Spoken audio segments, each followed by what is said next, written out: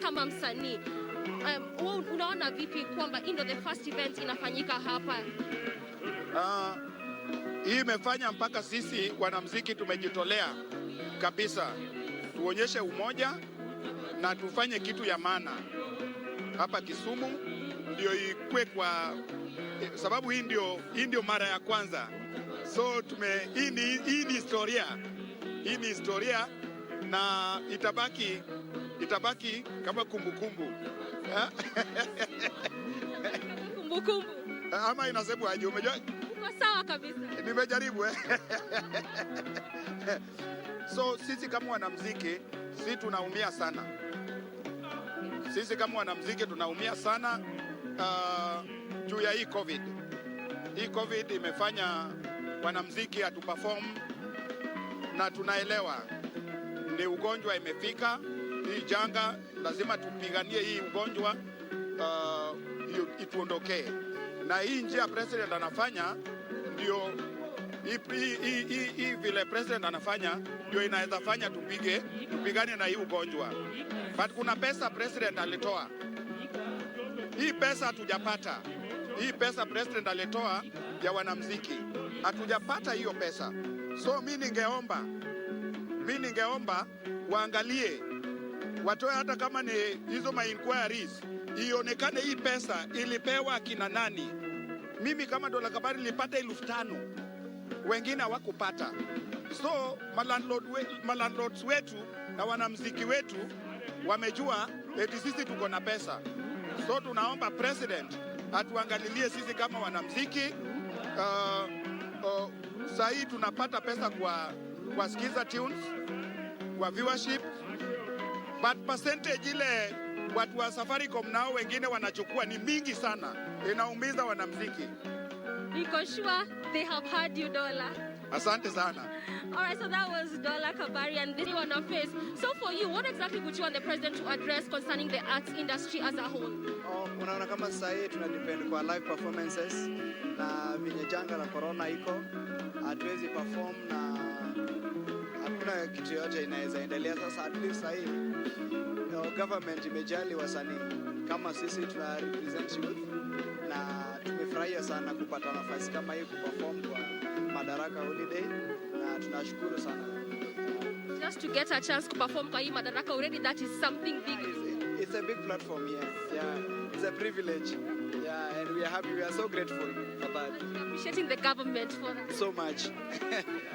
All right, thank you so much. Right, I want to take it back to studio, but again, also like I mentioned, we'll continue to cover this event live for you even as it continues to unfold. Right about now, we are still awaiting the president to make his way. Still, like I mentioned, also the entertainment is what is happening right now, which is expected to continue up until 10:30 a.m.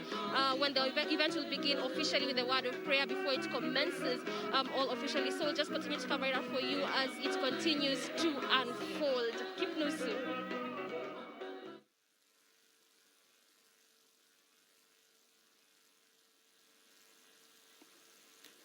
Na mtazamaji, ni mwanahabari wetu Doreen Arangi akikujia moja kwa moja kwenye sherehe za Madaraka kule kwenye gatuzi la Kisumu, akizungumza tu na baadhi ya Wakenya wazalendo ambao wamejitokeza kuweza kusherehekea siku hii muhimu kwenye kalenda yetu ya Jamhuri ya Kenya, wakielezea matarajio yao na wakiwa na bashasha, furaha mpwito sherehe hizo kufanyika katika gatuzi hilo la Kisumu, kwa kwamba ni sherehe ya kwanza kufanyika kwenye gatuzi hilo, sherehe ya kitaifa. Bila shaka tutakuwa tunarejea kule, kama ulivyotizama watu tayari wamejaa pomoni wakisubiri kiongozi wa taifa Rais Uhuru Kenyatta, na pindi tu atakapowasili basi tutakuwa tunarejea kule kukuletea taarifa hizo Kenya ukipenda mbashara.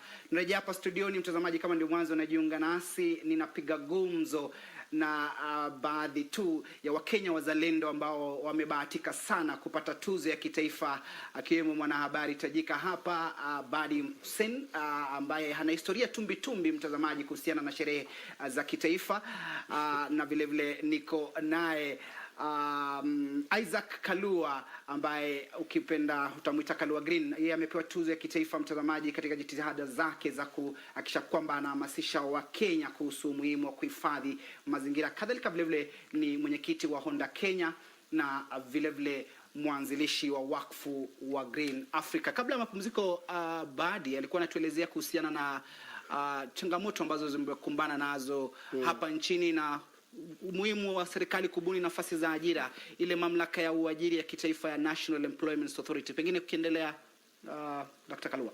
Nafikiri cha muhimu kwanza, hata kabla sijaingilia hayo, na kufurahia kwa sababu unakifanya Kiswahili kuwa lugha ambayo ni ya kusifika, na kuwa kitamu. Na nafikiri hili ni jambo moja nalitaja kwa sababu kwa mwananchi wa kawaida, kumbuka kwamba mawasiliano, huyu gwiji huyu wa kuheshimika kabisa, na atakuwa tuzo ya kitaifa ambayo amepata. Mawasiliano katika baina ya binadamu na wenzao ni jambo la muhimu sana, Badi. Tukiwa na tabia za kuwasiliana kwa njia nzuri, mwananchi na kiongozi wake na mwananchi, familia, manyumbani, tukiwa na lugha tamu ya kutumia kama nchi, tutapiga hatua ambayo si chache. Kwa hivyo nakusifia kwa sababu hili ni jambo ambalo tunalihitaji. Lakini tukitaja hilo jambo la mawasiliano tena, katika shirika ambalo linahusika na maneno ya wafanyikazi na kuhusisha vijana katika ajira tofauti, kitu kimoja ambacho kinahitajika, nimesema serikali imefanya bidii yake, sheria zipo, watu wameajiriwa, wako kwenye sehemu tofauti wanafanya kazi za kwao, lakini hawajulikani wanalolitenda. Na inabidi, hiyo sio serikali itamsaidia, itabidi binadamu mwenyewe, kiongozi aliyepewa wadhifa huo, kujitoa. Kazi hazipo tu kwenye serikali. Utapata mashirika ambayo si ya kiserikali ndio yana nafasi nyingi sana za Wakenya wanazolilia kuzipata. Na utapata watu wamefuzu katika maeneo tofauti. Na waomba viongozi waweze kujihusisha na mashirika ambayo si ya kiserikali. Nimetaja kama vile Kenya Association of Manufacturers ambayo ninahusika kule pia. Kuna mashirika tofauti ya KEPSA, kuna FKE, kuna mengine mengi. Mashirika yale yanaongozwa na Bwana Atuoli. Viongozi hawa wanapasa, hautampata kiongozi wa biashara katika maboardroom ama maofisi. Itabidi wewe kiongozi uliopewa wadhifa huo uondoke wenende zako kwenye wale ambao wanafanyia biashara za kwao. Kama ni mimi natengeneza magari ama pikipiki, njoo kwangu uone wale wanaofanya kazi ni watu wanatoka sehemu gani. Utapata nafasi ya kusema okay, nitawahusisha watu wanaofuzu kutoka Polytechnic waweze kulete watu waende wakafanye Honda kutengeza pikipiki. Utaenda kwa mwingine ambaye anatengeneza vifaa vya mafuta vya chakula kama vile Bidco, umwambie nimeona shida yako ni hii, kuna watu wanafuzu kutoka sehemu fulani. Utaenda kwenye Association of Manufacturers, watasema sisi tuna mashirika kama 600 ambayo ndio members wa KM. Tunaweza tukaomba kila gwiji ama captain wa industry achukue vijana wawili wafunzwe kazi ili waweze kujiendeleza. Utapata kwa mara moja hiyo watu 1200 wamepelekwa kwenye mashirika ambayo wako ni members wa Kenya Association of Manufacturers. Lakini wale employers authority wakikaa tu maofisini kuitana tu barua na mikutano, Wakenya hawatafaidika. Na itakuwa ni vile vile katika maeneo ya counties tofauti ambazo haya yanafanyika. Nafikiri serikali imefanya ile foundation, sasa ni watu kujiandaa kufanya hivi. Na pia zaidi, kazi nyingi zaidi haipo kwenye kuajiriwa. Kazi kuu iko katika kujiadhiri. Hapo sasa. Ndio sasa inamaanisha ujitolee. Vijana wakitoka kwenye kazi ujitume, uelezewe ni kipi ambacho kitafanyika. Utatumia hizi hela vipi? Manake watu wengi vijana, hata mimi nilikuwa katika hiyo hali wakati mmoja, unafikiria kesho kutwa utakuwa milionea. Kesho kutwa utataka kujenga nyumba Karen. Hayaanzi hivyo. Inamaanisha uwafunze vijana katika hali ya kukua polepole. Watafikia kuwa, utapata watu wanajiadhiri. Kwa wanajiajiri na jipatia ajira za kwa hivyo ni mambo machache tu ambayo tunahitaji kufanya. Nikiangalia serikali imefanya kinachohitajika. Sheria zimetengezwa. Wabunge wametoa kazi ambazo tofauti, na kwa sasa hivi kuna nyingine nyingi zaidi ambazo zinafanyika. Lakini An institution can only be as good as its leader. Yule kiongozi ambaye yuko pale ndiye atakayetanguliza watu wa kwake. Ndio maana utaona ofisi moja mtu fulani akiingia inakaa tofauti kuliko vile ambavyo ingelikuwa. Bwana Kalua, bodaboda. Rais Uhuru Kenyatta alitoa nafasi ya watu wa bodaboda kujikwamua kiuchumi angalau waweze kupata riziki. Unafikiri bodaboda imechangia vipi katika uchumi wa taifa? Ukitaja bodaboda unataja roho yangu kabisa kwa sababu mara nyingi nimekuwa nafikiria ni kipi ambacho ninaweza nikafanya ili kuwafanya vijana waache kukata miti, kutengeza mkaa, kwenda kufanya mambo ya mihadarati, wizi na mambo tofauti. Ni jambo ambalo katika maisha yangu yako ndani ya roho kabisa, ningelitaka kufanya kama ni mwito. Naam, ni mwito kabisa haswa. Na ikafikia wakati nikaanza kuona kuna nafasi kwenye ajira ya pikipiki. Tunavyotaja sasa hivi, pikipiki za bodaboda zimebadilisha maisha ya binadamu katika Kenya yetu. Pengine hujui, kuna vijana milioni 1.1 million ambao wanafanya kazi ya bodaboda. Kila mfanyi biashara wa bodaboda unayemuona anapita hivi kwenye pikipiki anapatia support watu 6 katika familia. Ukipiga hiyo 1.1 utapata kuna vijana ambao watu ambao ni 6.6 million Kenyans ambao livelihood zao zinatoka kwenye wale bodaboda. Kwa hivyo mtu wa bodaboda mimi ninamheshimu sana. Na naomba kila Mkenya amheshimu mtu wa bodaboda yoyote mahali alipo. Kama unaendesha gari lako muondokee apite. Manake kuna Wakenya 39.6 wanaotumia pikipiki ya bodaboda kila siku. Ama zile zinazoitwa rides. 39.6 million rides. Watu wa bodaboda wanatengeza minimum shilingi 1,000 kila siku. Inamaanisha bilioni 1.1 zinatengezwa na watu wa bodaboda zinaingia kwenye mifuko ya mwananchi, wala sio mifuko ya mashirika makuu ambayo tunajua ya kibiashara. Hizi ni hela zilizoko. Kwa hivyo yale ambayo yote yanaweza yakafanyika kuwatunza, kuwapa heshima, kuwapa taadhima ambao wanahitaji, kuwafungulia njia na kufanya sekta yao hiwe iko katikati na inajulikana hela wanazozilete kwa mfuko wa ujenzi wa nchi zinaheshimika.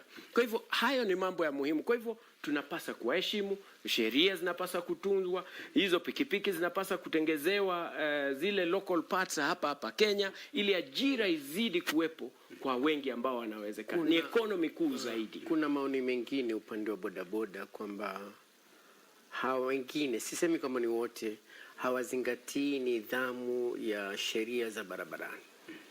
Tufanye nini ili tuwaelekeze? Na kuna wengine pia ambao zile pesa wanatumia, wengine wanatumia kwa mambo ambayo si ya kujikwamua kiuchumi. Ni mtu amenunua pikipiki, unaambie niletee 500 kila siku. Sasa sio wengi ambao wanajikwamua kiuchumi. Ungetoa ushauri gani kwa bodaboda ambao umeenda mrengo huo? Kabla ya kujibu swali hilo, pengine nikiwa kwenye muktadha huo umeibua swala nzuri zaidi, na ni vyema zaidi nimeona kwamba masuala haya bodaboda kweli yako kwenye viganja vya mkono wako. Takwimu unaitoa kweli. Bodaboda vile vile tumekuwa kinyoshoa vidole vya lawama kwamba kidogo wamehusika katika visa vya uhalifu, kwamba wanachukua mteja na wampeleka mahali fulani ambapo pengine hakuwa anatarajia na wamfanyia mambo visivyo. Pengine ukiajibu yale ya baadhi yajumuisha na haya. Kila soko halikosi mwendazimu. Nafikiri hili ni jambo la kawaida. Utapata watu wengi katika biashara ya bodaboda wamefanya mambo ya kubadilisha maisha kabisa. Ninawajua viongozi wa bodaboda katika nchi yetu ya Kenya na watu wengi wanaofanya kazi tofauti wamebadilisha, wameokoa maisha ya watu katika sehemu tofauti ili wameokoa watu ambao walikuwa wapigwe kwenye bomu, wameokoa watu ambao wangelikuwa wapigwe risasi. Kuna watu wengi. Utakosa viongozi watu kama hao katika maeneo tofauti. Ni jambo la kawaida. Lakini mwana bodaboda wa kawaida bali na kutumika vibaya wakati wa siasa na wanasiasa. Ni watu wa kawaida ambao wanataka kufanya kazi ya kuendeleza maisha. Ndio hawa wanaotumika kutuma vitu tofauti, ndio hawa wanaotumika kusupport Wakenya milioni 6.6, ndio hawa. Kwa hivyo jambo la muhimu ulivyouliza ni kufunzwa. Hela zako ukizipata kila siku ukipata 1,000, unaweza ukazifanya vipi? Mimi nimehusika katika bodaboda tofauti ambazo tumewasaidia. Siku hizi wako na petrol station yao, wengine wako na magari ya kwao, wengine wako na nyumba zao za kukodisha, kwa sababu wameonyeshwa jinsi ya kufanya mambo tofauti. Ni wapi mtaweza, kama mnakunywa shilingi 300 kila siku, mkiwa watu bilioni moja, watu milioni 1.1, mnakunywa mafuta wapi ambayo yanaweza mkaokoa pia hela kwenye mafuta? Kwa hivyo kuwafunza, kuwajuza ni yepi ya kufanya, kuwaonesha hii 1,000 unaweza ukaekeza kwenye benki, ikafikia wakati ambao unaofaa utaweza kupata hela nyingi za kufanya jambo lingine la maisha la kukuendeleza. Na ni wengi wako na pikipiki na wengine ambao wanaweza wakafanya mambo haya. Naam. Na pengine unapozungumzia swala hili la uhamasishaji watu kubuni ajira, kujiajiri na masuala kama hayo, kutotegemea kuajiriwa na kusubiria kwamba pengine shirika fulani itakuwa inachapisha kwenye gazeti rasmi la serikali kwamba kuna nafasi hapa na pale, una kwamba tulipoanza ugatuzi umesaidia kuhakikisha kwamba Wakenya mashinani wanapata wakati mwafaka wa kuweza kudaka tonge? Bila shaka, kwa sababu nafikiri kama lipo jambo la kujivunia katika Madaraka leo ya 58 ni jambo la ugatuzi ambalo lilitokea tangu mwaka wa 2010, na inamaanisha uwezo upo katika mashinani. Wananchi kujihusisha na bajeti ambayo iko kule, wananchi kuwaangalia viongozi wao ni kipi kinachofanyika, wananchi kuweza kujiangalilia kujua kama kile ambacho kilitajwa kitafanyika kinafanyika, wananchi kuweza kuliweka jambo ambalo ni la lazima na la kwanza katika maisha yao limekaribia kule chini mashinani. Hata kabla ya kuanza kufikiria ni kipi ambacho hela ni ngapi zitatumwa kwenye mashinani, imeandikwa, imetajwa, imerekodiwa kwenye sehemu tofauti za nchi yetu, kana kwamba hela nyingi zinafyozwa, hazipo, zinafyonzwa kwenye maeneo ambayo yanapasa kufanyika, zinaibiwa kwa sababu ya mambo tofauti, hali ambayo ni masuala ya ufisadi. Cha kwanza ni kama kweli 30% inaibiwa na inafyonzwa kwa hali ambayo haifai, ni kipi ambacho mwananchi anaweza akafanya? Na hili ndilo swala ambalo tunapasa kuanza kufikiria. Mimi kama mwananchi, mimi mwenyewe ninajifanyia kipi ambacho kinanipa heshima? Nimetaja awamu kana kwamba hauhitaji ruksa kufanya jambo jema, hauhitaji. Toka nenda tenda zako ambalo kwenye moyo wako, kwenye familia yako ni kipi. Kama unajua jambo si zuri, usilifanye, manake watoto watakuona na watalirudia hilo swala.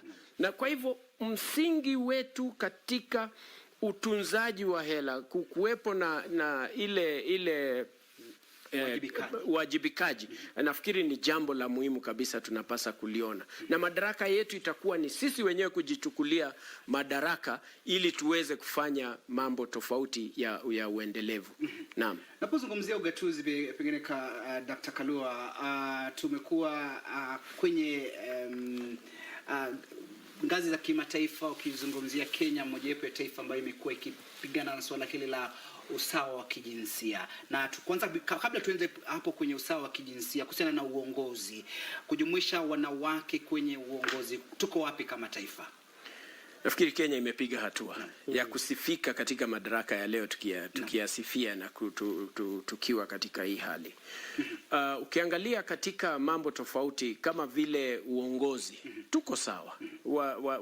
Wananchi wanazidi kuwachagua viongozi. Tuna mama nafikiri 75 ambao wako kwenye bunge la kwetu leo. Inahitajika wengi zaidi, hawajatosha. Manake hatujafikia ile ambayo ina kiwango kilichowekwa kwenye katiba yetu. Ukiangalia maeneo tofauti, kina dada wamewezeshwa kufanya mambo mengi. Ukija kwenye studio, wanaoshika kamera kuna wengine ambao ni wanadada wa viongozi kwenye mambo kama haya. Yapo yanaendelea vema, lakini tunahitaji kufanya mengi. Enda kwenye sheria ambapo sasa tuko na kiongozi kama vile Martha Koome ambaye ni kiongozi wa kuheshimika kabisa. Bila shaka uadilifu, tutakuwa tunazungumzia zaidi kuhusiana na Martha Koome, jaji mkuu wa kwanza mwanamke. Mtazamaji, kama ndio mwanzo unajiunga nasi, ni matangazo ya moja kwa moja kuhusiana na sherehe za Madaraka, lakini kwa sasa tunachukua mapumziko, ila wewe usiende mbali, maana picha zitakuwa zinakujia kwenye kiwambo chako kuhusiana na sherehe za Madaraka. Usibanduke.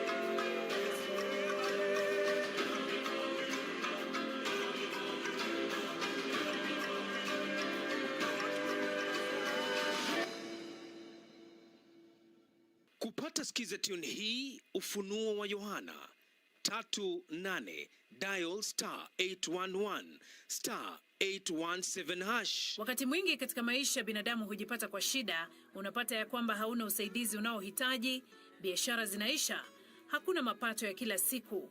Lakini hata kwa hayo yote, Biblia inasema ya kwamba katika kitabu cha Ufunuo wa Yohana mlango wa 3 mstari wa 8, na yajua matendo yako, tazama nimekupa mlango uliofunguliwa mbele yako. Ili kupata skiza tune hiyo ya Yohana 38 dial *811 *817#. Dial *811 *817#. Did you know you can take up a funeral insurance, also known as last expense, for your loved ones? Consider taking a funeral cover to avoid unnecessary stress and fundraising when you lose a loved one. This policy covers funeral-related expenses such as burial fees, transportation costs, and grave preparation. Now you know. IRA, promoting insurance, protecting the insured. The greatest rally in the world is back in Kenya. Catch all the action of WRC Safari Rally live and exclusive on KBC Channel 1 from 24th to 27th June. See the world's best drivers navigate their machines on Kenya's rough terrain at breakneck speeds.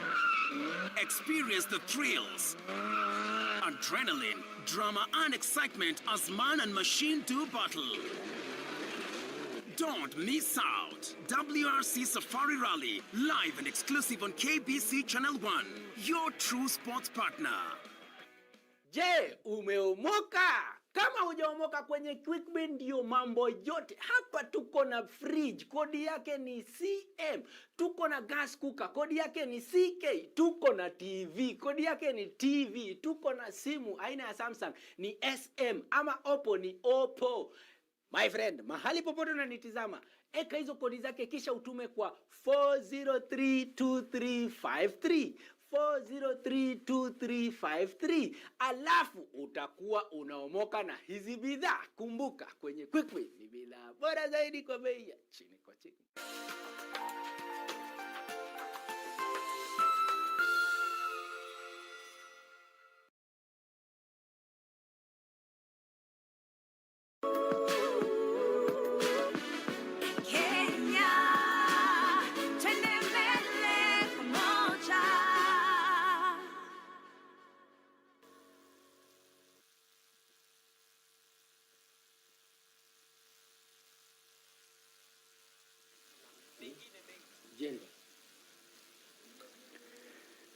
Naam, mtazamaji, karibu tena na kuntu kwa kuzidi kuweka miadi nasi kwenye KBC Channel 1 ambapo ni kukuelezea tu jinsi hali ilivyo siku hii muhimu kwenye kalenda ya Jamhuri ya Kenya ambapo tunaadhimisha miaka 58 tangu Kenya kujikomboa na kujikomboa kutoka kwenye minyororo ya mbeberu, na tunachanganua na kuichakachua umuhimu wa siku hii ya leo. Niko naye Badi Mkusini, mwanahabari tajika zaidi, na Dr. Isaac Kalua, ukipenda Kalua Green, kuhusiana na masuala haya. Ulikuwa unazungumzia kuhusiana na uongozi wa wanawake na ukitaja jaji mkuu Martha Karamukome. Nataja hivi nikitaja kwa heshima ambayo ni ya kipekee, kwa sababu sio tu kuwa mama ama mwanamke, bali ni kuwa mama ambaye ana uadilifu, mama ambaye ana heshima. Manake viongozi lazima awe ni mama, awe ni mwanamume, lazima heshima ziwepo. Na nashukuru, na ni jambo ambalo la kujisifia kama Kenya. Tumepiga hatua kuwa na kiongozi katika moja kati ya zile institutions ambazo zinaongoza nchi. Manake kuna executive, kuna the judiciary, na pia kuna bunge. Hivi sasa tuko na kiongozi pale. Ukiangalia katika judiciary yetu kuna viongozi wengi kina mama pia pale juu. Nafikiri hatua inayohitajika na kuzidisha madaraka ili tuweze kujivunia zaidi ni kana kwamba pia tunahitaji kuona mama wengi katika wadhifa mbalimbali katika maeneo hayo, ambao wataweza kupanda zile ngazi, iwe ni maprosecutor, iwe ni ofisi kama vile ya maofisi tofauti yalioko. Na itabidi hiyo ajira tuwape kina mama, wasichana, waweze kujiona, kujihisi ya kwamba hii kazi ni yetu. Wasiwe wanaogopa kazi ya uinjinia, kazi tofauti. Tuwape ile fursa. Ndio wapo, lakini ingefaa pia wawe wengi zaidi ili tuweze kufikia kiwango cha kile kinachohitajika na katiba. Lakini zaidi pia mashirika yaliyopo yawe ni ya kibiashara, yawe yanaoneshana pia uongozi wa kina mama, kuwapa wadhifa, kuwahusisha katika mambo tofauti ili waweze kutokelezea kama viongozi. Maana palipo mama jambo haliharibiki kwa kawaida. Hili ni jambo la kawaida. Ukikumbuka heshima mama aliyokutunza nayo, baba akiwepo na heshima zake pia. Maana hili halifanyi kumdharau mwanamume yoyote, ila ni kutuwezesha sote ili tuwe katika maeneo asilimia ya usawa. Itamaanisha nchi iko timamu katika mambo tofauti ambayo tunafanya. Kwa hivyo nafikiri ni jambo na hatua kuu. Na ukienda katika maeneo ya Afrika Kusini utapata tuko na rais sasa kutoka nchi ya Tanzania.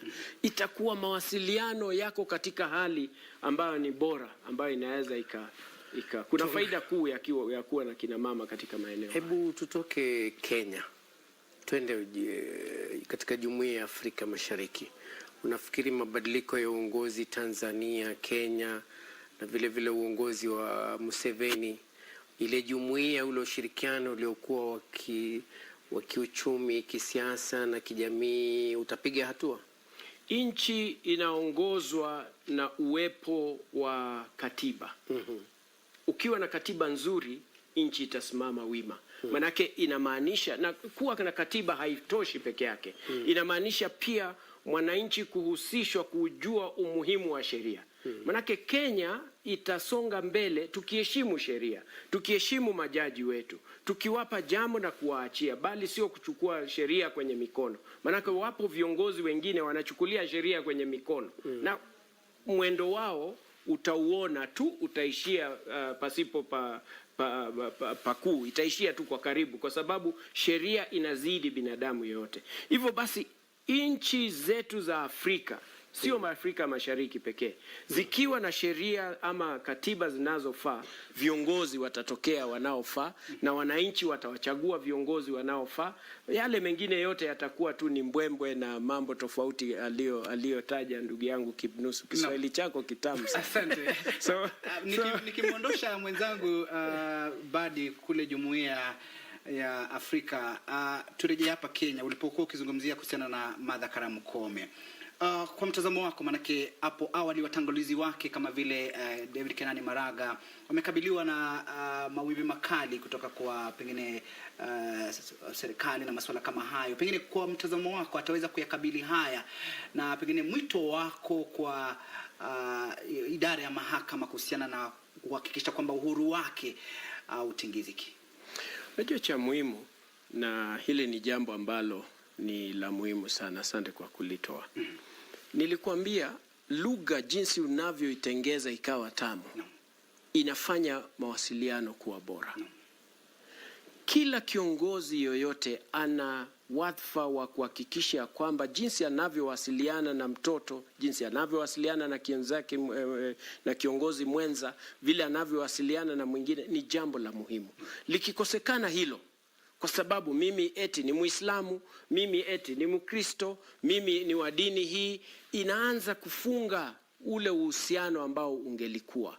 Naamini kana kwamba kuwepo kwa mama ambaye ni wa kiheshima kama Martha na viongozi, jambo la kwanza, jaji wote walioko pale wataanza kufanya kazi kulingana na vile yeye anavyowasiliana naye. Ukimwangalia pale huwezi ukamuonea, ukose kumpa hela kama wewe ndiwe uko kwenye wizara ya fedha. Ukiwa pale kama uko kwenye koti ya chini, ukiangalia kama vile Justice Musinga, mtu wa kuheshimika ambaye anajulikana utu wake na Ukristo na mambo ambayo anafanya, ambayo hata yaweka kule itakuwa ni utu wenyewe, itafanya communication yake kwenda chini na majaji, prosecutors na kila mtu itakuwa shwari, kwa sababu huna budi, utamchokozea nini jameni? Martha Koome yuko hapo anataka kufanya tu mema, kwa nini ufanye jambo tu la kumkwaza? Hivyo itakuwa ni the same kutoka kwa zile ofisi zingine tatu ya executive. Haitakuwa na maana yoyote mtu kumchokoza, manake hana nia mbaya, anataka kufanya mema. Iwe ni uchaguzi, na Kenya unajua imepiga hatua kuu. Ukipiga hatua kama wakati, na hautamlaumu yeyote kwa wakati mwingine, itakuwa pengine ni maswala yaliyozunguka jambo fulani. Kenya imesonga sana katika mambo ya sheria. Kuwepo kwa uchaguzi wa kitaifa na ukaja ukapelekwa kotini ukarudiwa, ndugu yangu, hapo ni mbali. Si nchi nyingi ambazo zina hayo, na nafikiri tunapasa kujivunia hayo kama matunda ya madaraka tulio nayo kama nchi yetu ya Kenya leo. Sasa uhuru ziwe huru. Uhuru ushakwenda kabisa, hata wakati mwingine tunalalamika ushapita. Manake kama kiongozi wetu inakuwa uhuru mpaka kumshakuwa uhuru nyinyi nyote sasa, mpaka mnafikiria mtaweza kumtukana ama kufanya jambo, kwa sababu uhuru upo. Kuna hilo ni jambo la kujivunia, sio jambo la kuweka lawama ama kutia jambo ambalo halifai. Doa. So inahitaji tujitie moyo kana kwamba mambo haya yanaweza yakaendelea vizuri. Kuna mambo ya ufisadi ambayo yana alama za kushtua kabisa, ambayo yanaweza yakamaliza nchi. Tutamaliza vipi tukitumia ofisi ya huyu mama wa kiheshima amechaguliwa na nchi ambayo inaheshimu nchi? Kwa hivyo ni mambo tofauti ambayo tunapasa kuyataja, na nafikiri kujivunia zaidi wakati kama huu na kutafuta ni kipi ambacho kitatuendeleza. Unapotitaja ufisadi, kuna zile vitengo ambavyo vimekuwa kwenye mstari wa mbele kupambana na ufisadi, na ufisadi nakubaliana nawe kwamba ndio imekuwa mojawapo ya masuala ambayo imeturudisha nyuma kama taifa. Manake kumekuwa na vidole vya lawama vikinyoshiwa baadhi ya magavana kwenye serikali za ugatuzi. Tumetizama baadhi ya wao wametuhumiwa na wakaondolewa mamlakani.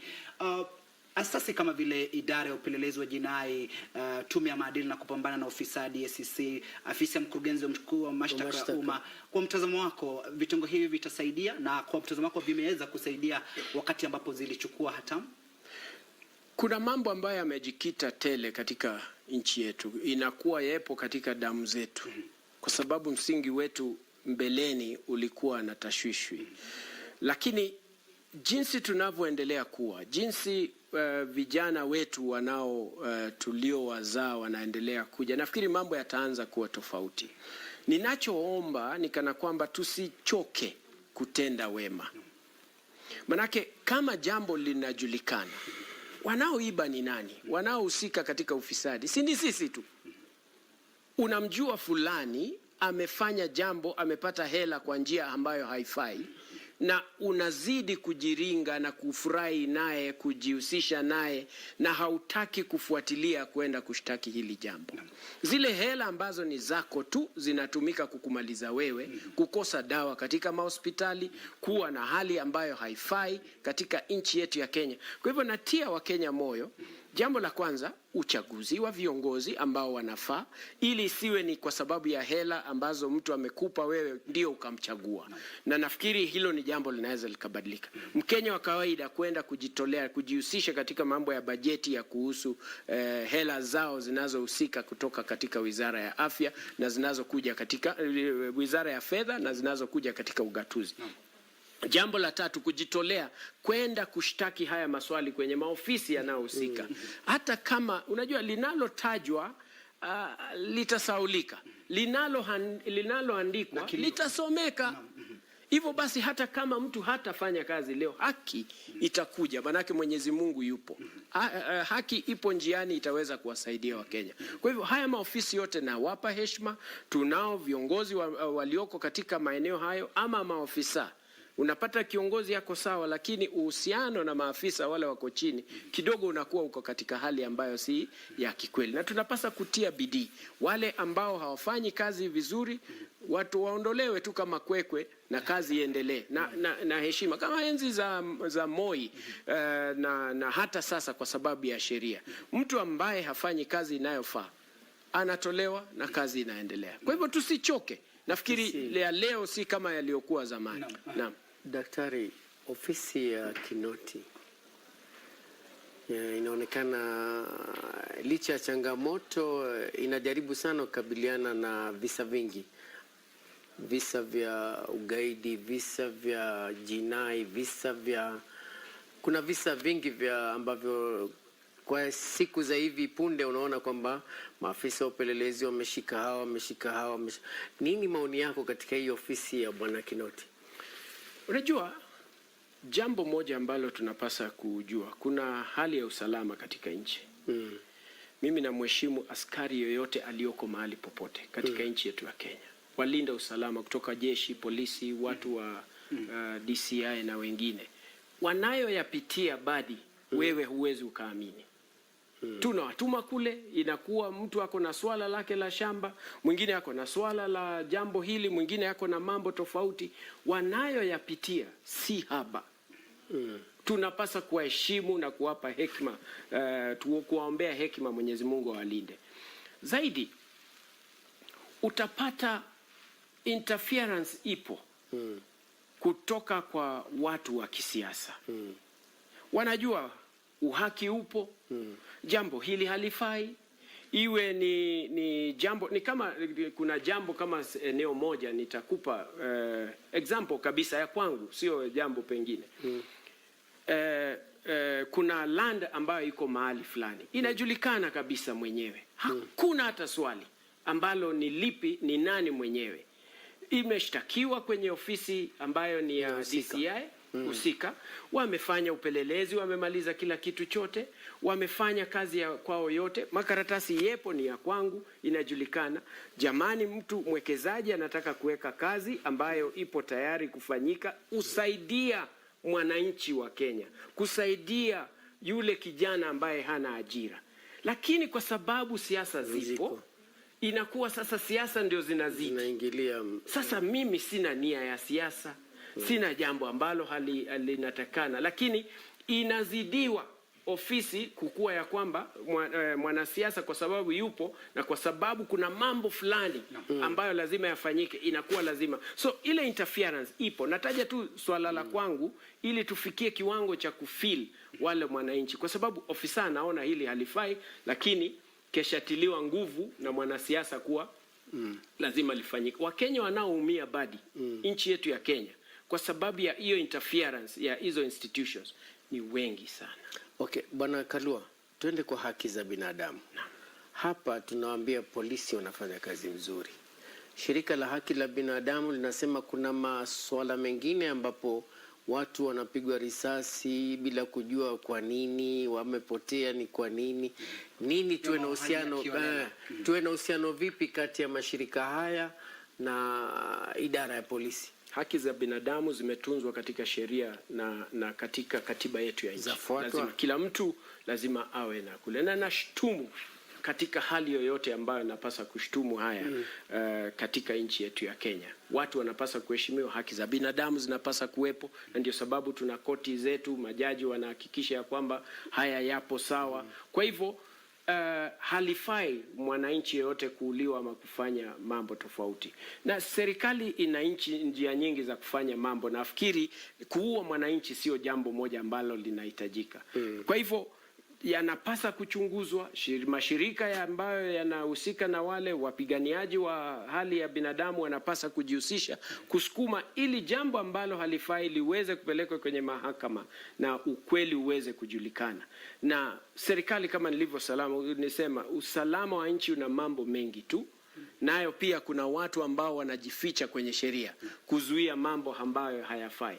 Kwa hivyo masuala ya usalama hatuwezi tukayataja kwa undani hapa, ila kuwapa kazi ambao wanahusika na wapongeza. Na niruhusu kabisa nipongeze kila askari wa nchi yetu ya Kenya, kiongozi wote anayehusika na hali ya usalama. Huduma kwa wananchi. Huduma kwa wananchi wakati wa enzi ya Uhuru zimeimarika sana. Kwa mfano, pasipoti, mambo ya kupeleka makaratasi online. Good conduct online.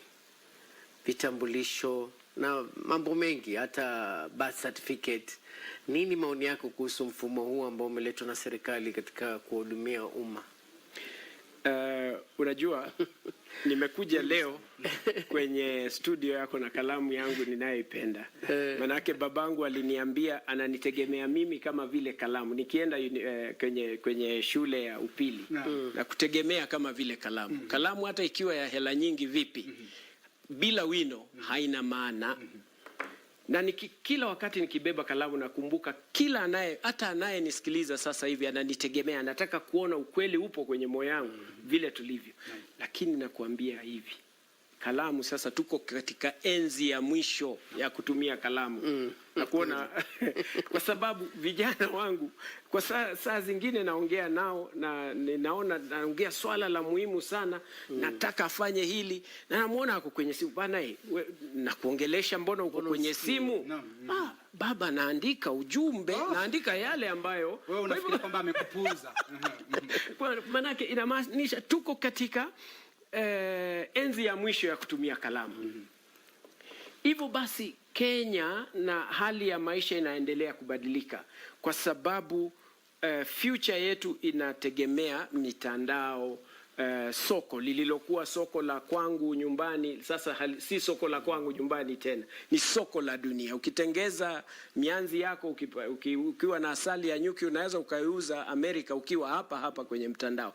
Kwa hivyo nafikiri na naamini serikali ya Kenya, kiongozi wetu akiwepo, na nafikiri uliona tangu walipoanza kuingia katika serikali miaka ya 2013 waliingia na iPad na mambo yote. Nafikiri wamesongesha hayo.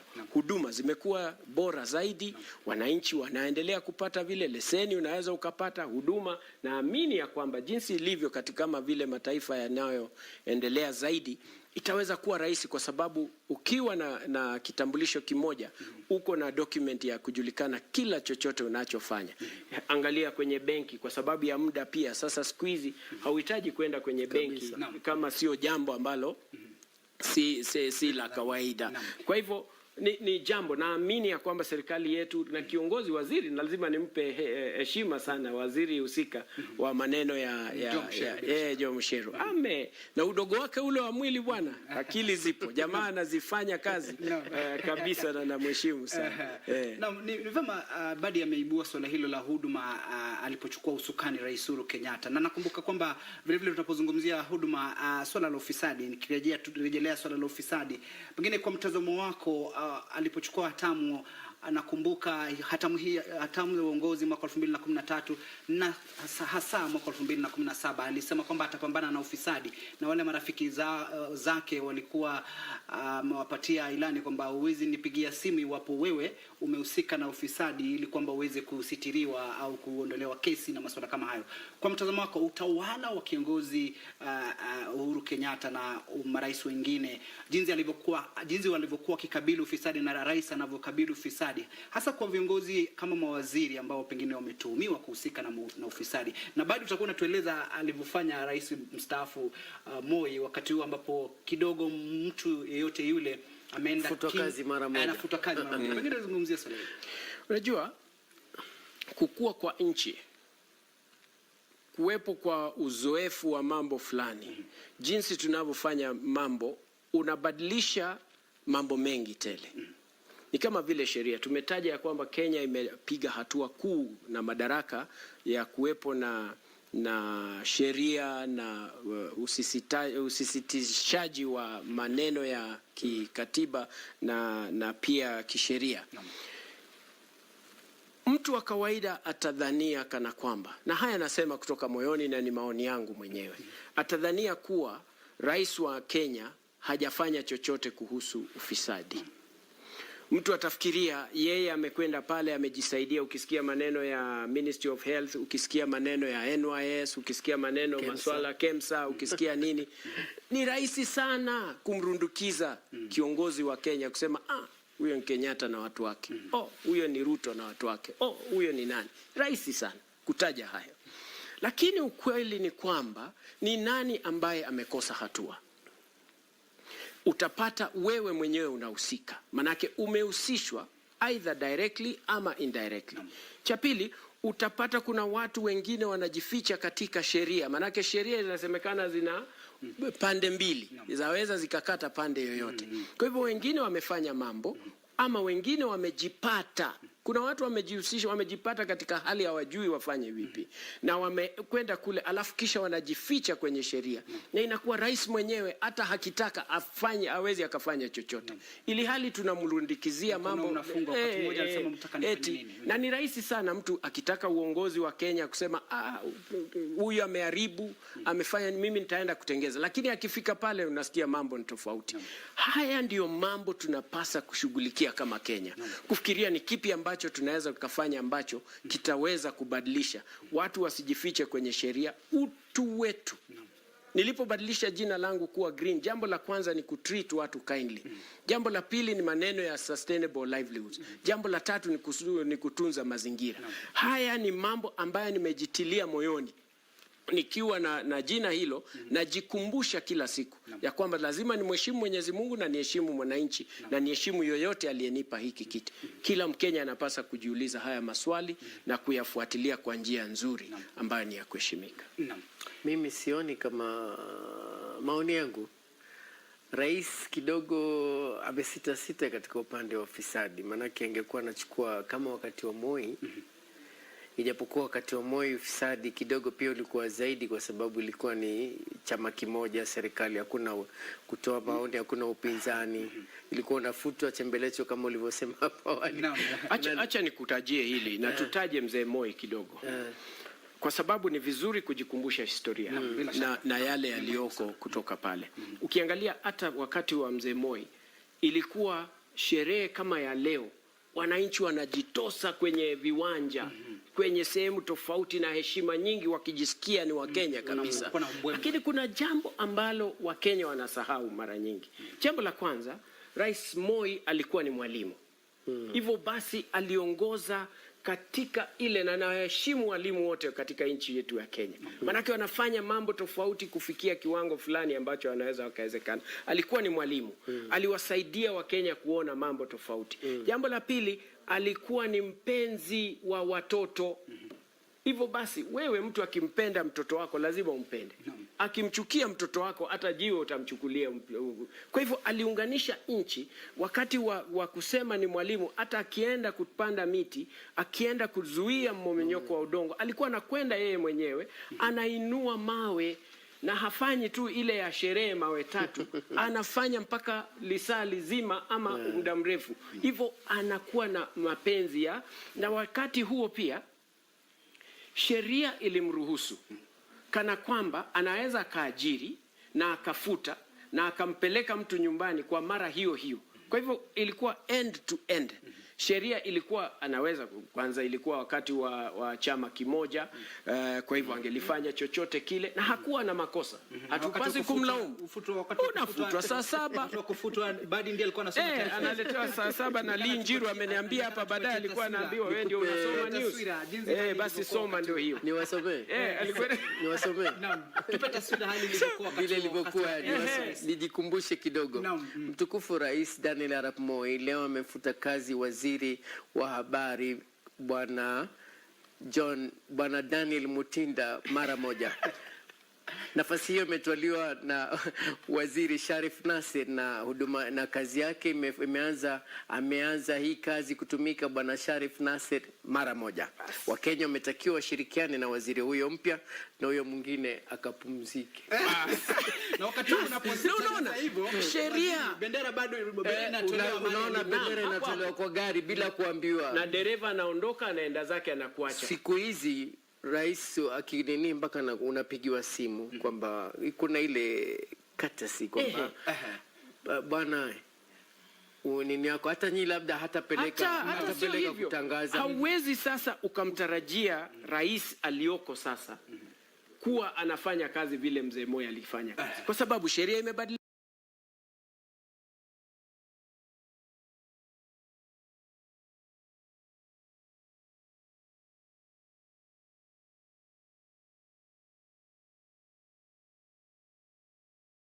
Katika jamii, Rais Kenyatta pia amejitolea kibinafsi kufadhili elimu ya watoto wanaokabiliwa na changamoto za kimaisha, umaskini na hali ya uchochole.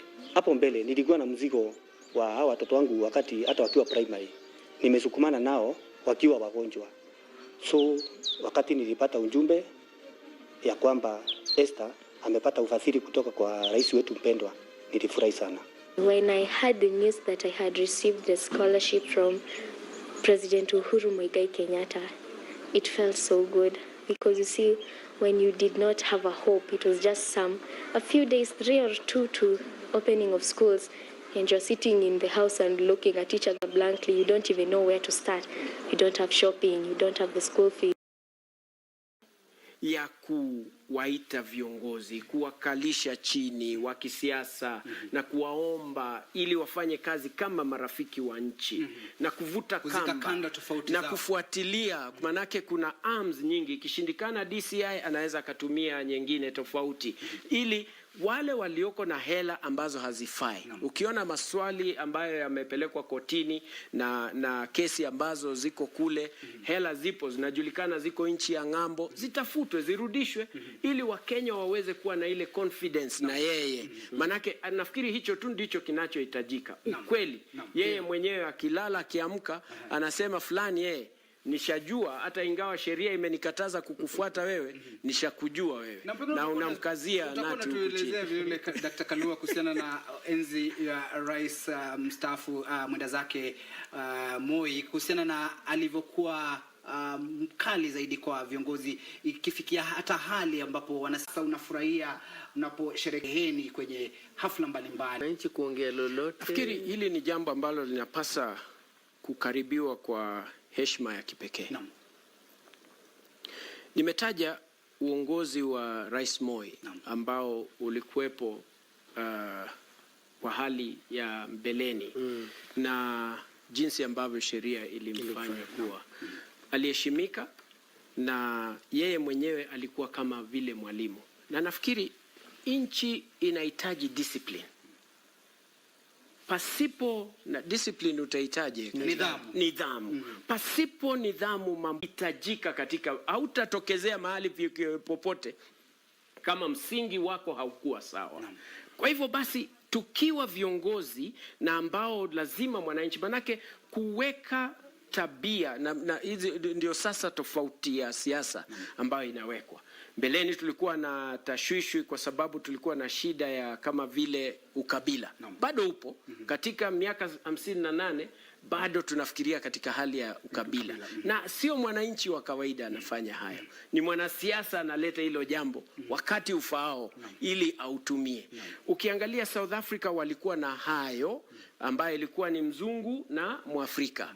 Ikaja ikasonga zaidi, ikafikia kiwango kingine ambacho ni hatari zaidi cha alienacho na ambaye hana. Na hiyo ilikuwa ni mambo ambayo yaliletwa. Kila binadamu ni tajiri na maskini katika hali tofauti. Ukiwa katika hali ya upweke chini, ukainje utasema waziri ni tajiri kuniliko. Ukifika waziri utasema rais mimi ni maskini, rais ni tajiri kuniliko. Yanatofautiana. South Africa, Afrika ya Kusini, walipopita kiwango kile ambacho kilikuwa ni cha ukabila, waliingia kiwango kingine cha kujitengenezea ambacho kilifanywa na wanasiasa. Wewe unacho, mimi sina. Hivyo basi kaanza kuzidi zaidi kufikia kile kiwango cha kuuana jinsi tunavyoona. Ninachoomba nchi yetu kulingana na viongozi waliko, na nikitaja viongozi sitaji yeyote yule, nataja mtu kutoka kwake nyumbani, yule ambaye ni chief, sub chief, kiongozi, elders, ward administrator na wengine. Fanya jambo ambalo linaweza likaheshimika. Na tukifanya hivyo kutoka kwa rais mpaka mwananchi wa kawaida, Kenya yetu itakuwa tofauti. Hakuta kuwepo mtu yeyote wa kututenganisha, wa kusema wewe unacho mimi sina. Kila mtu hana, kila mtu anacho. Ni kulingana na mahali ambapo upo katika maisha, na hakuna yeyote atakuja kukusaidia katika hali yako ya maisha ila wewe mwenyewe kujitilia mkazo, kujitilia nguvu, sheria kuwepo na ziheshimike kwa wote anayofanya, askari afanye kazi yake inayostahili, katiba ifuatwe ya nchi. Utapata hali ikiwa sawa, anayelala atalala maskini, anayefanya kazi atapata hela za kutengeza. Ni vema umezungumzia swala hili, pengine swala hili la uongozi. Kwa mtazamo wako, tuna sheria nzuri zaidi ambapo inaweza kukosa kuwapatia viongozi ambao wana kidogo na tuma mbalimbali za ufisadi, au swala la ile kipengee cha 6 kwenye katiba, ile maadili na uongozi? Manake tumetazama viongozi wengi wakipata nyadhifa mbalimbali za uongozi, ila hali ni hulka na tabia zao ni za kutilia shaka. Kwa mtazamo wako, tunapoelekea kwenye uchaguzi, manake tunazungumzia mwaka mmoja na nusu tutose kwenye uchaguzi, ni masuala yapi tunastahili kuangazia, na Wakenya wastahili kuangazia masuala yapi wanapoenda kuwachagua viongozi wao? Swala zuri hilo. Yangu kuyataja, kuna jukumu fulani viongozi wa nchi kama vile rais na serikali yake ambayo naheshimu sana, kama vile viongozi tofauti walioko katika upinzani na mambo tofauti, wana kazi yao kupeke yao. Kwanza ni kuunda msingi wa kupiga zile kura. Je, IBC ipo sawa? Walioko kule wanafaa? Watachaguliwa kulingana na wanakotoka, ama tabia zao, ama urafiki wao, ama nini? Hiyo process, iheshimiwe na iweze kufanywa iwe shwari kabisa. Katika hali nyingine, timu ya Martha Koome ambayo ipo na sheria yote ya nchi, ili mtu akituhumiwa yeyote ako na ile confidence ya kwenda kotini, ninajua haki yangu bila shaka nitaipata. Sina jambo la tashwishwi. Kama naonewa, basi hapa nitakuwa sorted. Wale watunza usalama na wengine wote wanaohusika nao wafanye kazi yao. Mtu wa biashara afanye kazi zake, atengeze hela zake. Mtu wa biashara hajali kuna kura ama hakuna kura, anahitaji tu amani iwe sawa. Ndio sababu natia shukrani, naweka shukrani zangu sana kwa maridhiano ambayo yalifanyika. Kitu cha kujivunia, Kenya tunaweza tukataja mambo mengi. Piga hatua tu uangalie mwaka wa 2017, 2013. Balaa iliyokuwepo. Vijana kuchomana, kuchoma magari, kufanya mambo tofauti. Mengine ya kufanywa, mengine ya kujifanyia. Mengine yani inatiwa kwenye total chaos. Na hiyo, in every crisis there is an opportunity. The difference lies in making sure that you can identify the opportunity. Tume hapo sikukati kauli. Naam. Kuna tume ile ya maridhiano. imefanya jukumu lolote la kuzuia masuala ya ukabila, ghasia za swali hata halipasi kuwa hilo. Ni kuwaomba kwa unyenyekevu, na nawaomba hivyo. Imechukua muda lakini ndio haijalishi. Inamaanisha jambo likiwa sawa. Unajua kuna kitu ambacho tunapasa kukieka kando kama Wakenya. Kutiana lawama, wewe hujafanya, mimi sijafanya. Ukiniambia sijafanya na mimi nitakwambia hujafanya. Badala ya kutiana moyo, naona umejaribu, umejiandaa, umefanya hivi. Naona sasa hivi mnatengeza studio mpya za kitaifa, unaniambia ni kama zitakuwa za CNN. Ikiwa nataja hapa. So itakuwa kila mtu tukizuiana lawama. Lakini umenikatizia mawazo yangu, lakini ndio hivyo sawa. Mtazamaji, kama ndio mwanzo unajiunga nasi, ni mdahalo hapo studioni ambao umepamba moto. Niko naye Dr. Isaac Alua ambaye ni mwanaharakati wa mazingira na mwanahabari tajika mwenzangu Badi Muksini. Sasa tunaelekea kwenye Kisumu, manake kilele cha sherehe hizi zinaendelea, na tunajiunga naye mwanahabari wetu Dorin Arangi. Mtazamaji, atueleze jinsi hali ilivyo kwa sasa.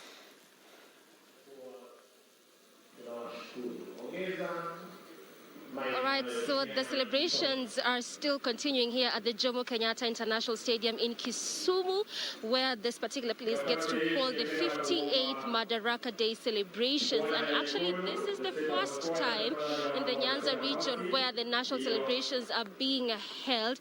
As I had promised you earlier, that we'll be speaking to not just the artists whom we spoke to earlier, but various artists as well. And also later on, we'll be speaking to Kenyans who are here, or better still, the residents of Kisumu County, on their perspective and what their feel is concerning this 58th Madaraka Day celebrations, also on what they think about it being held in Kisumu County. Before we get to do that, how about I speak to this amazing group of artists or dancers, if I can mention, Kwachia dancers. Oria asubuhi nitakushikia tu. Misuri. Naomba nyinyi Kwachia group dance. Tueleze zaidi kuhusu hii Kwa jina mimi naitwa Oyoi, na hii group naitwa Kagan Kochia Traditional Dancers. Then kwa hii group divided into 3 groups. Naitwa Kagan Kochia and Young Kagan Traditional Dancers. So we started this group to entertain people. Then wakati funeral or any celebration, we can make to entertain people like Madaraka Day leo. So mmekuwa mkientertain kwa muda wa miaka ngapi? Pande yangu nimesa entertain kwa muda ya mwaka 24. 24? Yes. Yeah. Na hizo zimekuwa Madaraka Day celebrations kadhaa ama ni hii ndo ya kwanza? Nimesafanya mara mingi. Nimesafanya hii mara mingi, sio mara kwanza. Okay. Yes. Haya, asante sana. Haya, tunaelezwa kwamba hii kikundi iko mara 3. Si ndio? Kwa hivyo hii ni gani hii ya kwako? Hii ni ya Kochia Traditional Dancers. Kochia dancers. Nyinyi mnakuja kutumbuiza watu wakati wa such events, national celebrations? Uhuru Kenyatta. Shukuru sana kama nakuja hapa Kisumu. Okay. Na umekuwa ukitumbuiza watu kwa muda wa miaka ngapi? Sasa kama mwaka 20. 20. Hii mavazi yako leo. Hizi. Mavazi kama hizi. Hizi simapata tu kwa kama nimepewa tu na watu. Hii mavazi inamaanisha nini? Ni na kusaidia kitu ile kama kujenga tu huko nyumbani. Tunafanya tu watoto kama mpata pesa kidogo na peleka watoto shule. Okay, all right. right. Asante sana, nashukuru. All right, so right now what we are having is the choir still entertaining us. Like I mentioned, as we await for the president to make his way here together with the other important dignitaries. So the moment the president arrives, we'll be able to just get a link on that. But before we continue this conversation, how about we listening to the choir first?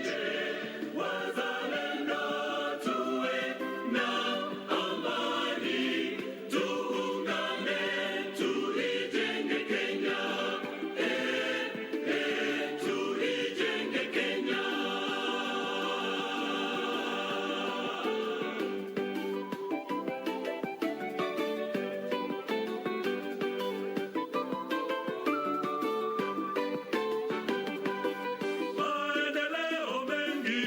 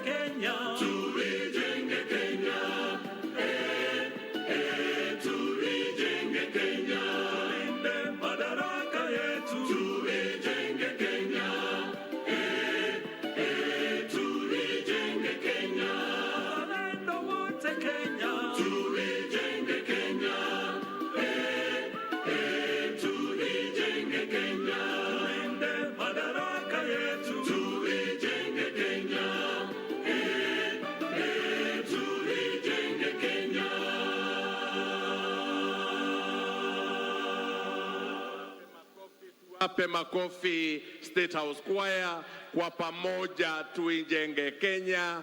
Asante sana. Wataingia na wimbo wa pili, lakini kwanza wananchi wote niombe tuwapongeze na tuwakaribishe mawaziri na ujumbe kutoka Jamhuri ya Burundi. Honorable ministers from the Republic of Burundi are with us here today and we welcome you. State House Choir, Uhuru Hoye.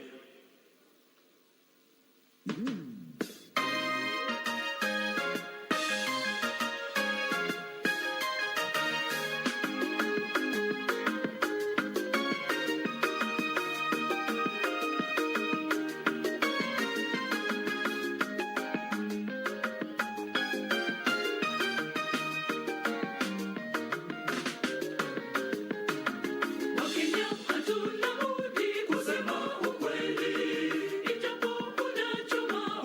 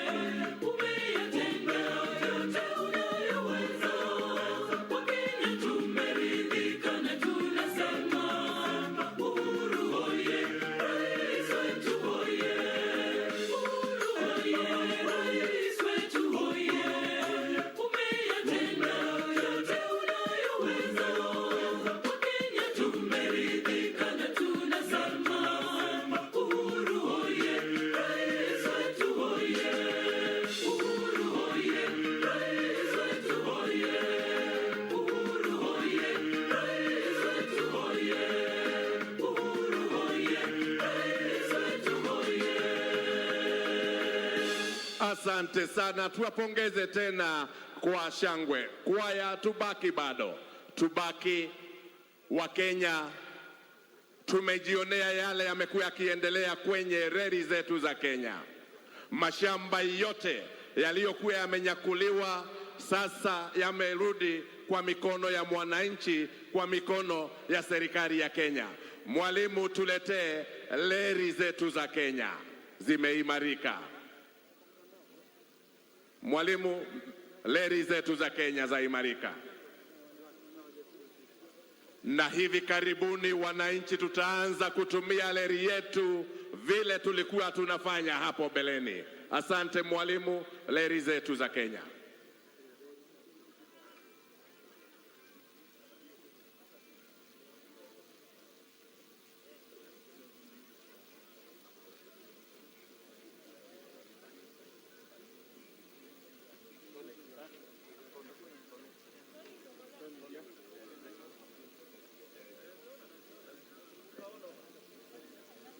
Kwaya, tuendelee kwa haraka kidogo. Reli zetu za Kenya, alafu tujivunie wanariadha wetu kutoka hapo. Wamelete shangwe, wamelete. Asante mwalimu, tuendelee.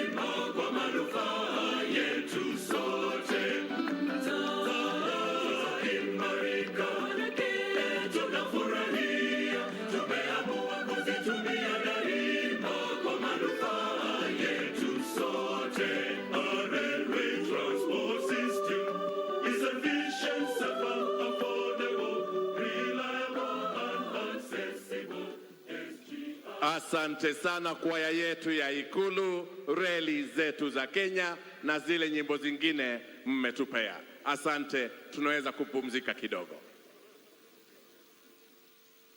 Asante sana Bwana Peter Wanjohi kuweza kutuelekeza vyema. Sound engineer, tafadhali ongeza kidogo. Wakati wowote kutokea sasa tutakuwa tunapokea gwaride rasmi hapa uwanjani. Wakati wowote kutoka sasa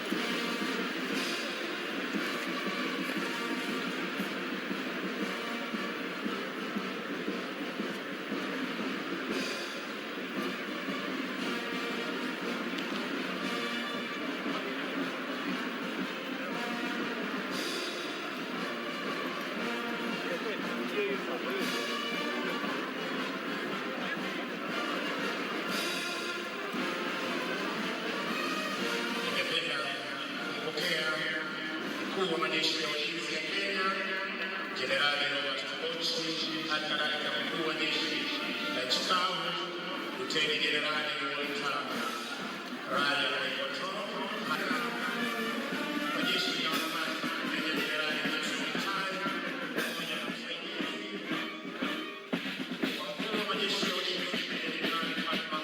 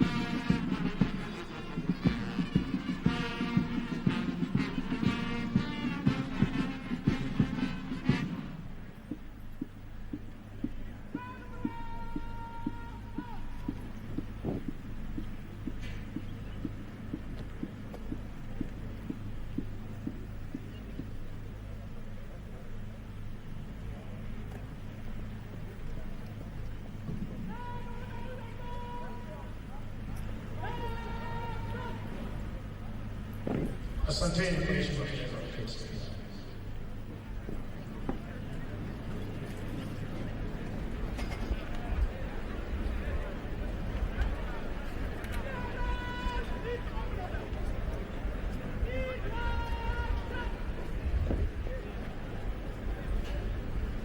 Ni wakati wa kuweza kunyosha gwaride, wakati wake wanamsawani kuendelea Prime Minister.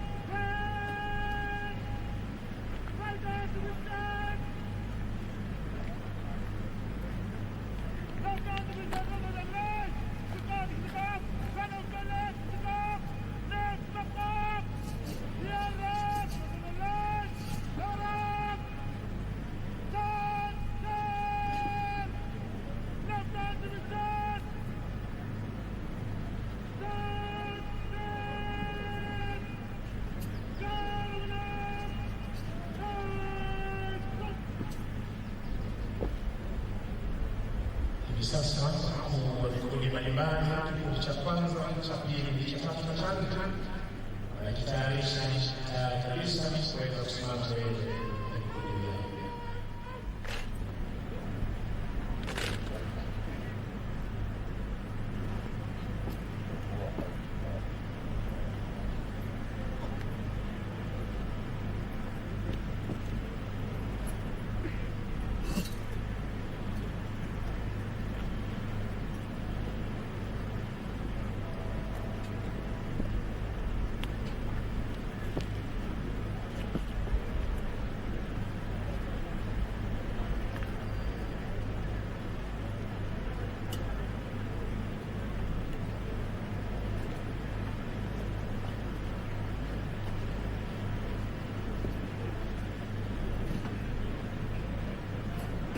Baada ya kuhakikisha kwamba gwaride liko tayari, ni zamu ya mkuu wa gwaride hili sasa kuweza kuchukua usukani kutoka kwake parade adjutant.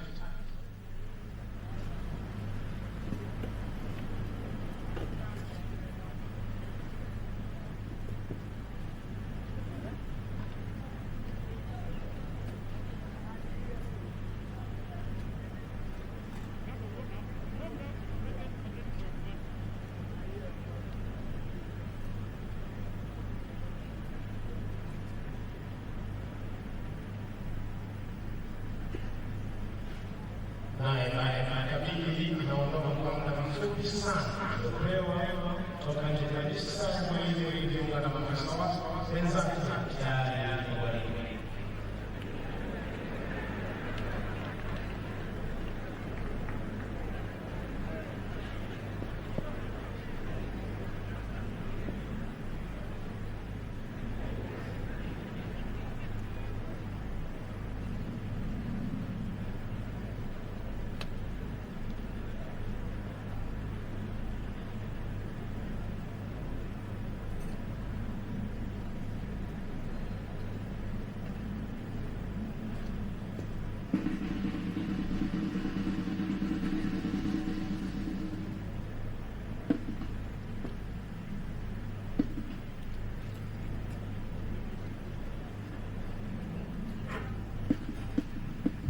Basi kwa ishara ya ndogo hiyo, wakuu wa vikundi mbalimbali pamoja na mfariji wa gwaride wanaingia ndani ya gwaride tayari kwa gwaride.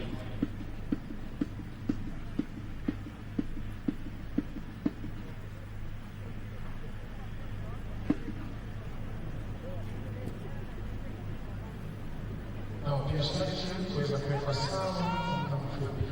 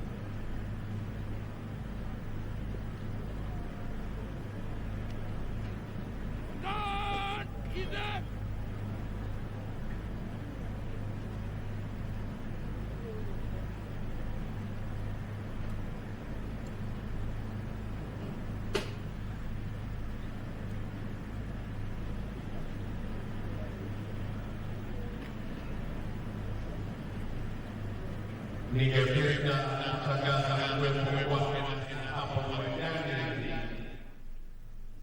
Bi Aida Odinga, welcome, karibu sana. Asante. Naam, waheshimiwa mawaziri, katibu wa wizara mbalimbali, gavana wa kaunti ya Kisumu, itifaki zote zikizidi kuzingatiwa, mabibi na mabwana, karibuni leo tarehe mosi mwaka wa karibuni leo tarehe mosi Juni mwaka huu 2021 katika makala haya ya 58 sherehe za mashujaa katika uwanja huu wa Jomo Kenyatta hapa Kisumu. Mkuu wa gwaride hii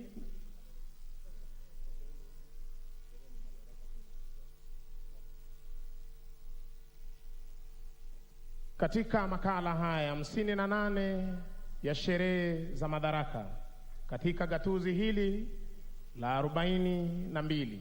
Wima uwanjani ni vikosi vyetu vya majeshi ya ulinzi ya Kenya, mavazi mekundu jeshi la nchi kavu, mavazi ya samawati jeshi la wanahewa na mavazi meupe jeshi la wanamaji. Mkuu wa gwaride hii Luteni Kanali Nyamo Kasaine. Kikundi cha kwanza cha jeshi la nchi kavu kiko chini yake Major Gilbert Koech. Kikundi cha pili cha jeshi la nchi kavu kiko chini yake Captain Edwin Kipkosgei Kemboi. Kikundi cha jeshi la wanaanga kiko chini yake Major Samuel Njirimani Agufa. Na kikundi cha mwisho cha jeshi la wanamaji kiko chini yake Major Cliff Richard Apio. Parade Adjutant Captain Zephania Onyambo. Anayebeba bendera iliyofahari ya kikosi cha 7 Luteni daraja la 2 Kevin Mwalo Kodieng. Parade RCM Warrant Officer 1 Henry Mchera. Mziki unazidi kuporomoshwa na bendi za majeshi ya ulinzi chini yake mkurugenzi mkuu wa mziki Luteni Kanali Martin Namboka Makadia, na bendi ndogo ya kumkaribisha Mheshimiwa Rais iko chini yake Captain Joseph Mturi. Kupata kusubiri kuwasili kwa mgeni wetu rasmi, Rais wetu wa Jamhuri ya Kenya na Amiri Jeshi Mkuu wa majeshi yote ya ulinzi ya Kenya, tutazidi kupata burudani kutoka kwa bendi ya Maroon. Bendi, tafadhali.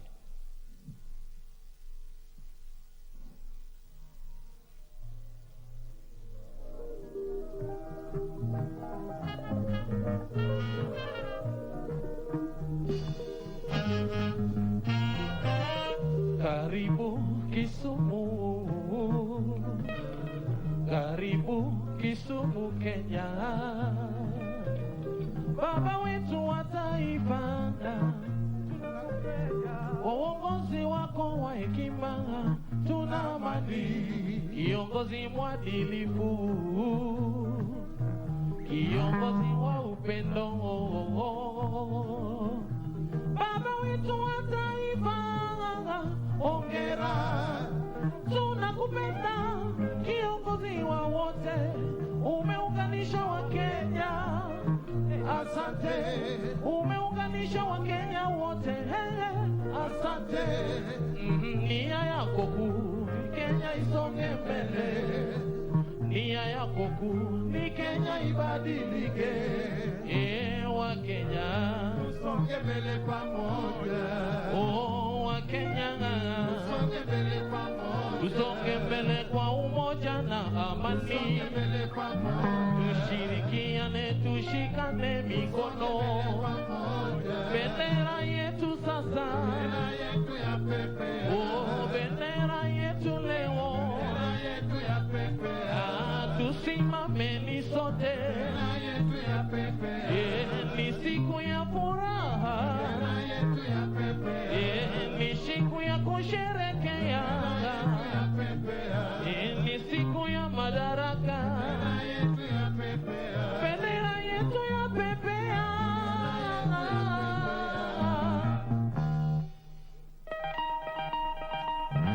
Wakenya tunafurahia uongozi bora kutoka kwa rais wetu, tunakupenda, tunakupenda rais wetu, rais wetu, kwa kazi njema, kwa kazi njema, kwako heko, heko, heko, kwako heko, heko, kwa kazi njema, heko, kwa kazi poa, heko, unaunganisha Wakenya wote, heko, tiji bora baba, heko, tiji lomo, heko, kwako heko, heko, kwako heko, heko, kwako heko.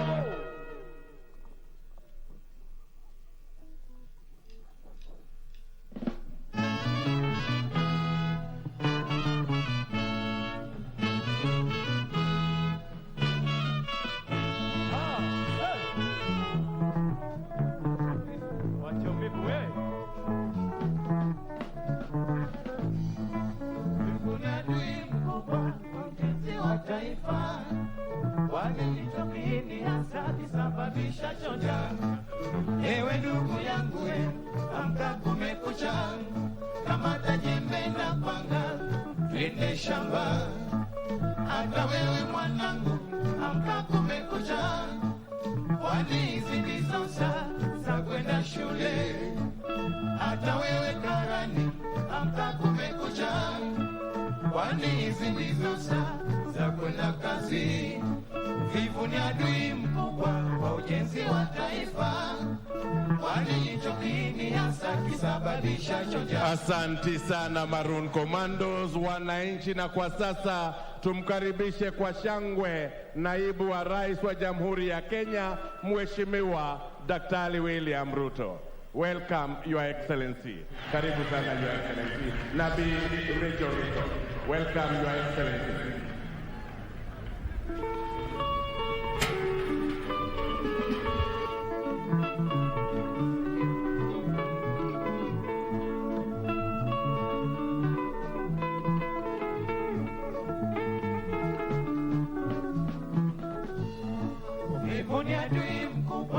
ujenzi wa taifa, kwani chokini hasa kisababisha choja.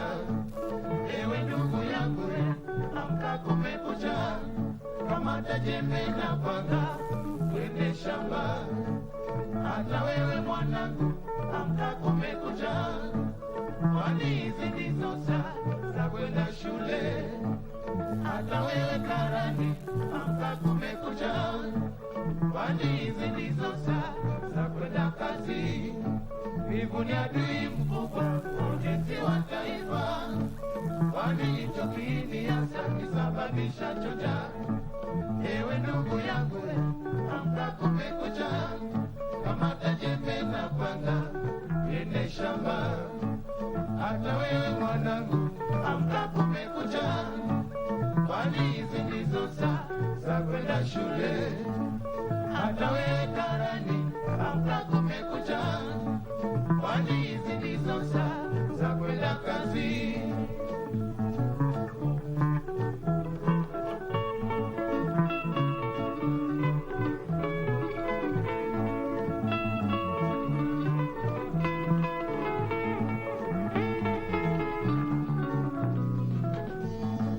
Wivu ni adui mkubwa wa ujenzi wa taifa, kwani hicho kiini hasa kisababisha choja.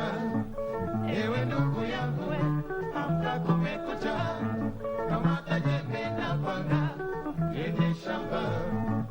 Hata wewe mwanangu, amka kumekucha, kwani hizi ndizo saa za kwenda shule. Hata wewe karani, amka kumekucha, kwani hizi ndizo saa za kwenda kazi. Uvivu ni adui na ujenzi wa taifa, ujiepushe na uvivu, tujenge taifa. Ndugu yangu, kumekucha, amka uende shamba. Ujiepushe na uvivu, tujenge taifa. Mwanangu, kumekucha, amka uende shule. Elimu ndiyo msingi wa maendeleo. Karani, kumekucha, amka uende kazi. Ujiepushe na uvivu, tujenge taifa. Uvivu ni adui na ujenzi wa taifa. Ujiepushe na uvivu, tujenge taifa. Ndugu yangu, kumekucha, amka uende shamba. Ujiepushe na uvivu, tujenge taifa. Mwanangu, kumekucha, amka uende shule. Elimu ndiyo msingi wa maendeleo. Karani, kumekucha, amka uende kazi. Ujiepushe na uvivu, tujenge taifa. Uvivu ni adui na ujenzi wa taifa. Ujiepushe na uvivu, tujenge taifa.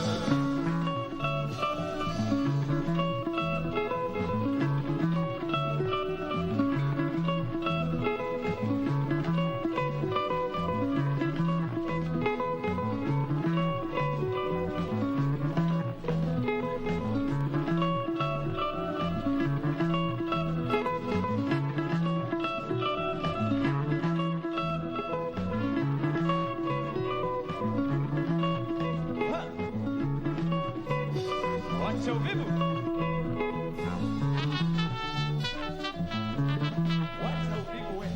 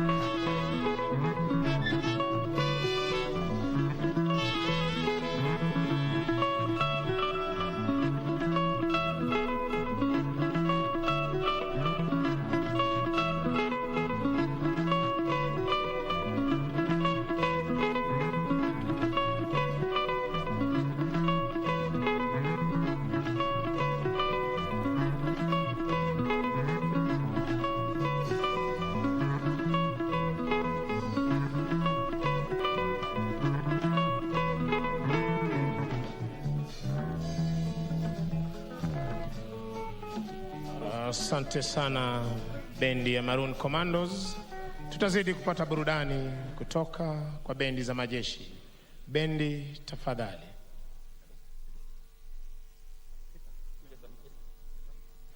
Na tumkaribishe kwa shangwe sasa aliyekuwa waziri mkuu Mheshimiwa Raila Odinga.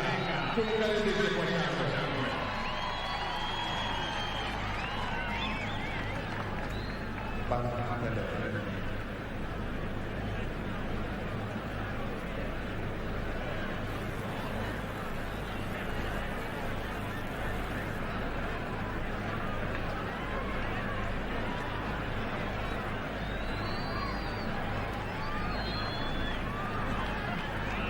Bendi za majeshi tafadhali tupate burudani.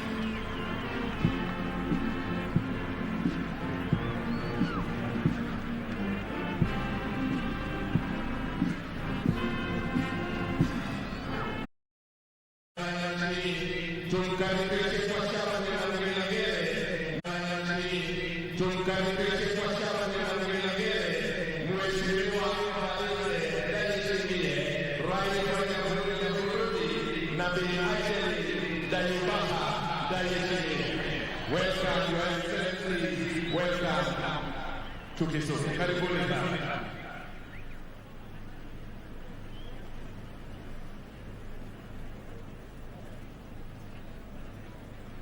Tuwakaribisha tena wananchi kwa makofi wanapojiunga nasi kwenye jukwaa la rais. Asante sana. Bendi, we continue. Maroon tafadhali mzidi kutupa burudani. Maroon Commandos.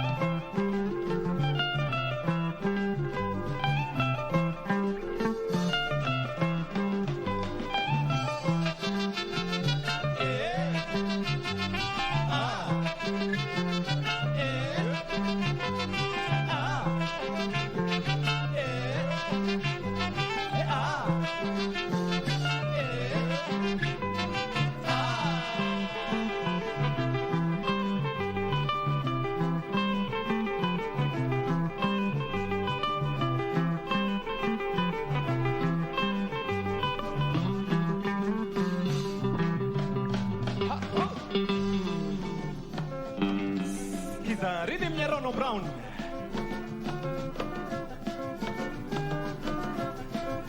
Maroon Commanders.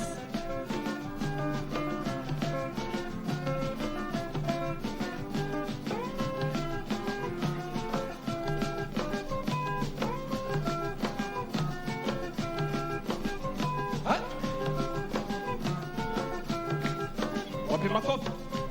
Makofi mawili tu. Twende wote. Asante Maroon. Turudi kwa bendi za majeshi ya ulinzi kuzidi kutupa burudani. Bendi za majeshi ya ulinzi, tafadhali.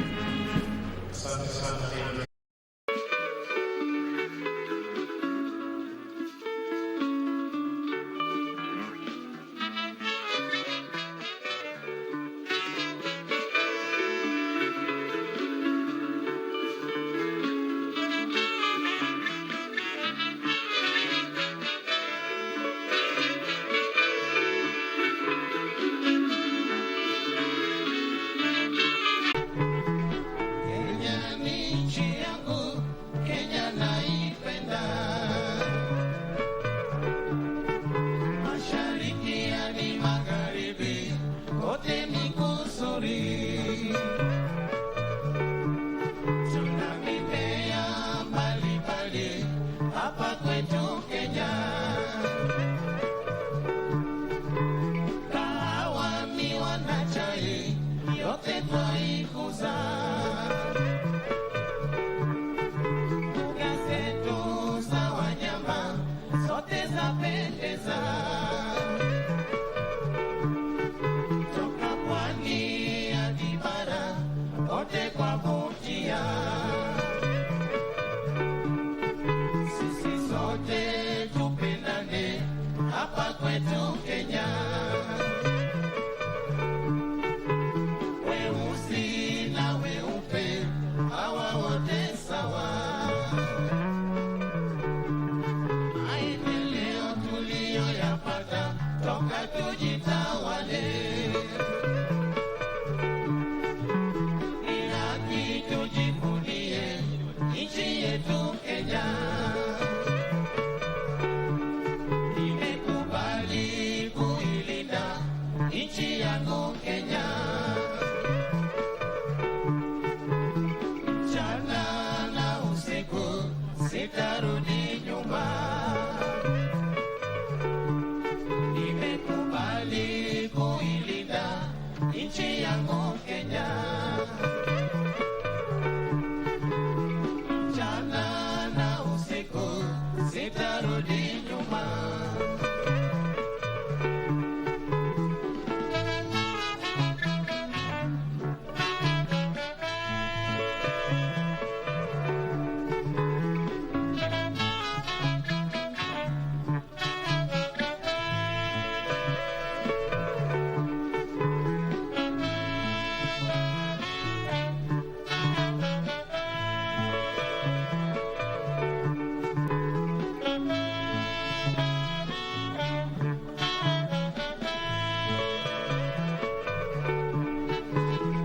Kenya ni nchi yangu, Kenya naipenda.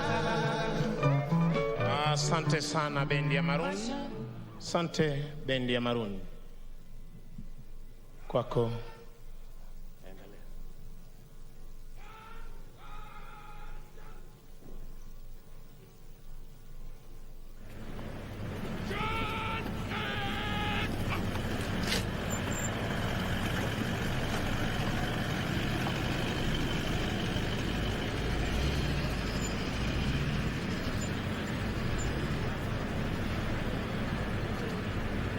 Na tunakaribisha kwa shangwe na vigelegele mama wa taifa Bibi Madaraka. Tunakaribisha kwa shangwe kwa rais anapoungana nasi hapa uwanjani. Welcome to our excellency. Karibu sana. Asante sana wanapita maeneo kuzidi kukumbusha wananchi tutaweza kuongozwa kwa kuimba wimbo wetu wa taifa, hali kadhalika wimbo wa Jumuiya ya Afrika Mashariki ambao pia tutaweza kuchezwa ili kuonyesha ujuzi. Tunachotokea sasa, tutakuwa tunapokea mgeni rasmi, rais wetu wa Jamhuri ya Kenya, amiri jeshi mkuu, majeshi mengi ya Kenya.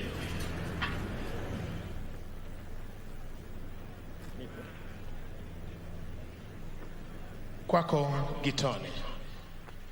Naomba sote sasa, mabibi na mabwana, tusimame ili tuweze kumkaribisha Mheshimiwa Uhuru Kenyatta, Rais wa Jamhuri ya Kenya na Amiri Jeshi Mkuu katika sherehe yetu ya leo katika uga wetu wa kimataifa wa Jomo Kenyatta hapa Kisumu. Niombe tuwe tayari sasa wote, atakapoingia ugani tuweze kumkaribisha kwa furaha ili ajihisi kwamba yuko mahala panapostahili. Bendi Maroon Commandos, tuungane tafadhali.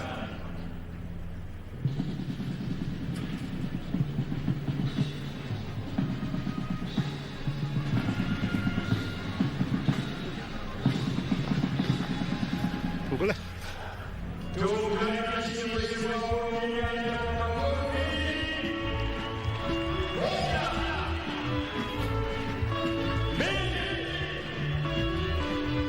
Karibu Mheshimiwa Rais, ujiunge nasi. Karibu Mheshimiwa Rais kwa sherehe ya leo, sherehe ya Madaraka.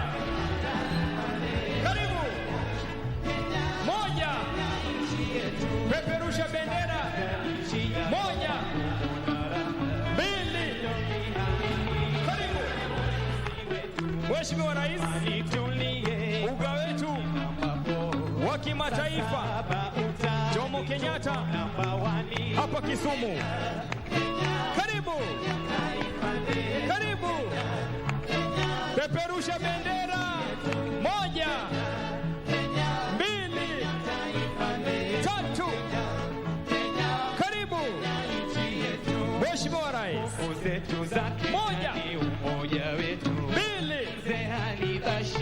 2, 3. Karibu utuongoze kwa makala ya 58 sherehe ya Madaraka. 1, 2. Karibu peperusha bendera, wapi shangwe na vigelegele. Karibu Mheshimiwa Rais, shangwe, vigelegele, tuendelee kumkaribisha na kumpongeza Mheshimiwa Uhuru Kenyatta. Shangwe na vigelegele, wapi bendera?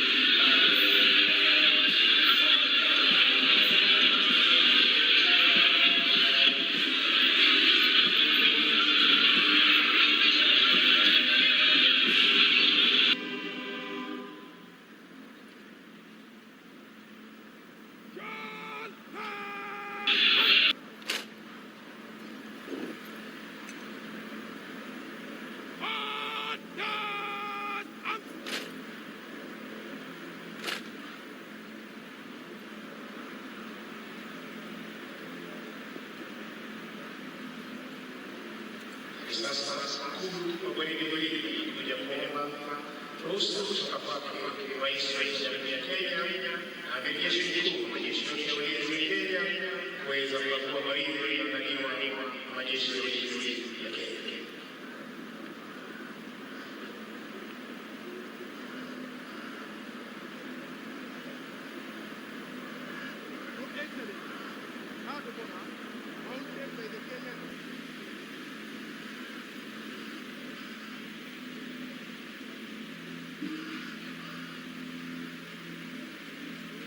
Asante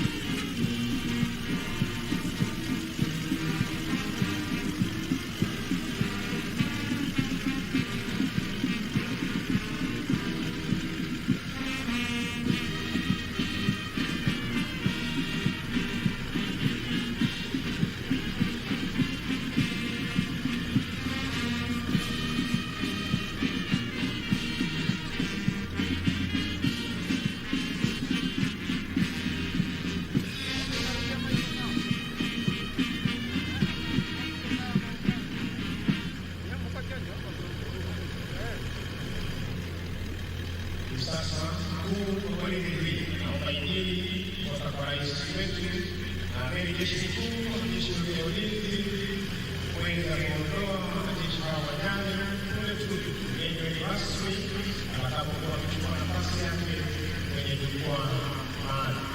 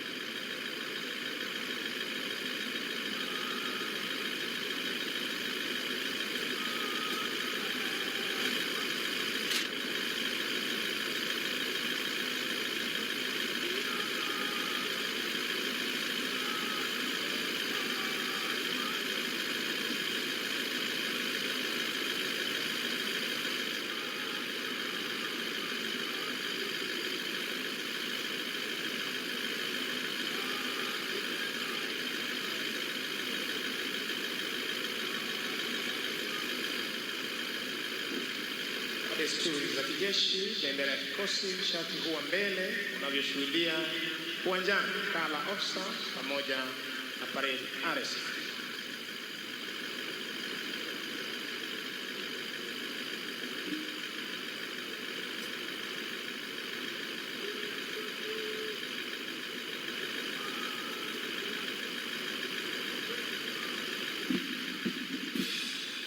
Basi Mheshimiwa Rais, kwa amri hiyo waliopewa wanajeshi hawa,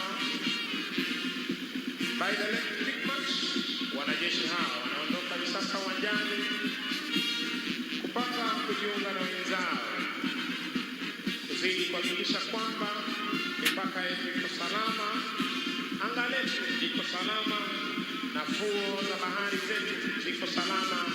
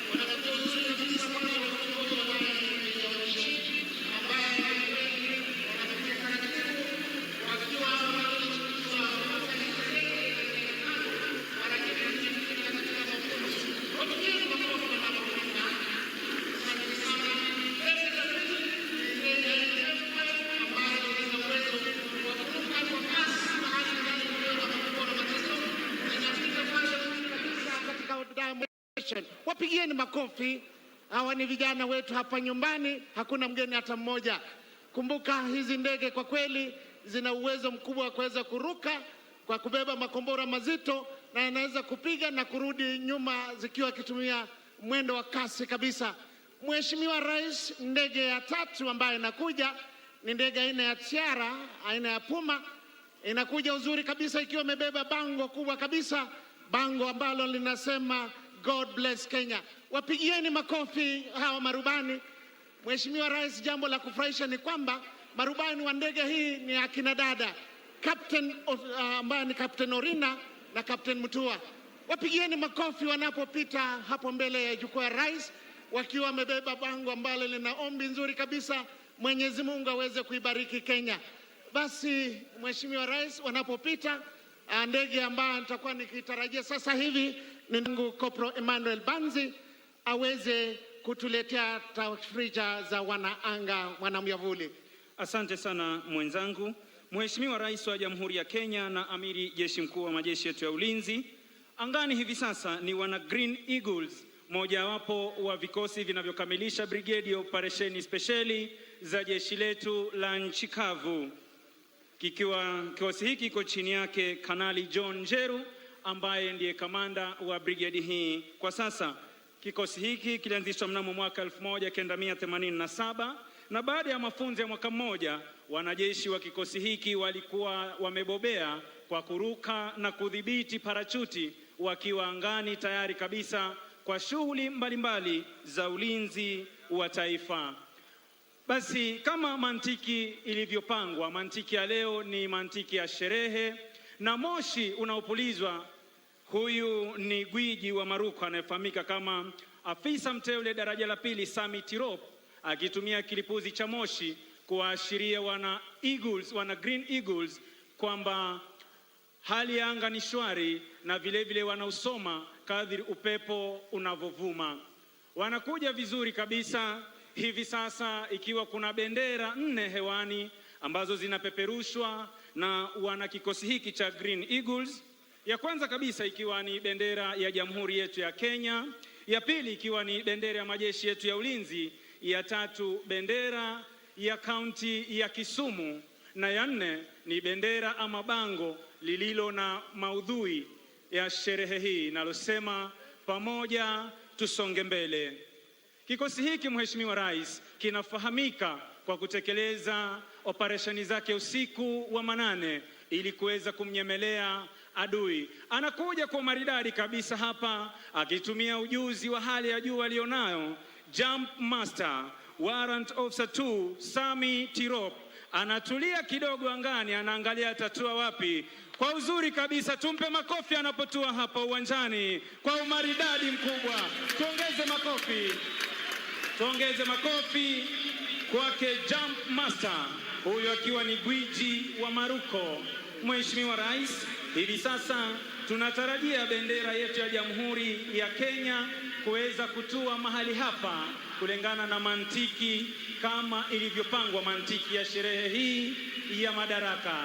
Wanajeshi hawa wanatumia umaridadi, ujuzi na tajriba walionayo. Anakuja kwa maridadi kabisa, taratibu, akikunja miguu yake kama mwewe, anaangalia atatua wapi. Kwa maridadi, tuongeze makofi anapotua mahali hapa. Afisa mteule daraja la pili Joseph Munai anatua kwa maridadi kabisa, akibeba bendera ya Jamhuri ya Kenya. Mheshimiwa Rais, bendera itakayotua hivi sasa ni bendera ya kaunti ya Kisumu. Inatua kwa maridadi kabisa, bendera hii ikiweza kupeperushwa na Senior Sergeant John Njoroge. Bendera ya majeshi yetu ya ulinzi inateremka kwa maridadi kabisa mahali hapa, ikiteremshwa hapa chini na Senior Sergeant Kali Mwema. Bango lililo na ujumbe ama maudhui ya sherehe hii pamoja tusonge mbele linateremshwa kwa maridadi kabisa na Warrant Officer 2 Obadia Midhibe, anatua kwa maridadi. Makofi kwao wanaposhuka mahali hapa. Tuongeze makofi kwa wana Green Eagles wananchi tafadhali. Wa mwisho kabisa hapa vile ni gwiji wa kuruka, afisa mteule daraja la pili Jacob Leleina, anatua kwa maridadi akitumia moshi kuashiria kwamba kila kitu ni shwari kabisa. Tuongeze makofi wananchi. Makofi zaidi. Mheshimiwa Rais, kikosi hiki hutumia kauli mbiu inayosema death from above, lakini leo hii tusiwe na shaka, kwani wanajeshi hawa vile wana furaha kusherehekea siku ya Madaraka mahali hapa. Basi kama ilivyo desturi, wanajeshi hawa sharti kuweza kujikunjia wenyewe parachuti hizi ili kuziweka tayari kabisa iwapo zitahitajika wakati wowote. Hiyo ndiyo shughuli walionayo mahali hapa, kisha kuhakikisha kwamba wanajipanga kabla ya kupeana heshima yao kama ilivyo mila na desturi zetu za kijeshi. Basi hapa wanaendelea na shughuli yao kama nilivyokuwa nimesema hapo awali kwamba mazoezi na wanajeshi hawa basi hivi sasa wanazikunja parachuti zao ili kuhakikisha kwamba wanaziweka tayari iwapo zitahitajika kwa dharura. Basi wanajipanga hivi sasa ili kuweza kupeana heshima yao kama ilivyo kwenye desturi zetu za kijeshi. Mheshimiwa Rais, mafunzo haya ya wanajeshi hawa na Green Eagles yanafanyika hapa nchini Kenya kwenye shule inayofahamika kama Special Operation Training School.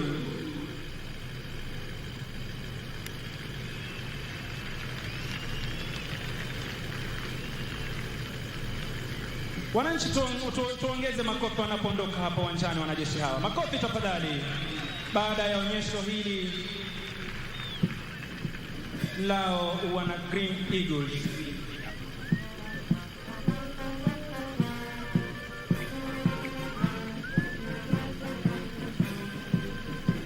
Basi kama kawaida, Drop Zone Safety Officer, afisa mteule daraja la kwanza Hilary Chitira Osore, ambaye pia ndiye RSM shule ya mafunzo haya ya wana miavuli, anahakikisha kwamba kila kitu ni shwari kabisa. Basi kama ilivyo desturi, wanajeshi mambo yao mara nyingi huwa ni sawasawa.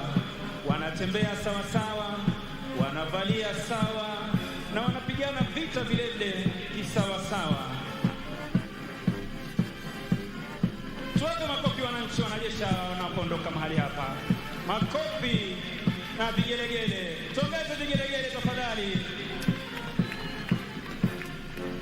Asanteni.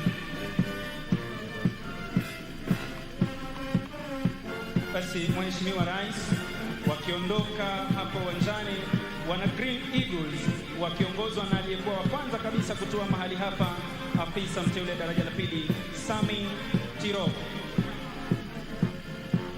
Asanteni.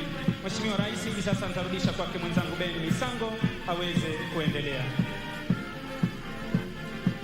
Mheshimiwa Rais, na huo ndio utakuwa mwisho wa tamasha zetu za kijeshi kwa pamoja.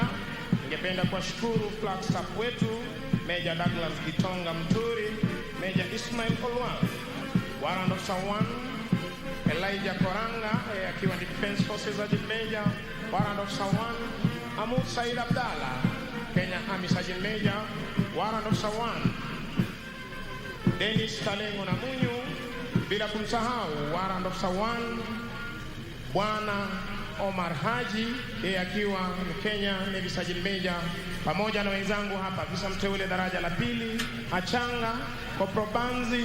Ni mimi wenu Misango Mbae nikiwarejesha moja kwa moja hadi kwake Presidential Press Service Bwana Moses Wafula.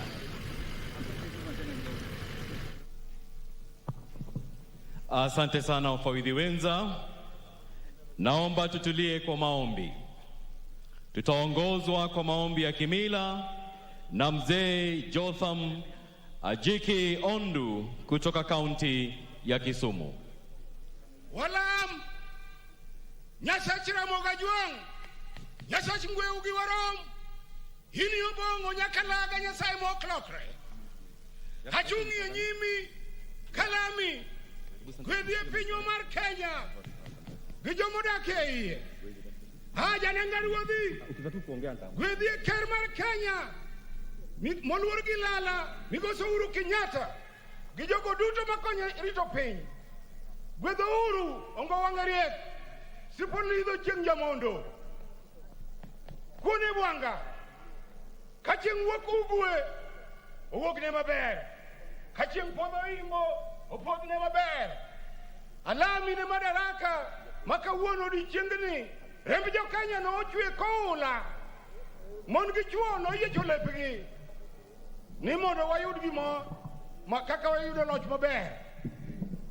Miwa kwe makende, miwa kwe ma ok jarao, kwe ma ok owendo, mondo ogandawa oyud dongruok kod nyak makende. Alami ni piny otimo mudho, korona nitie, kwe magi jatelo. Alami kakelo magi duto iri, ochop iri malo, e polo malo, piach. Atafuata sasa Sheikh Faisal Al-Amundi, kiongozi wa masuala ya kidini SUPKEM. Bismillahirrahmanirrahim. Kila jinsi ya sifa njema ni yako wewe, mlezi wa walimwengu wote, mfalme wa siku ya mwisho. Wewe pekee tunakuabudu na tunakuomba msaada. Ewe Mola, muumba wa mbingu na ardhi, tunakuomba udumishe katika nchi yetu hii ya Kenya amani, umoja, undugu na maendeleo. Ya Allah, tumekusanyika leo hii kukumbuka siku muhimu katika maisha ya Wakenya ya kupata madaraka. Tulipata madaraka haya kwa uwezo wako na kuwakubalia bidii ya wazee wetu waliotangulia. Leo sisi tunajivunia.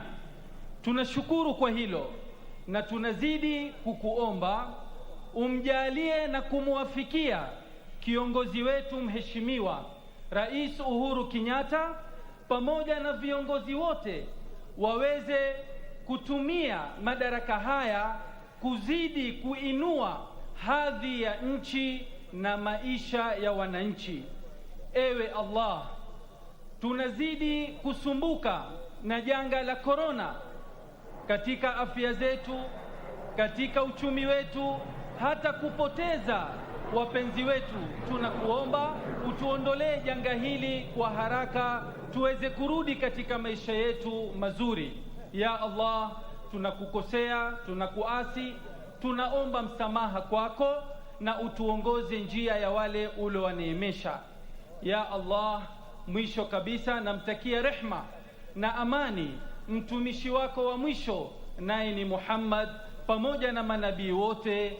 Amin wa shukran.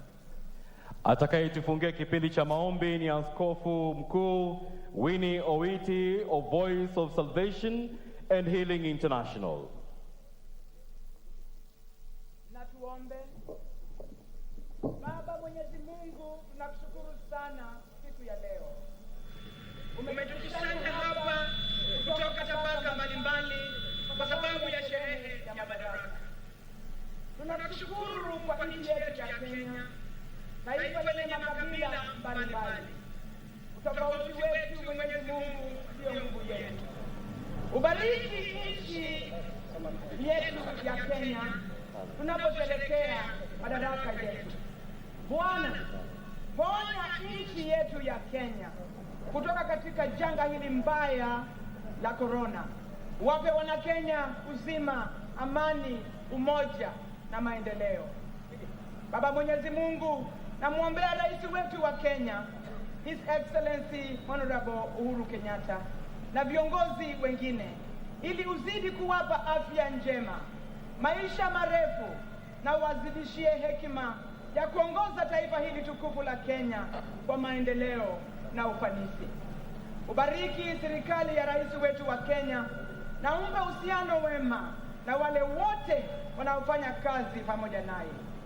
Umbariki Mheshimiwa Rais wa Burundi, Honorable Evariste Ndayishimiye, na wananchi wote wa Burundi.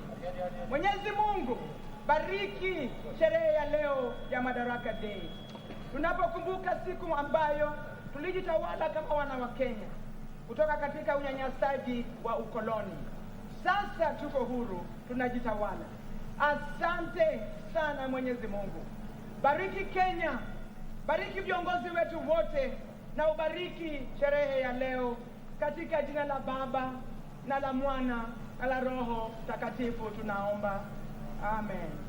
Asante. Mheshimiwa Uhuru Kenyatta, Rais wa Jamhuri ya Kenya na Amiri Jeshi Mkuu wa majeshi ya ulinzi na mama wa taifa Mheshimiwa Bi Margaret Kenyatta, Mheshimiwa Evariste Ndayishimiye, Rais wa Jamhuri ya Burundi na Bi Angeline Dayuba, Naibu wa Rais Mheshimiwa Daktari William Ruto na Bi Rachel Ruto, Spika wa Bunge la Kitaifa na Spika wa Bunge la Seneti, Mheshimiwa Jaji Mkuu na Rais wa Mahakama ya Upeo, Waziri wa Makazi, Maji na Usafi wa Mazingira wa Jamhuri ya Afrika Kusini Mheshimiwa Lindwe Sisulu, mabalozi na maafisa wakuu wa kidiplomasia, aliyekuwa Waziri Mkuu Mheshimiwa Raila Odinga na Bi Aida Odinga, Mheshimiwa Gavana na wananchi wa kaunti ya Kisumu, wananchi wa Jamhuri tuipendayo, mabibi na mabwana.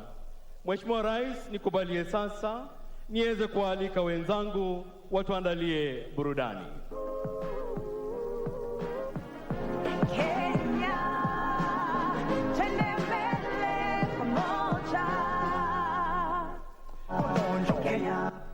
Welcome, welcome, welcome, Your Excellency, ladies and gentlemen, Kenyans from all over Kenya and the world watching us right now on the World Wide Web. Your Excellency, the writer said that we do not sit and eat because we don't have food in our houses.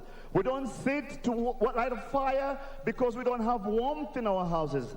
The writer said we do it because it's the right thing to do. And this morning, Kenyans from all over the world and all over Kisumu County are here celebrating this wonderful occasion right here in Kisumu County. Asante sana. Maudhui wa mwaka huu ni pamoja tusonge mbele. Jina langu ni Doris Janet Okumu, maarufu Adori Nyaro Kumunya Magdalena, Ramogi FM. Hapa nyumbani tunasema kanyakla wasud mbele. Well, for those of you who don't understand that language which will be spoken in heaven, all she meant was together we move forward.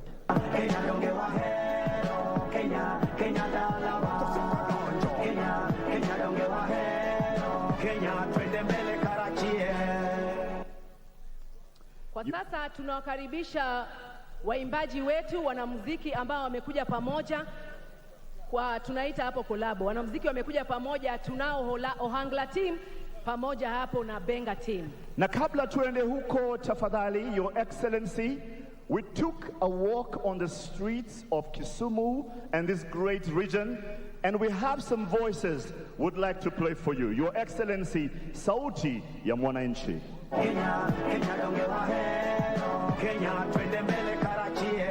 Na sasa sauti ya mwananchi. Sasa sauti ya mwananchi. Mimi nikiwa hapa niko na furaha sana kwa huyu mheshimiwa wetu Rais Uhuru Kenyatta. Penye hii maji haikuwa imefika nilikuwa nateseka sana. Niko na maji safi kwa boma. Nashukuru sana Rais Uhuru Kenyatta kuniletea stima ya last mile. Sikuwa na uwezo ya stima, nimeshatamani sana nipate stima. Kusema kweli, Rais umetujali sana sisi watu hapa chini, umetuinua, umetusaidia sana, tunashukuru sana.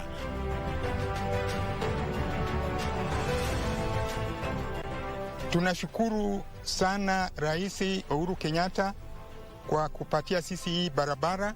Zamani ilikuwa mbaya, hata kupita ni ngumu. Mvua ikipata we huko uwezi kuja. Maji iko, matope iko, kutembea ni ngumu. Na huko na mtoto kwa mgongo, unaenda hospitali Alwaruko, kurudi ni usiku. Mimi nashukuru Rais kabisa, wewe ni mtu mzuri. Ulituahidi, tumeona, na saa hii hatuna mambo mengi upande wa kazi yetu. Kazi yetu imekuwa rahisi. Tumekupenda kabisa, hata tunaomba tena urudi siku ingine kama vile ulikuja jana. Asante sana, erokamano Uhuru Muigai Kenyatta. Ukonyo wa wanjo game, nyocha watagre. Nafurahia sana kurudi kwa shirika la reli. Zamani tulikuwa tunatumia hii reli na wakati ilipotea tumeumia sana. Kama reli itaanza kazi, sisi kama wamama biashara tutapata nafasi ya kwanza. Nasema ni asante, erokamano Rais, erokamano pamoja na ndugu yako. I don't recall when I when a new stadium was built in Kisumu, I cannot even recall, because since I was born, we've just had one. And now this one, we've seen it from the conception, which means it is something which is going to help me as a sport guy and my children and the generation to come. Kitambo watu hawakuwa wanasikizana vizuri. Ukiona mwenzako, saa ingine uko na chuki na yeye. Sana sana ukabila ilikuwa hapa nchini Kenya kabisa. Lakini sasa namshukuru kabisa kuleta hii handshake. Umetuletea amani na hiyo tunataka. Erokamano wa Kisumu.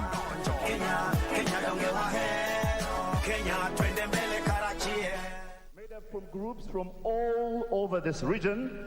And we have the Dodo dance, which was performed by women in happy ceremonies. And we shall also have the Ramogi dancers, who shall perform a special dance, which was done only by men, and especially during the Teroburu ceremony. Pia tunao wanaohangla hapa ambao wamejitayarisha sana kutuburudisha siku ya leo, na pia tunao benga ambao wanatuimbia hapo wimbo za uzalendo siku ya leo. Asanteni sana, twasema pamoja tusonge mbele. A mixture of Afrofusion led by various artists from this region, and notably amongst them James Alice Akinyi, Nelson Mandela, Apesi Mnyama Mkali, Alex Bob Kamwana, Alan Blue, Idia Ching HSC, and the legendary Susanna Owio. Pia usisahau kwenye benga tunayo Sito Kale, tunayo hapo Jamnazi Africa, na tunayo hapo Dola Kabare, Javo Wood Game pamoja na Aluoch Pamba, ambao wametengeneza mziki poa sana, na kutaka kuelezea ya kwamba ukijisikia utataka kudensi pia umeruhusiwa, tafadhali. Asante.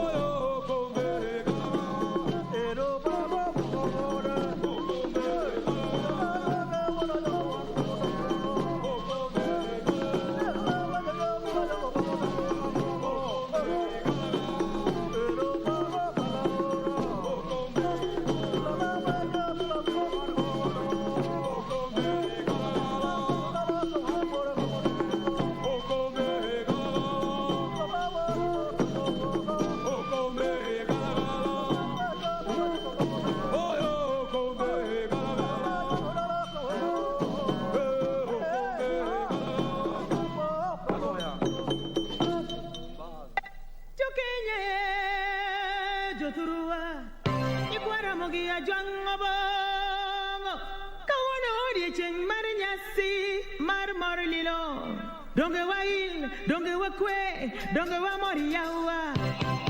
Wakenya ni siku ya furaha, twasherekea Madaraka. MC Production. Warwako Kisumu dala, Madaraka choko, jo Kenya ni gelo. Tusonge mbele, tujumuike pamoja.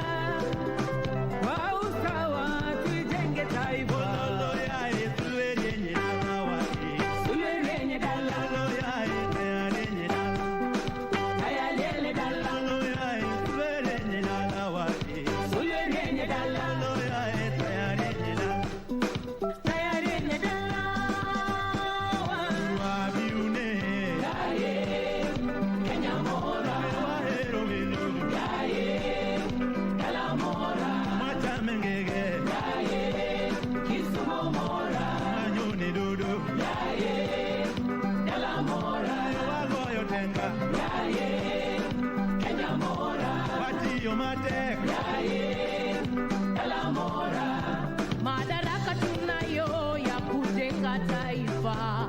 Madaraka tunayo ya kujenga taifa. Tunajitahidi wa Kenya. Ongeni mambele, mabira mayot. Watima na kinda, wager Kenya wani. Watima na kinda, wager Kenya wani. Tamaduni za Wakenya tunafurahia mila zetu twazipenda, twazihifadhiwe, tunaishi kwa upendo na amani, tukifanya kazi kuboresha Kenya. Opinywa biune Kenya mora, wahero welo Kala mora, wachamengege Kisumu mora, wanyone dudu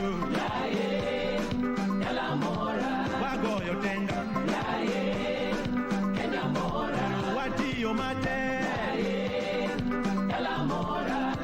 Tunapochapa kazi mashambani mwetu, tunapochapa kazi viwandani mwetu, hata wakati wa janga taifa bado tutasimama, hata wakati wa janga taifa bado tutasimama. Tutasimama Ojende wakete Kenya chunywa, wanemwanigi uwezo mkubwa, wagere, wakonyre, wamakre. Toturu wa birune Kenya mora, manyana gomi wa Kenya wani, watinguru Kenya malo. Maisawa Kisumu mora, mora Kenya mora, wadagi hera, wari ure paro, makelo kwe, aendeleo Kenya wa twasonga mbele. Turwa birune Kenya mora, wahero welo Kala mora, wachamengege Kisumu mora.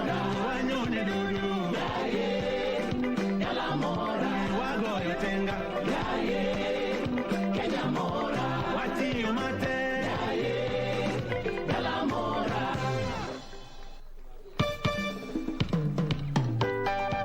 PPMC Production.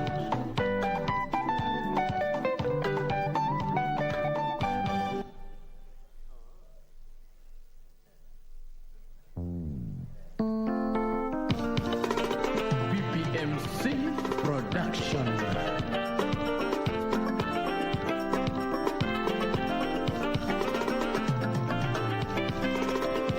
Kenya moja twapendana, twasherekea umoja wetu, nchi ya baraka na fanaka, wa Kenya ni wazalendo. Wakenya wote wenzangu, tungane pamoja. Wakenya wote wenzangu, shikane pamoja. Wati Uhuru kanyakala, mundo wagere Kenya wa. Wati Uhuru gikinda, mundo wagere Kenya wa. Kenya mama yangu Kenya mama yetu Kenya piny mabeno nyulo jotugo madongo dongo ya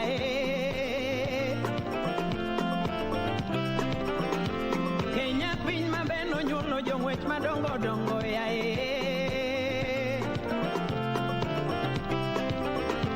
Kenya piny mabeno nyulo jadhula madongo dongo ya Kipchoge Keino wuod Kenya mano jaturwaka, Joka Denge wuod Kenya mano jaturwaka, Injera Collins wuod Kenya mano jaturwaka. Najivunia kuzaliwa Kenya, Wakenya wote tuamuke, tujenge uchumi yetu kama nguvu tunayo, elimu tunayo, afya bora tunayo, usalama tunayo, usafiri tunayo, ukulima tunayo, utalii tunayo, kazi kwa vijana tunayo, ugatuzi tunayo, Kenya moja Kenya moja twapendana, twasherekea umoja wetu, nchi ya baraka na fanaka, wa Kenya ni wazalendo. Chunguru malo mondo wagere Kenya, akweda mag dhoudi kik mondo pogwa. Chunguru malo wadhi kanyakla, yawa josiasa kik mondo pogwa. Tungane zote tupige adui, chuki na fitina tuweke mbali, tuwe kitu kimoja, wana Kenya Ani Kenya berneno kubiune, Nairobi kao namba kubiune, Nia Mombasa berneno kubiune, Kata Kisumu berneno kubiune. Kenya namba moja, Kenya yapendeza, watu wa Mombasa Kenya yapendeza, watu wa Nairobi Kenya yapendeza, watu wa Kisumu Kenya yapendeza. Kenya nchi ya watu wote, Kenya moja, Afrika pembe zote duniani, Kenya moja, mbuga zetu za wanyama zavutia, Kenya moja, sekta ya utalii sifa kubwa kwetu, Kenya moja, wageni wote wamekaribishwa Kenya moja, Kenya nchi ya upendo, Kenya moja, Kenya nchi ya maendeleo, Kenya moja, Kenya nchi ya amani, Kenya moja, Kenya fahari kubwa kwetu. Ulolore oyamona wachegogana wano malo wazee wano malo Wakenya wote ongera, viongozi wote ongera, viongozi wote ongera, wamama wote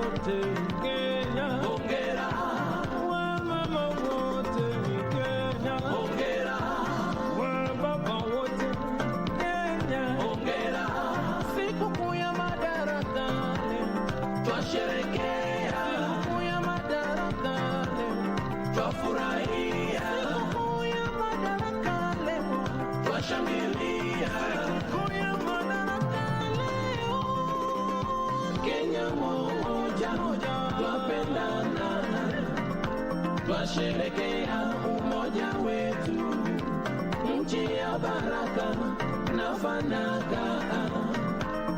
Wakenya ni wazalendo.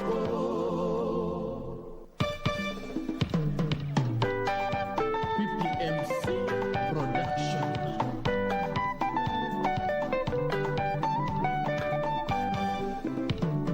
Kenya inaendelezwa na wazalendo. Kenya inaendelezwa na wazalendo. Usito tumkora chako kan gimora wero rais. Jatelo tich neni chako kapoditin tinga mariek. Itiyo matek tinga mang'won. Ikonyo jo Kenya, ikelo amani, iriwo jo Kenya. Madaraka wayiego, jo Kenya wacho niya, Uhuru tosa, Uhuru inie rais, Uhuru inie rais. Kenyatta inie kiongozi, Kenyatta inie kiongozi mochweyo. Kenya inaendelezwa na wazalendo. Kenya inaendelezwa na wazalendo. Rais Uhuru ker mar Kenya, Uhuru ker mar Kenya. Uhuru Kenyatta sirikal tiyo kod Uhuru. Maendeleo wan go jo Kenya, SGR donjo Kisumu dala. KPA to miya neno yedhi kod meli Kisumu. Bypass wan go Kachok, flyover wan go Kondele, moro bende wan go Bandani. Barabara safi seche adek wan Nairobi buore. Kenya inaendelezwa na wazalendo. Kenya inaendelezwa na wazalendo. Jokanyana mkawona weri ker mama e Kenya, Igozo Uhuru Kenyatta, rais wetu mpendwa. Tangu uongozi wako tumeona mazao, viwanda zinajengwa, chakula kwa taifa, nyumba na makao kwa bei nafuu, stima tunapata. Ndio maana sisi twaomba Mungu akulinde, Nyasaye akulinde, Ngai akulinde, Obongo Nyakalaga akulinde. Kenya inaendelezwa na wazalendo. Kenya inaendelezwa na wazalendo. Nyakalaga yiweth Kenya mangima, oganda ma e Kenya wan te wadoko joka ng'ato. Kar kelo tulo we wamed gero thurwa ka, jokabila duto wan owete koda nyimine. To nyithindwa be water somo gi kinda, donge magi e jotelo mabiro tayo piny bang'e. Omiyo kuom mano Kenya duto fwayo rengo, ranyisi makende mar kwe e piny mangima. To dongi Kenya inaendelezwa na wazalendo. Kenya inaendelezwa na wazalendo. ugatuzi maendeleo mashinani, Harambee na vituo vya afya vinajengwa kote kote nchini Kenya. Chekechea wanapata elimu ya bure kwa watoto.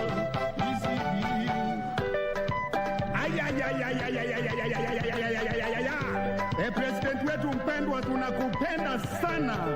Unafanya kazi nzuri kujenga taifa letu la Kenya. Yes, Igwe. Malo malo malo malo malo malo. Malo malo Kenya yetu malo malo. Walimu malo, madaktari malo, wanamuziki malo, wakulima malo, wanajeshi malo, mapolisi wetu malo. Malo malo Kenya yetu malo malo malo. Wapi makofi yao? Wapi makofi? Wapi makofi? Asanteni sana, asanteni sana.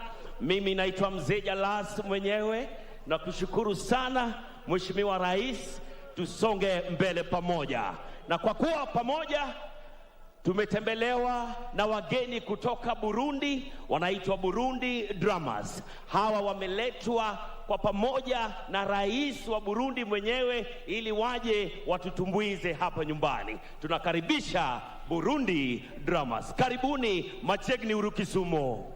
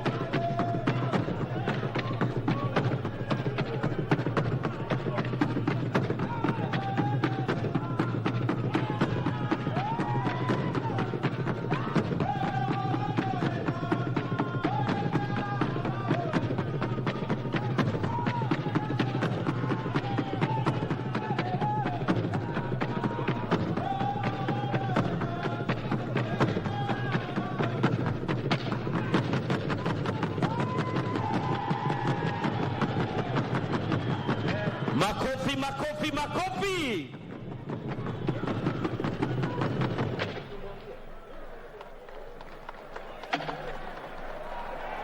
Wapi makofi yake? Wapi makofi?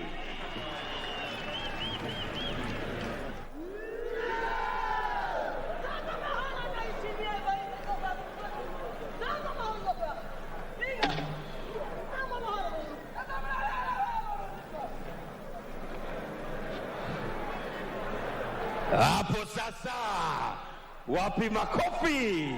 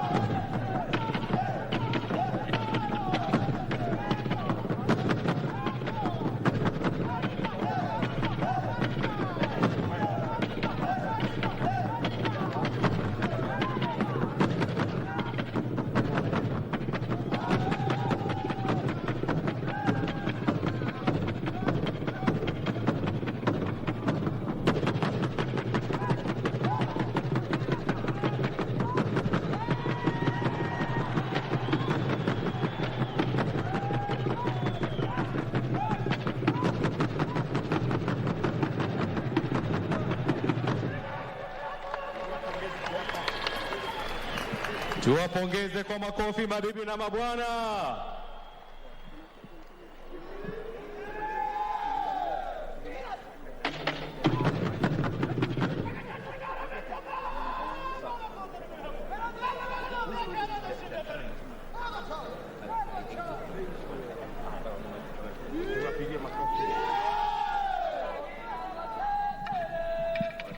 Wapigeni makofi wanapoondoka mabibi na mabwana. Tuwapongeze kwa makofi jamani. Asante. Asante sana. Na nimpongeze Rais wa Jamhuri ya Burundi kutuletea burudani vile vile. Asante sana. Asante. Asante. Makofi kwao jamani. Makofi. Asante. Asante. Hongera. Asante sana. Haya, tuwapongeze kwa makofi wanapoondoka sasa. Polepole sasa waweze kuondoka. Asante sana.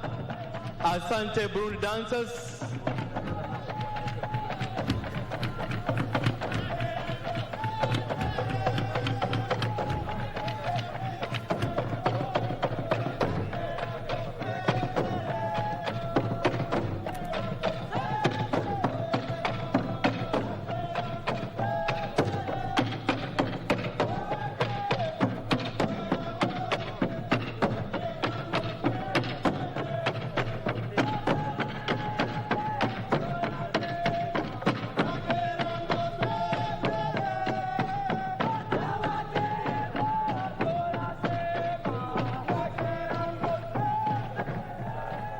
Asante sana. Asante.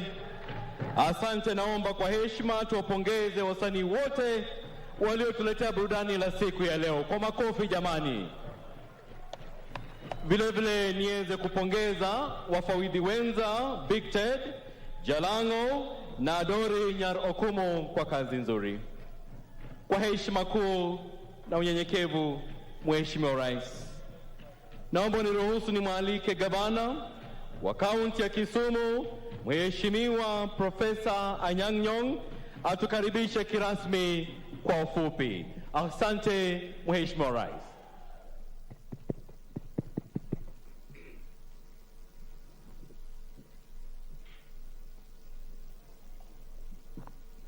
His Excellency, the President of the Republic of Kenya and the Commander-in-Chief of the Armed Forces of the Republic of Kenya, Honorable Uhuru Kenyatta, and the First Lady, Mama Margaret Kenyatta,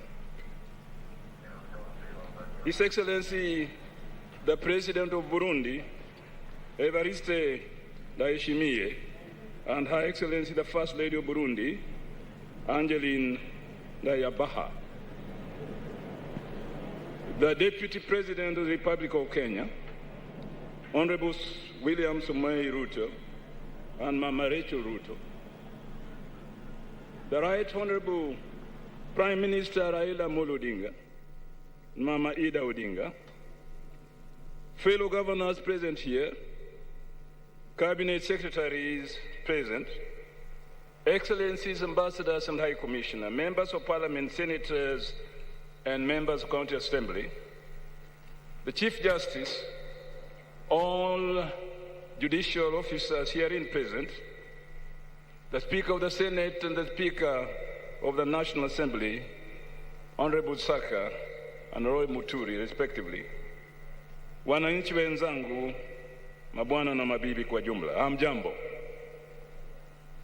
Your Excellency, before I say anything this morning, I'd like to report respectfully that we have lost one of Kenya's and Kisumu's greatest son, the late Parminder Singh Saini, otherwise known as Kake. He was a great hockey player in Eastern Central Africa during his time, and he captained the Kenya hockey team. Your Excellency, kwa unyenyekevu, I'd like us to respect a moment of silence for 1 minute in memory of our late brother, Kake.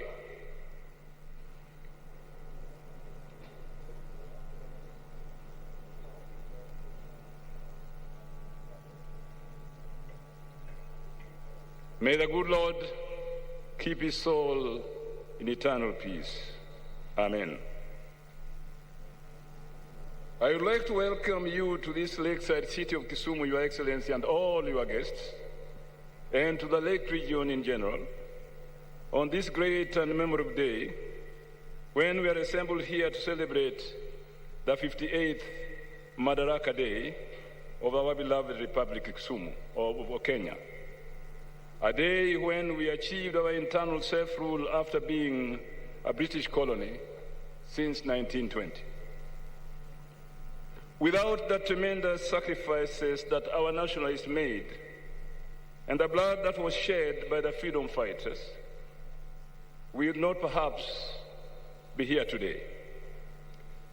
These gallant sons and daughters of our motherland sacrificed themselves so that they could build for a future Kenya, which would be free, prosperous, and united, providing all her citizens with a place to feel at home. Mr. President, let me thank you and your government most sincerely for what you have done to this region, my county in particular, in building for a better future for our people in terms of infrastructural development, creation of a promising investment climate, and supporting trade and commerce. I will not dwell more on that today, since, Your Excellency, you must exercise your bragging rights by telling this august gathering what your government has achieved in this region, how you have built for the future of this region. But let it be noted, Your Excellency, that most of what you have done, though their seeds were no doubt planted earlier, have flowered and flourished since the handshake between you and your brother Raila since March 2018. Few Kenyans, Your Excellency, would disagree with the reasons that you gave for handshaking and the 9 principles you laid down as the foundations for a more resilient Kenyan nation. It was not only necessitated by the urgent need to restore peace, tranquility, and unity in the country following the conflict-ridden elections, but more to ensure that we slay the dragon of inconclusive elections in general that periodically precipitated post-election conflicts, thereby substantially retarding our development. Mr. President, we have no alternative in this country but to build a national, democratic, inclusive, and developmental Kenya. And all the 9 principles are well presented in simple and persuasive language in the document that 2 of you signed after that famous handshake. On this, we should be able to build a nation for our future generations. Mr. President, Kisumu has given Kenya some of the nation's happiest moments in our history. I do remember as a schoolboy the lyrics that Mama Uhuru sang in 1963 to propel KANU to a resounding victory in an election which historians have always called the Kenyatta elections.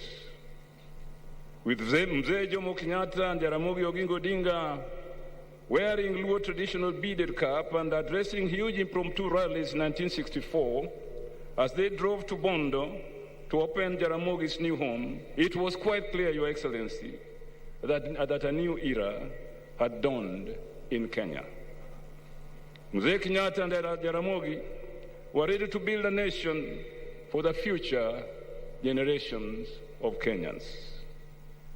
Subsequently, however, Kisumu saw sad moments that tarnished our nationhood and caused painful feelings of political exclusion among many Kenyan communities to the detriment of our national development agenda. Throughout all this period, Your Excellency, Kisumu has never turned its back on Kenya. We were nationalists in 1963. We remain nationalists today, embracing Kenya as one indivisible nation where all communities belong, happy to feel at home as one family in a national, democratic, and developmental Kenya. This, Your Excellency, is the essence of the Building Bridges initiative, to build for the future that our forefathers founded many years ago, and the future they yearned for.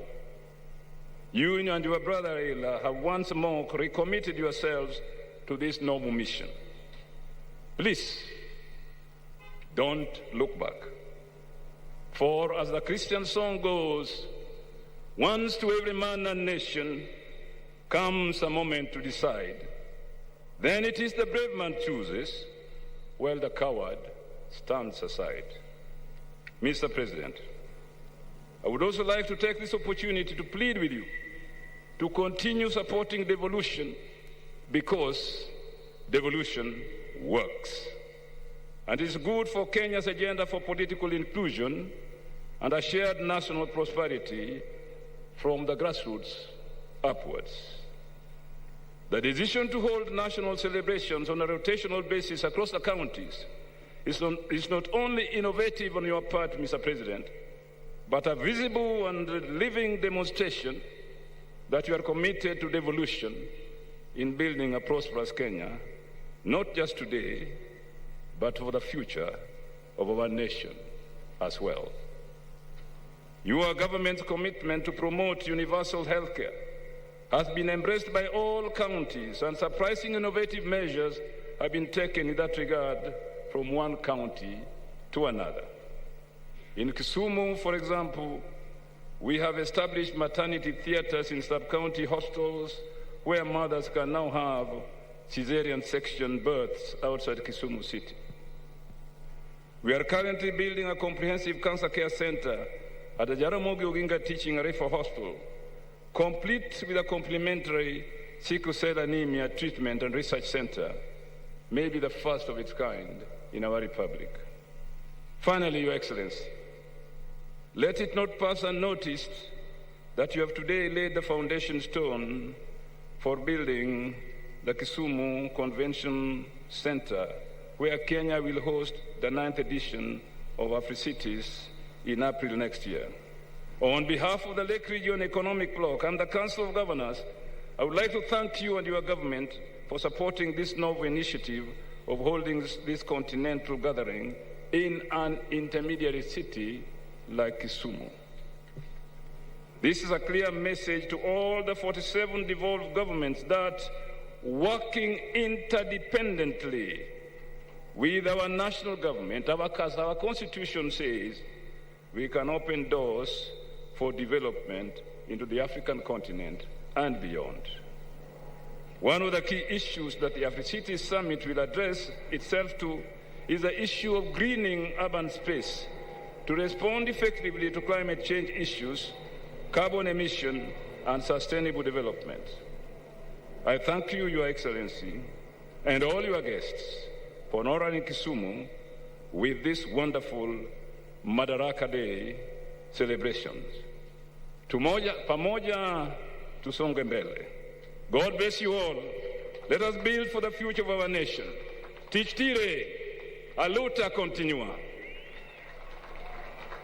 Your Excellency, may I take this opportunity to invite His Excellency, the Deputy President of the Republic of Kenya, my dear friend William Somei Ruto, whom I used to call Nyaguri Ogambi. Welcome.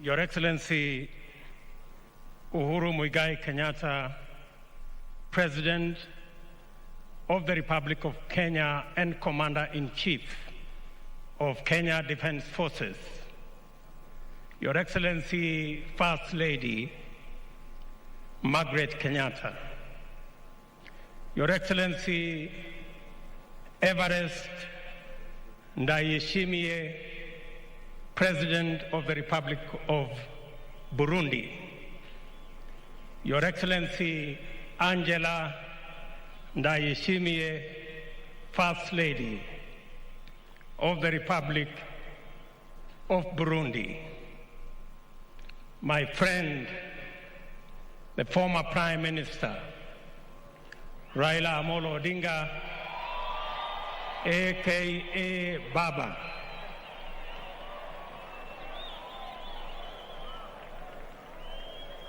the Honorable Chief Justice and President of the Supreme Court, the Honorable Speaker of National Assembly, the Honorable Speaker of Senate, the Governor of Kisumu, and Mrs. Nyong'o, Cabinet Ministers present, members, distinguished members of the Diplomatic Corps, Your Excellencies, fellow leaders, ladies and gentlemen, watu wa Kisumu Dala, amoso ujadurua, onjelo janam untie, jadurua umor,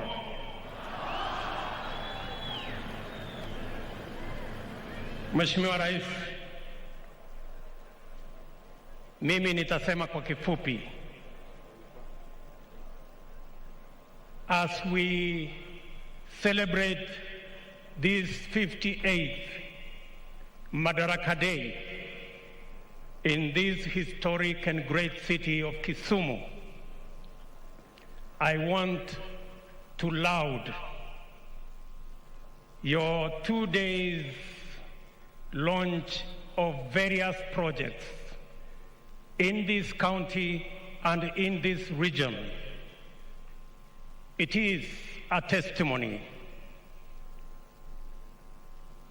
that there is a government that works and delivers. And it goes to confirm two things. One, that a government that delivers is good for everybody, irrespective of how and who they voted for. And secondly, that a government that delivers brings the country together. Because what you have done in this county, the administration that you lead, is a confirmation that Kenya, it is possible to develop Kenya equally and bring everybody on board. Your Excellency, the success that the administration that you lead has shown in infrastructure development brings into sharp focus the next phase of our development, a phase that will give opportunity, create jobs, create value, and create wealth so that we can deal with a twin challenge of poverty and unemployment. Your Excellency, that opportunity beckons so that the millions of young people around Kenya and in this region can have a job, they can do business, they can pay taxes, and Kenya can stand proud in the family of nations. Finally, Your Excellency, as we celebrate this 58th Madaraka Day, we are reminded that our forefathers worked hard, toiled, shed blood, so that we can have a democratic nation, a nation anchored not on personalities, but on constitutionalism, a nation built not on the foundation of tribes or ethnicities, but built on the foundation of institutions, a robust legislature, a performing executive, an independent judiciary, and other independent institutions, so that we can all celebrate the firm foundation of the rule of law, not the rule of man. That is a befitting day for us to celebrate our forefathers for bequeathing to us this great nation. It will be an act of great betrayal if we allowed ethnic bigotry and personality cults to destroy the firm foundation of constitutionalism and the rule of law in our nation. They will be proud to see us move forward and march forward, as my brother Anyang' Nyong'o has already elaborated. With those few remarks, Your Excellency, it is now my very humble duty to request His Excellency, the President of the Republic of Kenya, the Honorable Uhuru Kenyatta, to make his statement and continue the program from there. Your Excellency, sir.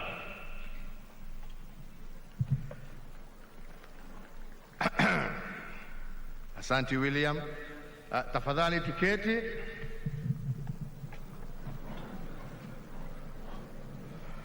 Mheshimiwa Rais wa Jamhuri ya Burundi, Your Excellency President Everest Ndayishimiye, Your Excellency the First Lady of Burundi, Madam Angelina Dayubaha, Governor wa Kisumu, Mheshimiwa Anyang' Nyong'o, Wakenya wenzangu, hamjambo?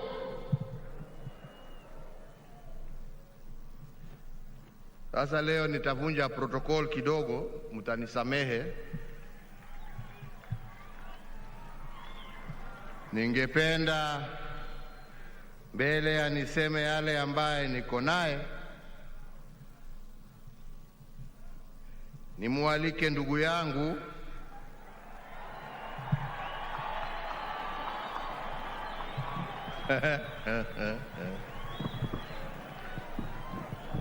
Raila Amolo Odinga, Jacob, Yokanyana Mumor, Your Excellency President Uhuru Kenyatta, First Lady Mama Margaret Kenyatta, Your Excellency President Evariste Ndayishimiye, President of the Republic of Burundi, Madam Angeline Ndayishimiye, First Lady of Burundi, Your Excellency William Samoei Ruto na Mama Rachel Ruto, the speakers of our parliament, the Chief Justice, all dignitaries who have been invited, wananchi wote, ladies and gentlemen, hamjambo tena. Leo ni leo.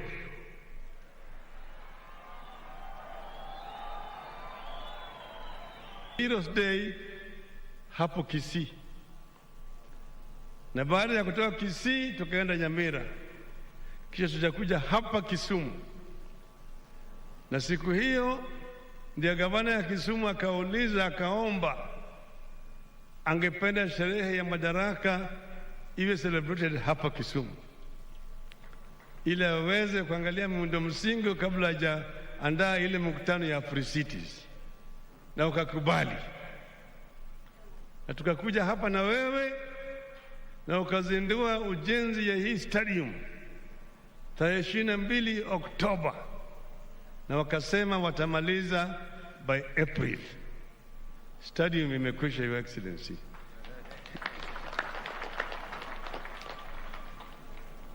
Tuko hapa vile vile, manake tulikuwa Kisii na kule tulikaribisha vizuri. Leo kuna elders kutoka Kisii hapa, Professor Sorobea Nyachio, then Mzee John Mburu na John Onyego. Vile vile tuko na wazee kutoka Western Magharibi, Engineer Peter Mulaku, Peter Adams Ludava na Engineer Julius Nyarodho. Wote wamekuja hapa na wamekaribishwa vile vile na Luo Council of Elders ambao wako hapa. Your Excellency, siku ya Madaraka ni muhimu kwa historia yetu katika Kenya. Manake hiyo ndio siku tuliona ishara ya kwamba ukoloni inatoka. Baada ya miaka mingi ya Kenya kupigania kupata uhuru. Eneo hii walianza 1921 hapa. Wakakutana wakati ukoloni ilikuwa na nyanyasa watu hapa. Mahali naitwa Lunda, huko Gemu, pale tulikuwa nawe juzi. Hiyo wakakutana na declaration ambayo ilikuwa inaitwa Penyowacho Declaration. Wazungu wakauliza hii maana yake ni, na wakaungana pamoja na ile Kikuyu Youth Association. Hapo ndio ilianza. Baadaye, Your Excellency, mwaka 52 Mzee Kenyatta alikuja hapa Kisumu. Alipokuja hapa alikuwa amealikwa hapa na Chengo Neko na Jaramogi. Akakutana na viongozi hapa na akaadress mkutano hapa na akapiga ukoloni na wazungu kwamba watu hapa hii walikuwa wajaona. Kutoka hapo akapata wale converts wengi sana, mmoja wao akawa ni Jaramogi.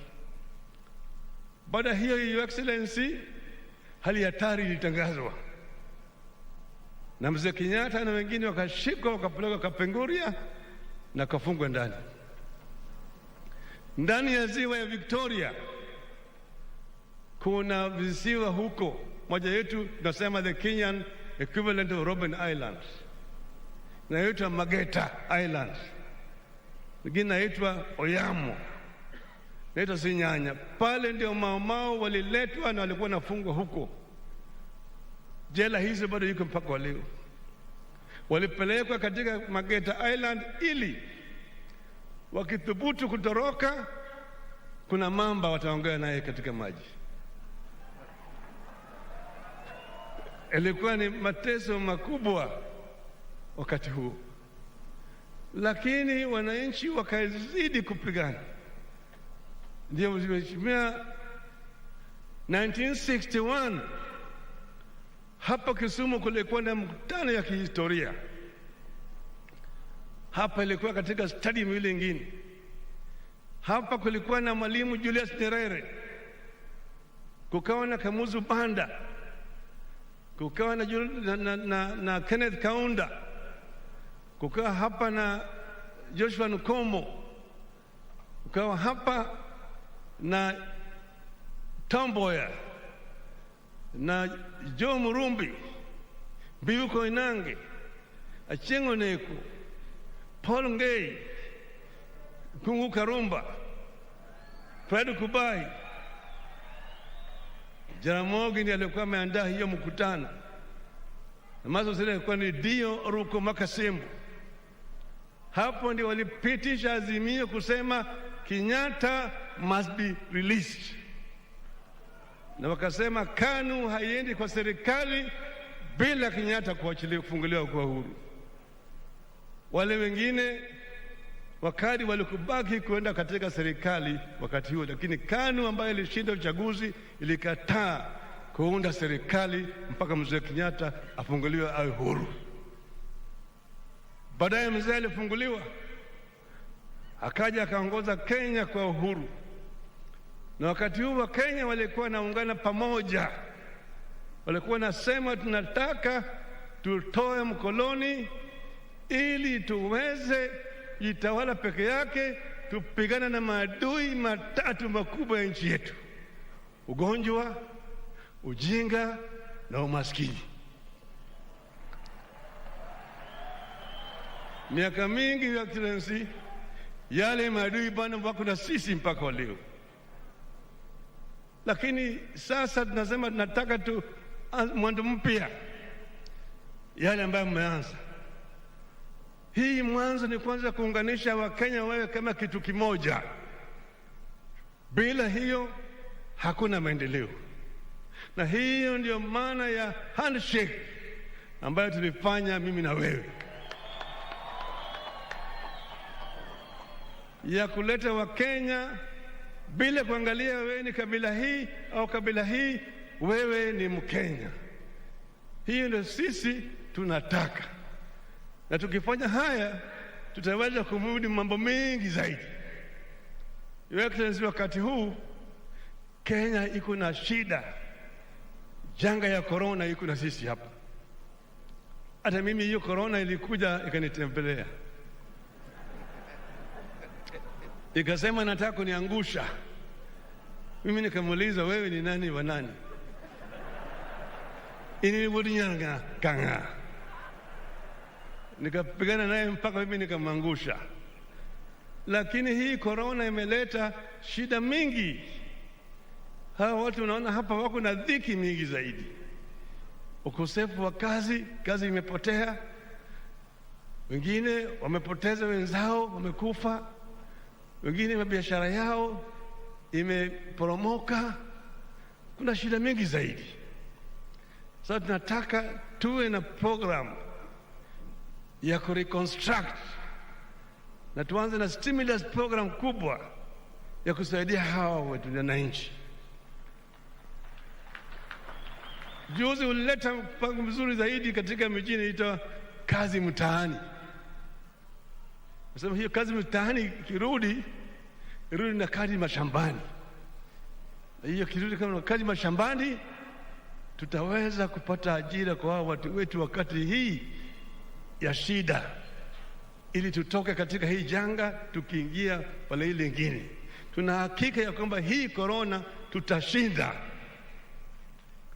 Kwa hivyo leo, Your Excellency, sio siku ya kusema mambo mengi zaidi, lakini tunakukaribisha hapa Kisumu.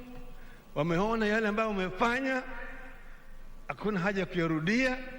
Yaani macho wataona, lakini sisi tunasema tunataka tusonge mbele pamoja, tuunganishe Wakenya pamoja, na hiyo ndio maana ya BBI.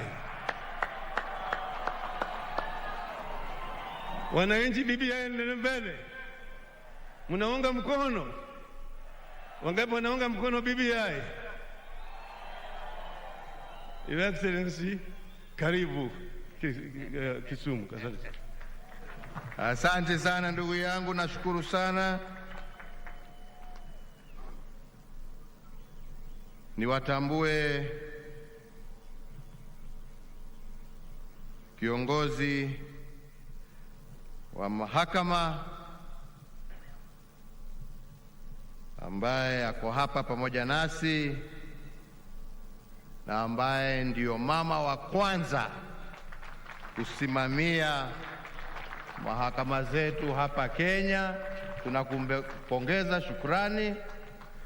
Na pia niwatambue maspika wetu ambao pia wako hapa, wa Senate na wa National Assembly, na viongozi wote wa tabaka mbalimbali ambao tuko nao hapa. So fellow Kenyans, it gives me great pleasure to celebrate this 58th Madaraka Day in this beautiful city of Kisumu. And I take this opportunity through you, Governor, to thank the people and the leaders of Kisumu, and indeed the entire Nyanza region, for your warm welcome and the great work that has gone into housing and hosting this year's Madaraka Day celebrations. Tunasema asante sana Kisumu for your warm welcome. Tunafurahi sana kuwa pamoja nanyi hapa Kisumu Dala. Tunashukuru.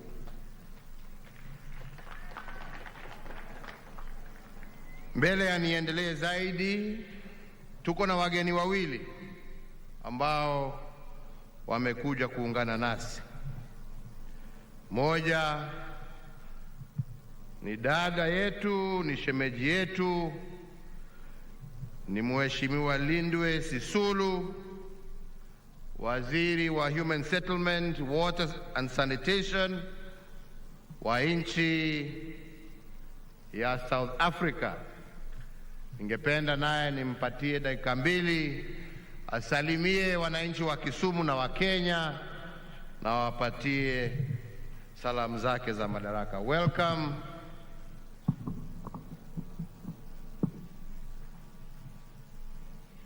Thank you very much, Mr. President. In my country, we say amandla. Amandla. Your Excellency, Mr. President, First Lady of Kenya, the former Prime Minister Raila, his wife, the President of Burundi, the First Lady of Burundi, ladies and gentlemen, all protocol observed. It gives me great pleasure today to make these remarks on Kenya's 50th day on which it virtually took power after being a colonial British empire since 1920. On behalf of the South African government and the South African people, we would like to give our best wishes to the Kenyan leadership and the people on this important day. I'd like to thank my brothers in struggle, President Raila Odinga,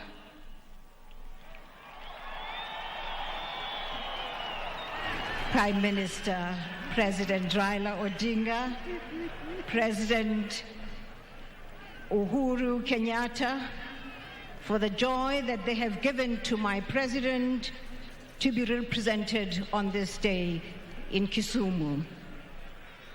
On my president's behalf and that of the government of South Africa, we congratulate you for the road that you have traveled to this celebration today.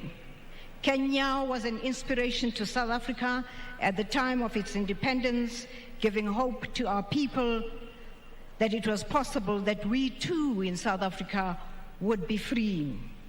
Alas, for us, that was the beginning of the worst form of repression, no doubt emanating from the fear of black rule in South Africa. So when you received your independence, Mr. President, the South African government swooped in on the entire leadership of the African National Congress in South Africa, and they faced death as we celebrated here. We celebrate with you the road that you've traveled most recently. We have marveled at the relationship between our two leaders here, Raila Odinga and the President, And I'll take home the message of what is possible when two leaders like yourselves work the way that you have.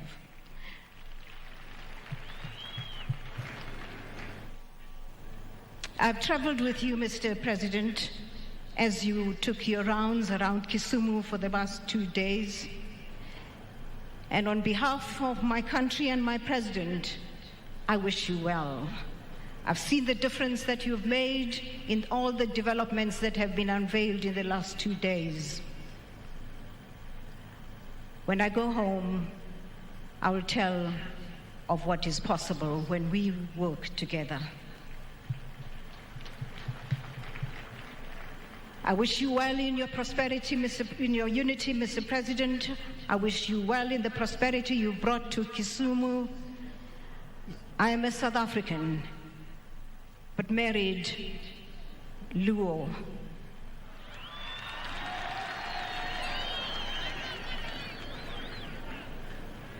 At this particular point, Mr. President, I would like you to pay tribute to women of this country. Those women who stood by you, former presidents, former leaders, and current leaders. In particular, I'd like you, Mr. President, to pass to your mother, Mama Ngina, and through to my comrade Raila, to Ida, for the efforts they have made in making what is possible. There isn't a single woman in Africa who does not know of your amazing strength. Long live women. Long live women. Mr. President, I want to thank you for this honor. South Africa thanks you for this honor. And again, Mr. President, I'd like you please to join me and say to the people of South Africa, Amandla. Amandla. Thank you very much. Thank you very much, Lindwe. Inaonekana shemeji wenu wanawatakia makubwa. Hiyo mmesikia nyinyi wenyewe.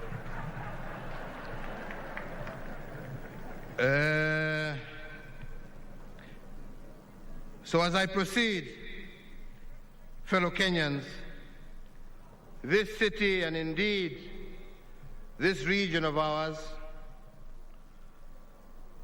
are the gateways to the hinterland of Eastern and Central Africa, a special position that this city has held for many years, tying our people in bonds of trade, friendship, as well as family. In recognition of this, my brother, His Excellency Evariste Ndayishimiye, President of the Republic of Burundi, has honored us with his presence here today.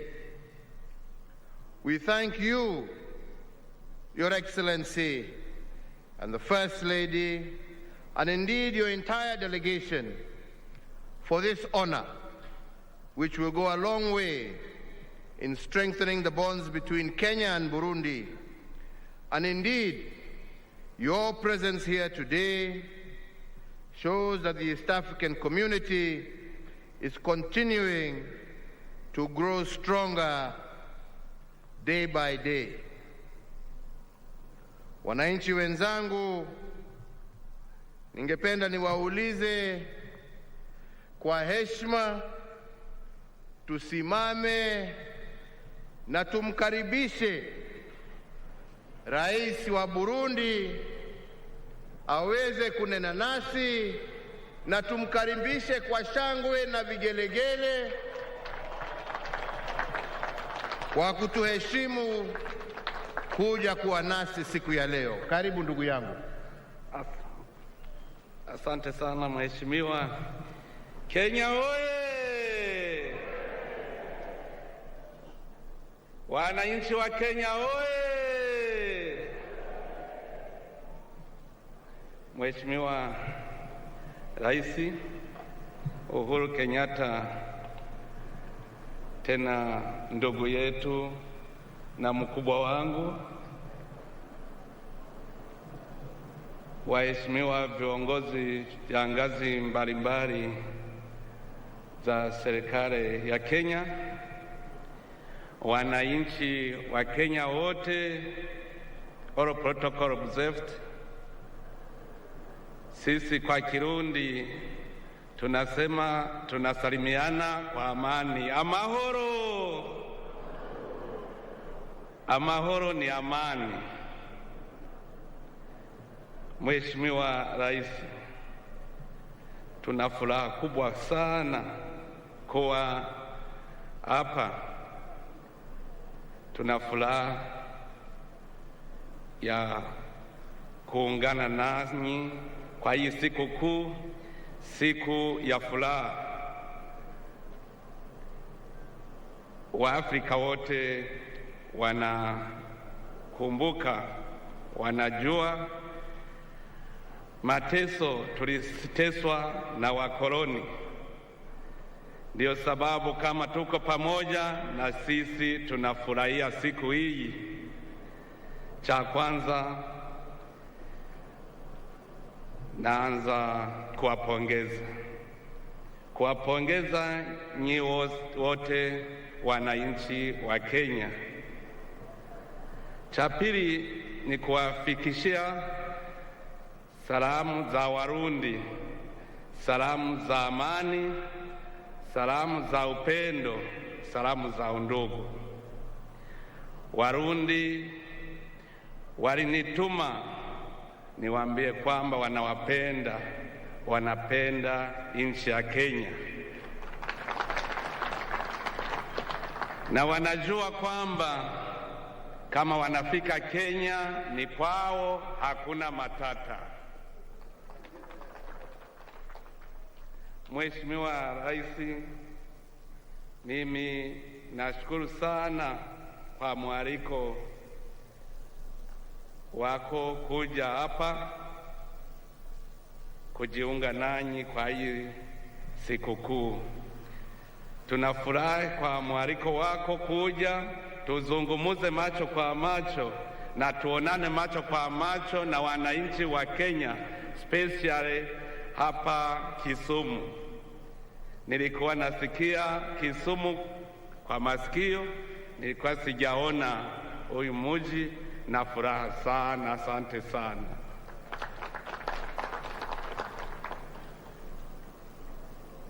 Tena nashukuru sana, jana ulinitembeza kunionyesha maendeleo ya huyu mji, na nikaona kwamba Burundi kuungana na mji wa Kisumu ni rahisi sana, kwa sababu hii Lake Victoria inafika sehemu ya karibu na Burundi. Mkoa wa Bukoba, Tanzania ni karibu na Burundi. Kuungana na Kisumu ni rahisi sana. Kwa hii siku kuu nawapongeza, na nakumbuka kwa historia nimesoma kwamba Kenya kupata uhuru mulipambana sana hadi mufanye ile Mau Mau movement. Nimesoma kwenye historia kwamba palikuwa movement mzungu aende Ulaya, mweusi apate uhuru. Nimeyasoma hayo kwa vitabu, na sasa nikiona furaha kwenye macho yenu, naona mulipata uhuru wakati mulikuwa mumechoka kwa mateso ya wakoloni. Nawapongeza sana, na nawaambia kwamba Burundi na Kenya tumekwisha ungana, tumekwisha kuwa ndugu. Wa Kenya ni wandugu wa Burundi, na wakaribisha Burundi ni kwenu, na Warundi tunajua kwamba mmekwisha tukaribisha, na huyu upendo uendelee milele na milele.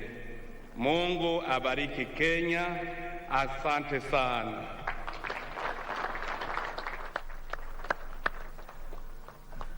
Asante sana Mheshimiwa Rais, na mimi pia nataka nikuhakikishie vile tumesema jana ya kwamba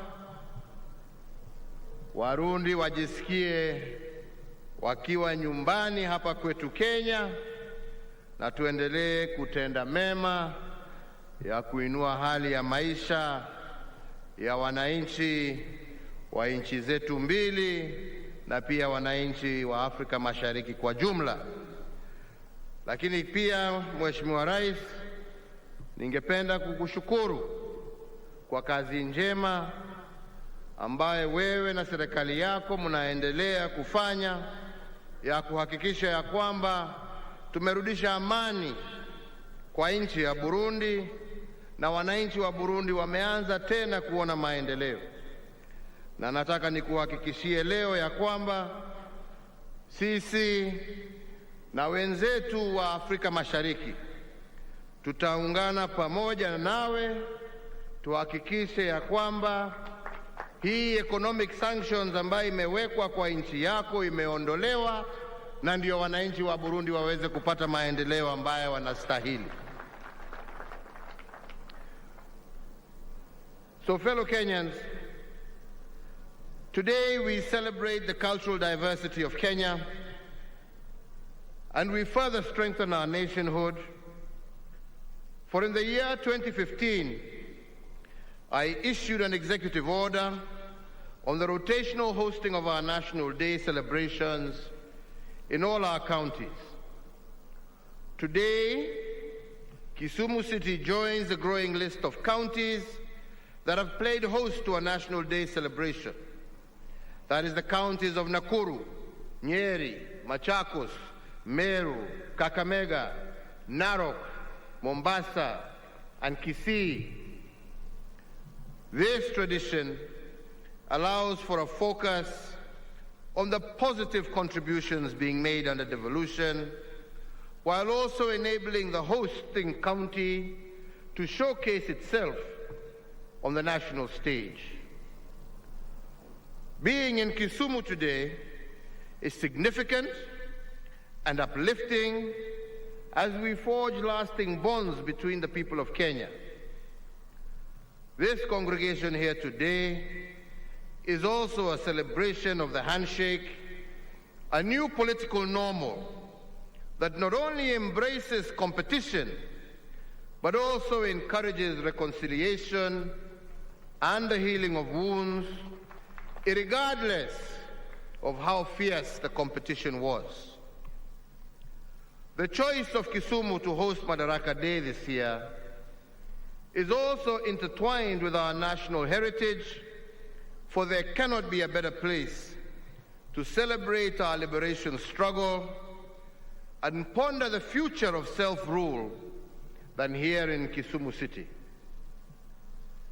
Kisumu is not only the historical hub of the East African Cooperation, it was also the intellectual incubator of some of the leading ideas behind our liberation movement.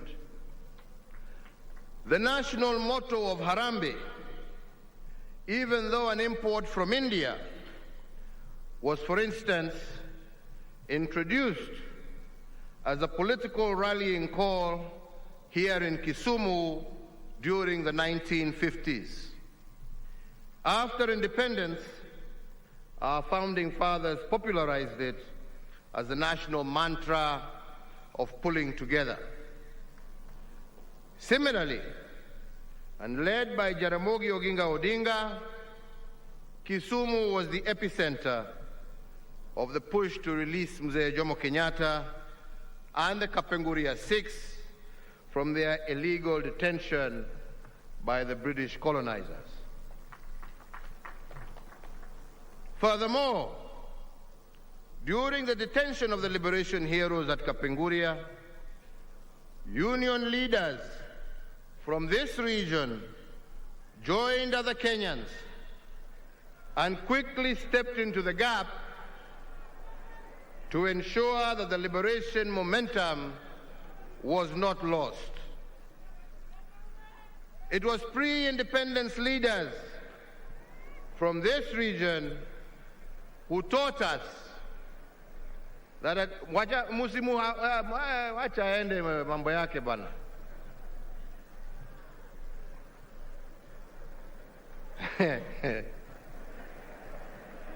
Aya, tuendelee sasa. It was pre-independence leaders from this region who taught us that attaining self-rule was not a one-man race.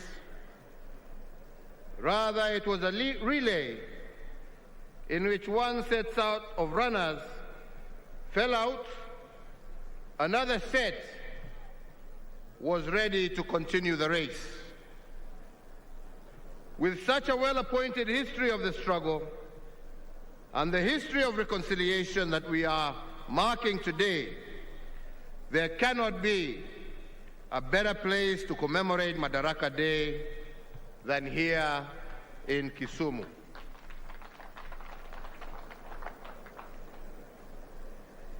Fellow Kenyans, today we celebrate close to 6 decades of self-rule. We celebrate the return of our liberties, the restoration of our dignity, and the democratic resilience that we have brought over the last 58 years. Today we also celebrate the war heroes who gave their all, including their lives, for us to be free. They sacrificed their freedom and their lives, knowing fully well that sometimes those who plant the seeds of freedom may never enjoy the fruits that follow. For their martyrdom, we honor our fallen heroes this Madaraka Day, and we do it fully conscious that a nation that does not honor its heroes will receive no honor amongst nations, to quote one thinker. As we celebrate self-rule today, we must also honor our founding fathers who dared to imagine Kenya, the bold and selfless architects of this great republic. And from this region of Nyanza, we honor, among others, Jaramogi Oginga Odinga, Tom Joseph Mboya, who was the architect of our economic blueprint at independence, and Achieng' Oneko, amongst others, who was one of the Kapenguria Six. Today we honor all the founding fathers of this nation, and we must also recall their principles of nationhood, and I will today just mention a few of these. One, they taught us that a progressive nation is one that is in continuous conversation with itself.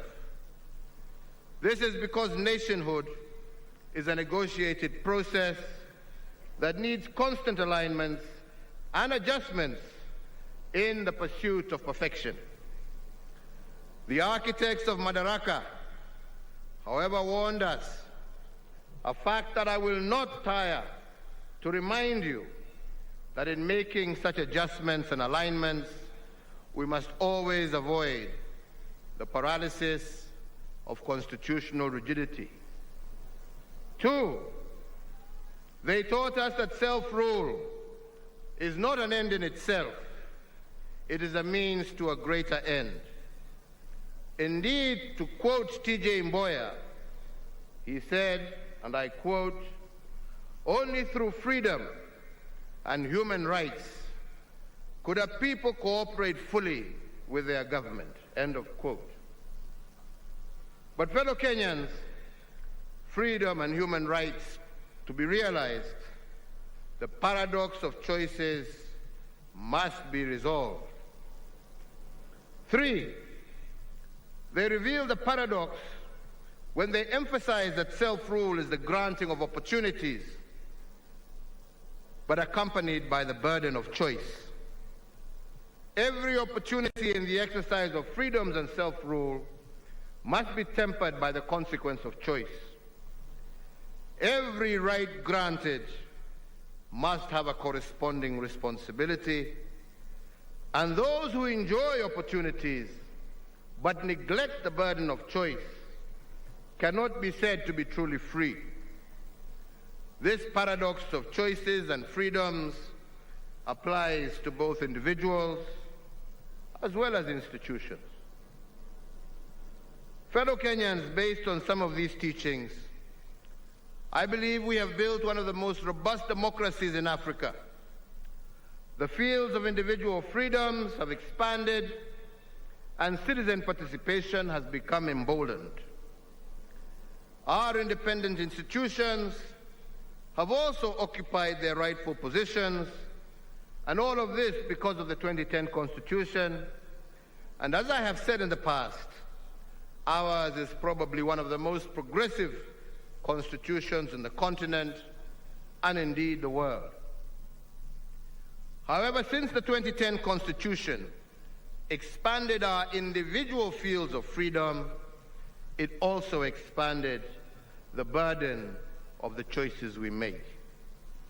Even our founding fathers urged the liberated patriots to shift from the status of being subjects to that of citizens when their fields of freedom were expanded.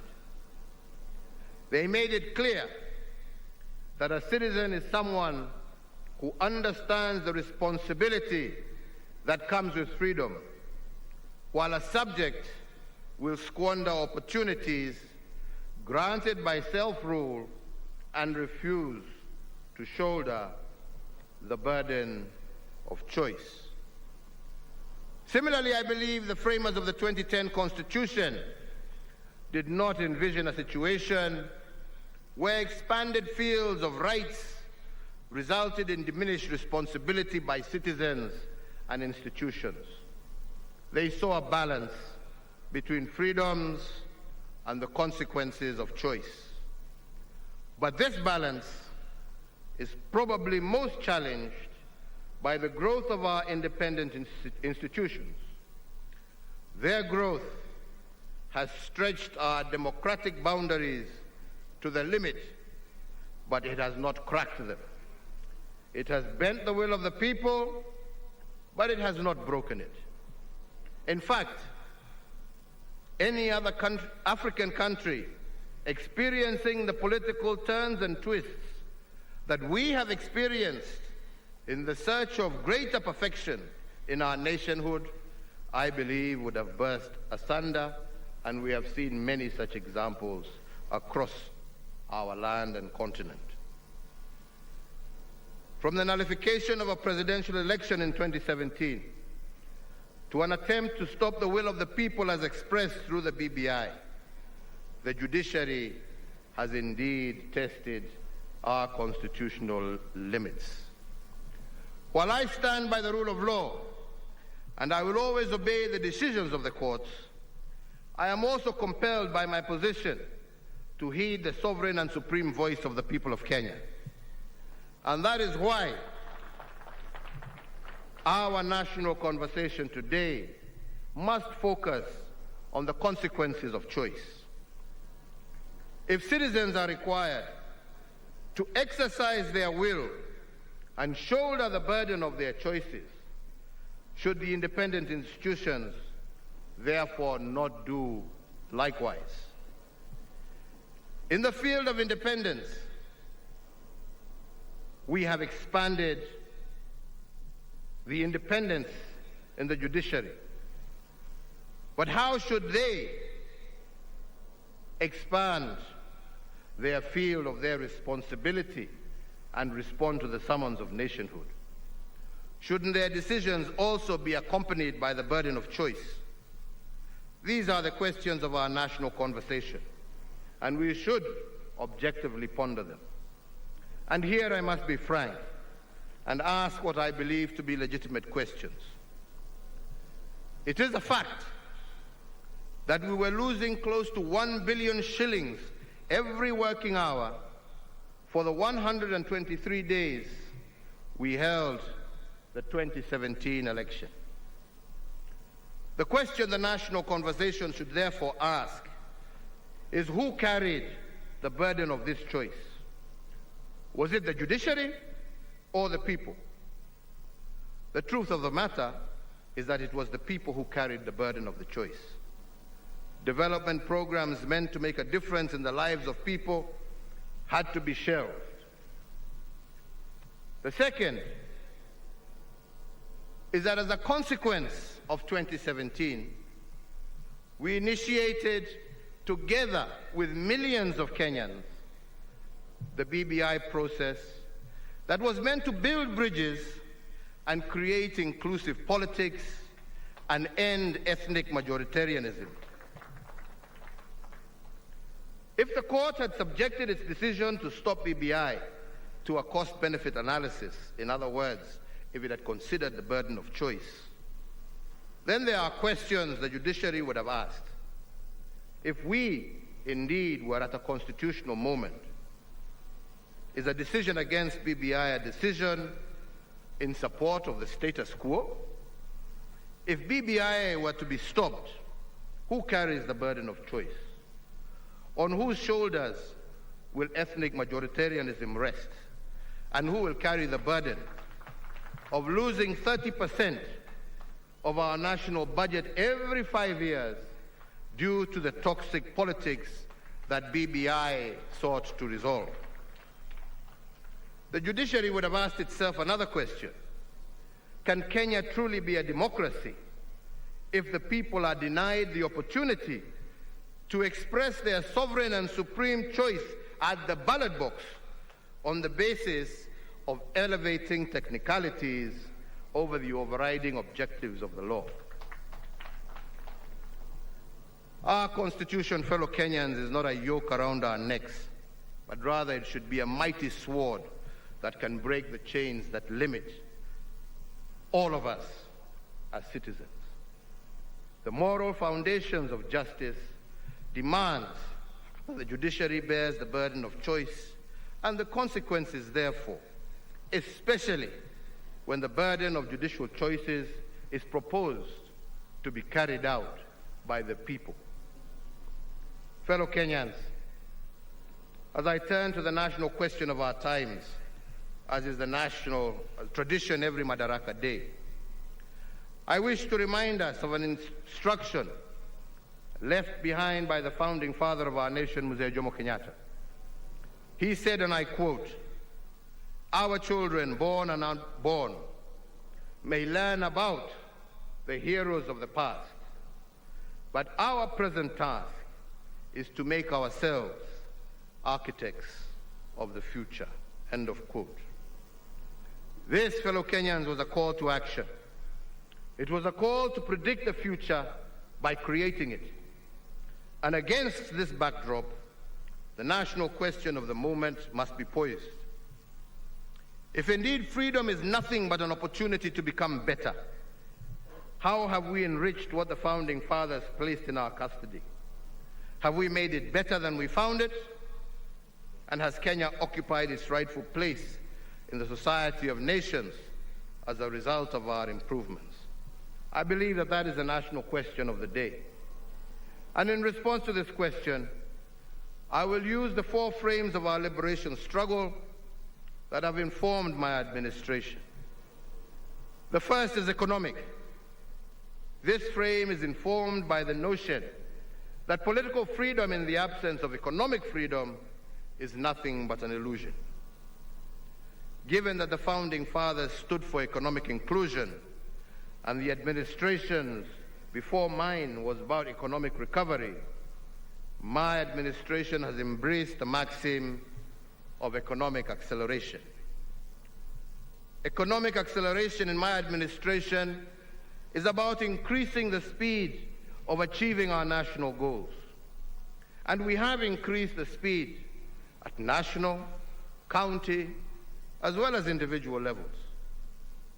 At the national level, the colonizers left us with a gross domestic product, which is a measure of our national cake, of close to Kenya shilling 6.4 billion in 1963, using the exchange rate of the time. After 74 years of colonial occupation, that is what Kenya was worth every year. The combined administrations of Mzee Kenyatta, Mzee Moi, and Mzee Kibaki increased this national cake to Kenya shillings 4.5 trillion, and they did this in a span of 50 years. In the last 8 years, my administration has doubled what the colonizers and the first 3 administrations did in 128 years. Our national cake, our annual worth as a country every year, now stands at Kenya shillings 10.3 trillion. And even if you factor in inflation, our economic acceleration program has multiplied what the founding fathers left in our custody. At the county level, we have allocated Kenya shillings 2.3 trillion to our counties. This is equivalent to 16% of our GDP. What this means is that we have sent to the counties the equivalent of what our national cake was between 1885, when the colonizers came to Kenya, and when President Moi retired in 2002. That is the money that has gone mashinani. What they've done with it, hiyo ni yao. The BBI dream is to send even more resources to the counties in order to catalyze their accelerated development. And that is why we have proposed under the BBI to send 35% of our national revenue to counties. Fellow Kenyans, at the individual level, our economic acceleration initiative has focused on the allocation of title deeds.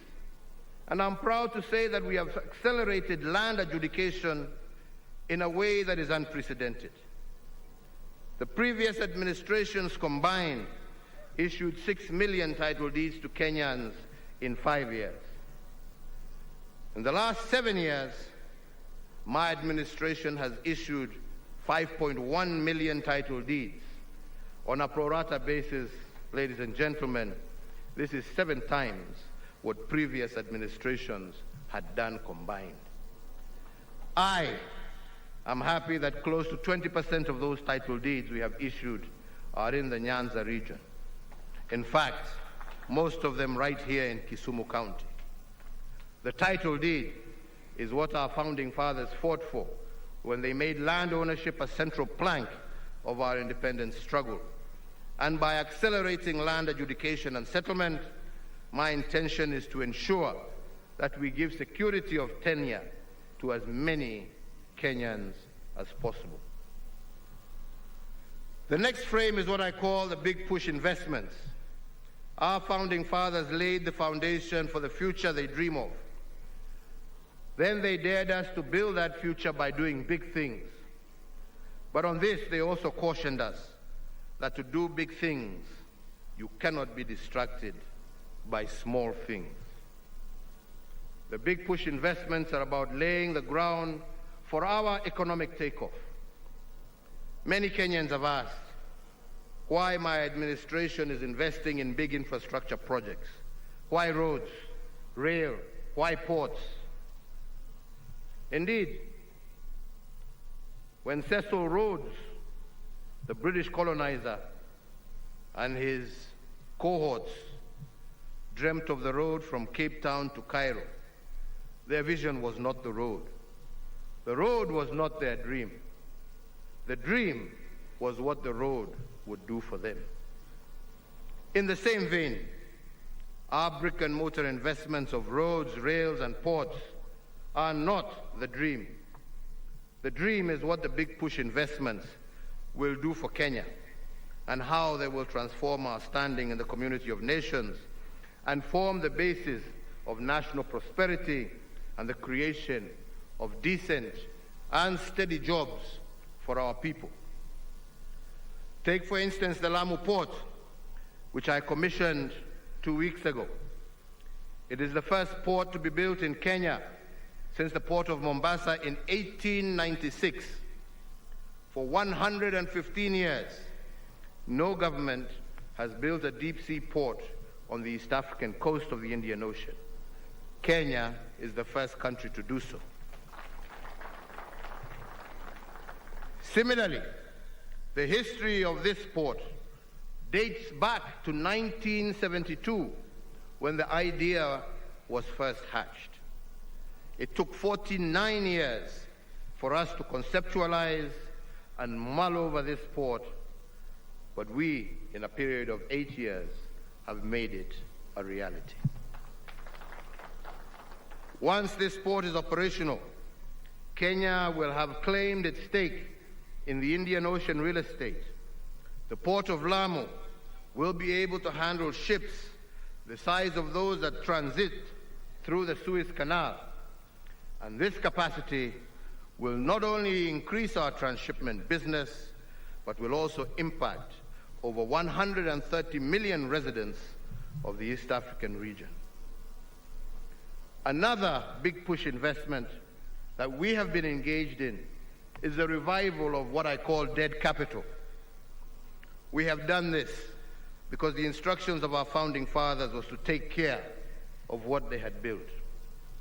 And in this regard, we have revived 566 kilometers of dead meter gauge railway. The revived 200-kilometer Nairobi-Nyanyuki railway will be a game changer. Every trip, the train will transport 1,600 passengers, which is equivalent to a convoy of 120 matatus. And the cost per passenger will be Kenya shillings 200 compared to current Kenya shillings 500 by matatu.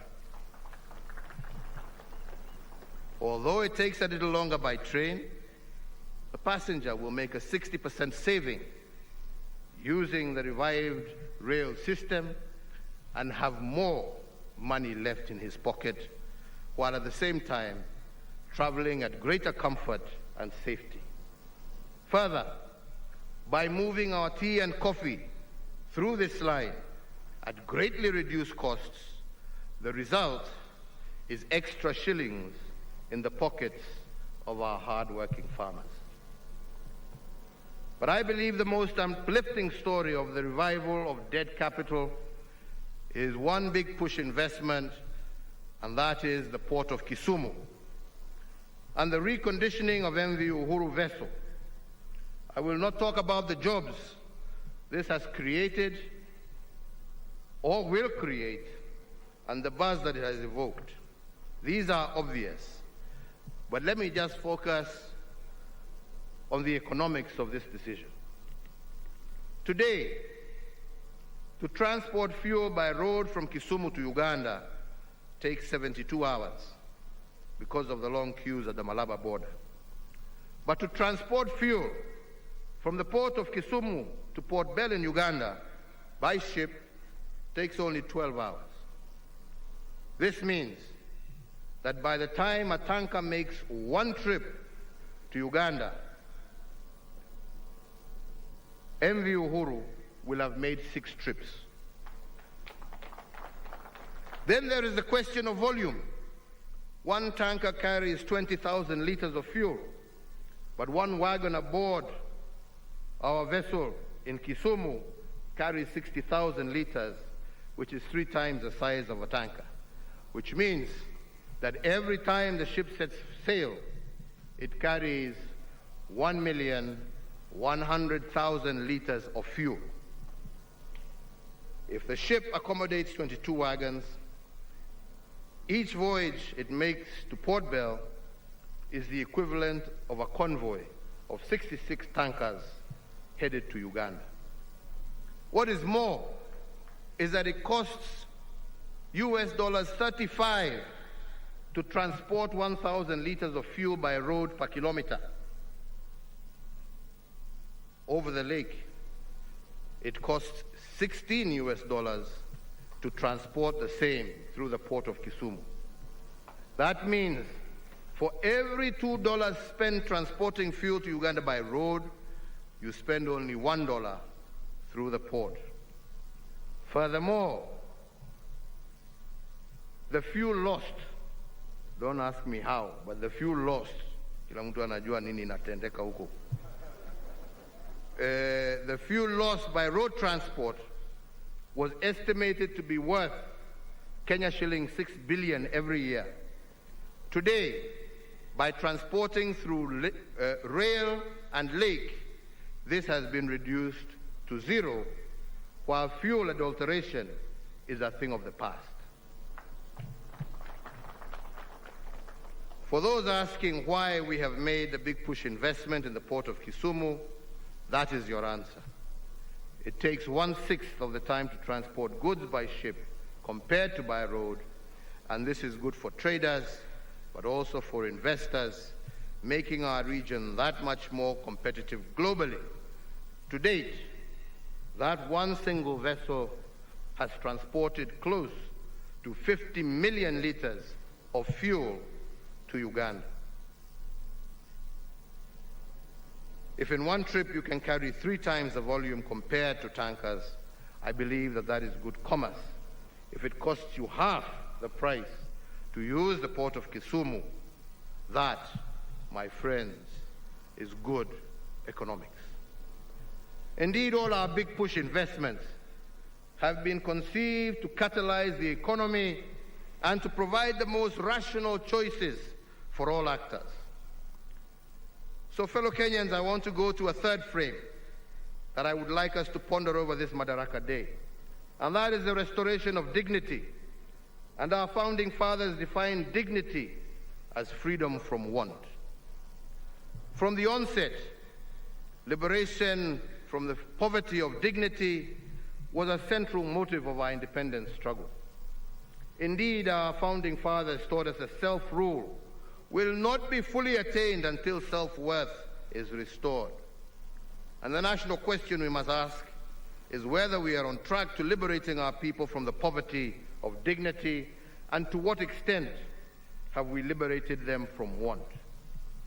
Article 23 and Article 43 of our Constitution makes the restoration of dignity a continuous process rather than a one-off activity.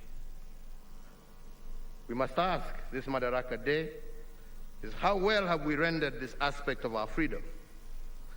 Some may ask what poverty of dignity is. Let me explain.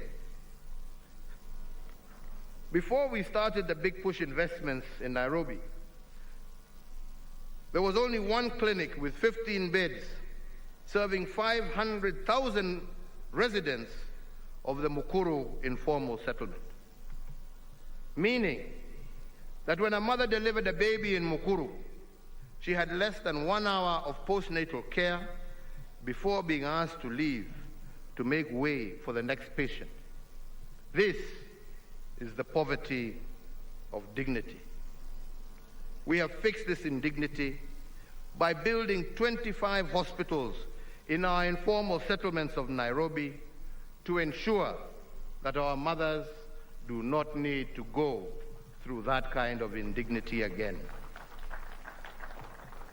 Let me give another example.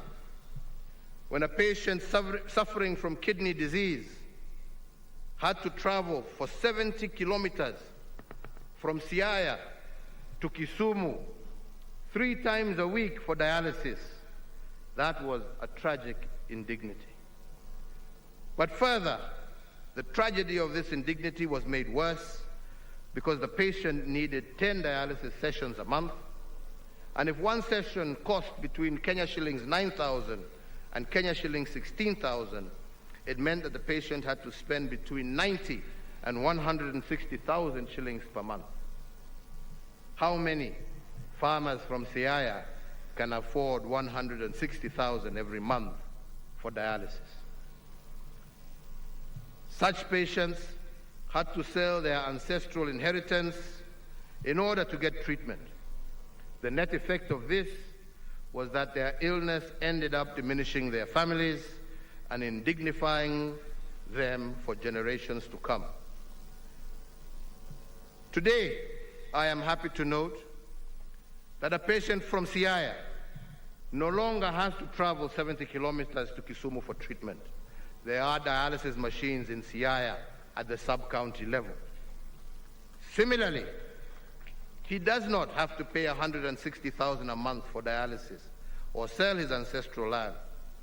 All he needs to do is to spend 500 shillings every month on an NHIF card, and this card gives him free dialysis every month. If dignity is freedom from want, then we have restored it using our health interventions, as I have just stated. I say this because between 1963 and 1978, as a country, we had only one renal unit and one dialysis machine. President Moi added one more, and President Kibaki added 4 more renal units. By the time our administration took over, we only had 6 renal units for the entire country. Today, and in only 6 years, we have 54 renal units with 360 state-of-the-art dialysis machines distributed among all 47 counties. Coupled with the NHIF card, this upgraded health infrastructure has restored the dignity to many families previously condemned to disinherit their children because of disease. The dignity of families is supported by sustainable livelihoods, and it is for this reason that my administration's agenda continues to focus on creating an enabling environment that offers every Kenyan an opportunity to participate in the economy. Over the years, for example, micro, small, and medium business enterprises have turned to be breeding ground for indigenous industries. Because of this remarkable expansion, their contribution to national development continues to grow from strength to strength, and they are today the greatest engines of employment creation in our nation. To enable this region make its contribution to our national development, I look forward in the coming months to once again visiting Kisumu to commission the development of the 1,000-acre Kisumu Special Economic Zone. This singular initiative will provide immense opportunities for value addition of agricultural products for the entirety of the Western region and enhance the blue economy activities of the Lake Victoria Basin. The dignity that we seek to restore through livelihoods, I believe, will give every Kenyan an opportunity to participate in economic development. For instance, many of our Juakali artisans and craftsmen have had to endure the inequity in the tendering of contracts because of their lack of ability to get certification, hereby denying them the opportunity to get access to work. I am announcing, therefore, today a new initiative by my administration to provide a framework for the recognition of their skills through the awards of certificates based on competence in order to enable our Juakali sector participate in various economic opportunities that have currently been denied to them. In this regard, I today direct the Ministry of Education through the Kenya National Qualifications Authority to, within 1 month of this date, issue a policy framework for the comprehensive recognition of prior learning. This policy intervention will expand the opportunities for artisans and craftsmen in our Juakali sector to participate more meaningfully in our economy. Fellow Kenyans, I will now end briefly with the 4th frame of our national question this day. For us to secure what we have achieved in 58 years, we must not make politics the heat and the light of our national existence. Instead, we must endeavor to pursue political stabilization by any means necessary. I say so because stability and peace is the lifeblood of our republic. What we have built for 58 years can be destroyed in one day of political instability. But we cannot engage in political stabilization if we continue to live in political denial. For instance, and I will say it again, everyone knows that the BBI is good. It's good for our country. It is even good for those people who are unhappy with it. But too many Kenyans have embraced fear of change over the need to continuously strive for a more fair, just, peaceful, cohesive, and democratic Kenya. They oppose the bill sometimes not because of its substance, which even its harshest critics concede is good, but because, unlike our founding fathers, they cannot dare to imagine a better Kenya for all. Fellow Kenyans, as I said of the judiciary, their decisions must consider the letter of the law, but fundamentally, the spirit of the law must also guide them. I say so with all humility because the spirit of the law is the light that will illuminate the burden of the choices that they make. For every decision they make, the spirit of the law will lead them to the consequences of their choices. The judiciary should be guided by the spirit of the law, and political stabilization will be easily achieved. And as for all of us, the political elite of this country, if we are going to continue to remain short-termist and self-serving, the consequence of our choices will become a permanent burden on our people. Let it be clear to all Kenyans, short-termism is not the path to political stabilization. Our founding fathers encouraged liberated patriots to upgrade their status from being subjects to that of being citizens by embracing freedom with responsibility. And I want to make a similar invitation to our political class this Madaraka Day. I want to invite them to upgrade their status from being politicians to being leaders. Politicians are too often obsessed with personal gain, but it is our national pain that should disturb them. Fellow Kenyans, I have just illuminated just a fraction of what my administration has done, for that is not, I believe, important. That is not what is important. What is important is the recognition of what those who went before us did. We have only built on their foundation with a full recognition that we are still a long way to achieving all the hopes and aspirations of our people.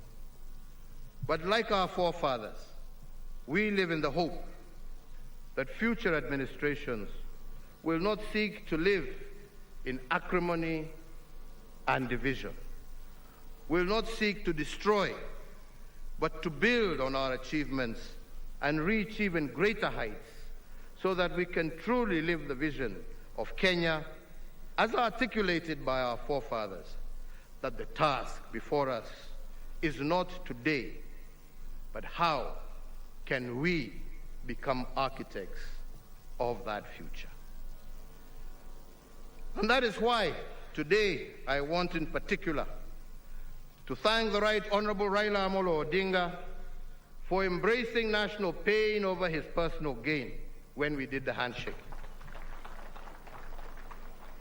What is more, and many do not know that, is that he did this without asking or demanding anything from me.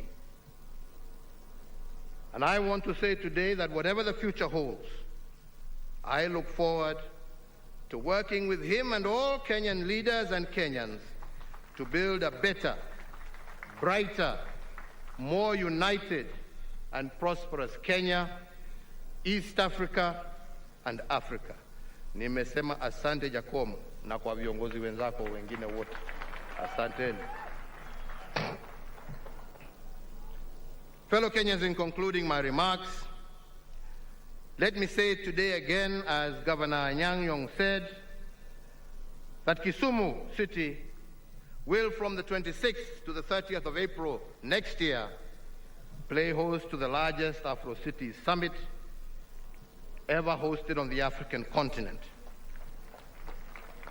That event will be a gathering that will feature ministers, mayors, leaders of local authorities, representatives of civil society, the private sector, academia, national, regional, and international financial institutions, as well as development partners and other stakeholders. My extension, Governor, my administration, Governor, will extend to the county government of Kisumu every support in order for you to be able to showcase Kenya and Kisumu to Africa and the rest of the world. In the same breath, allow me to say how proud I am today to be addressing you from this brand new Jomo Kenyatta International Stadium in Kisumu, and I wish to assure you that all the remaining works will be completed over the next coming weeks. Hongera Waziri Amina Mohamed and your team, pongezi sana na muendelee hivyo hivyo.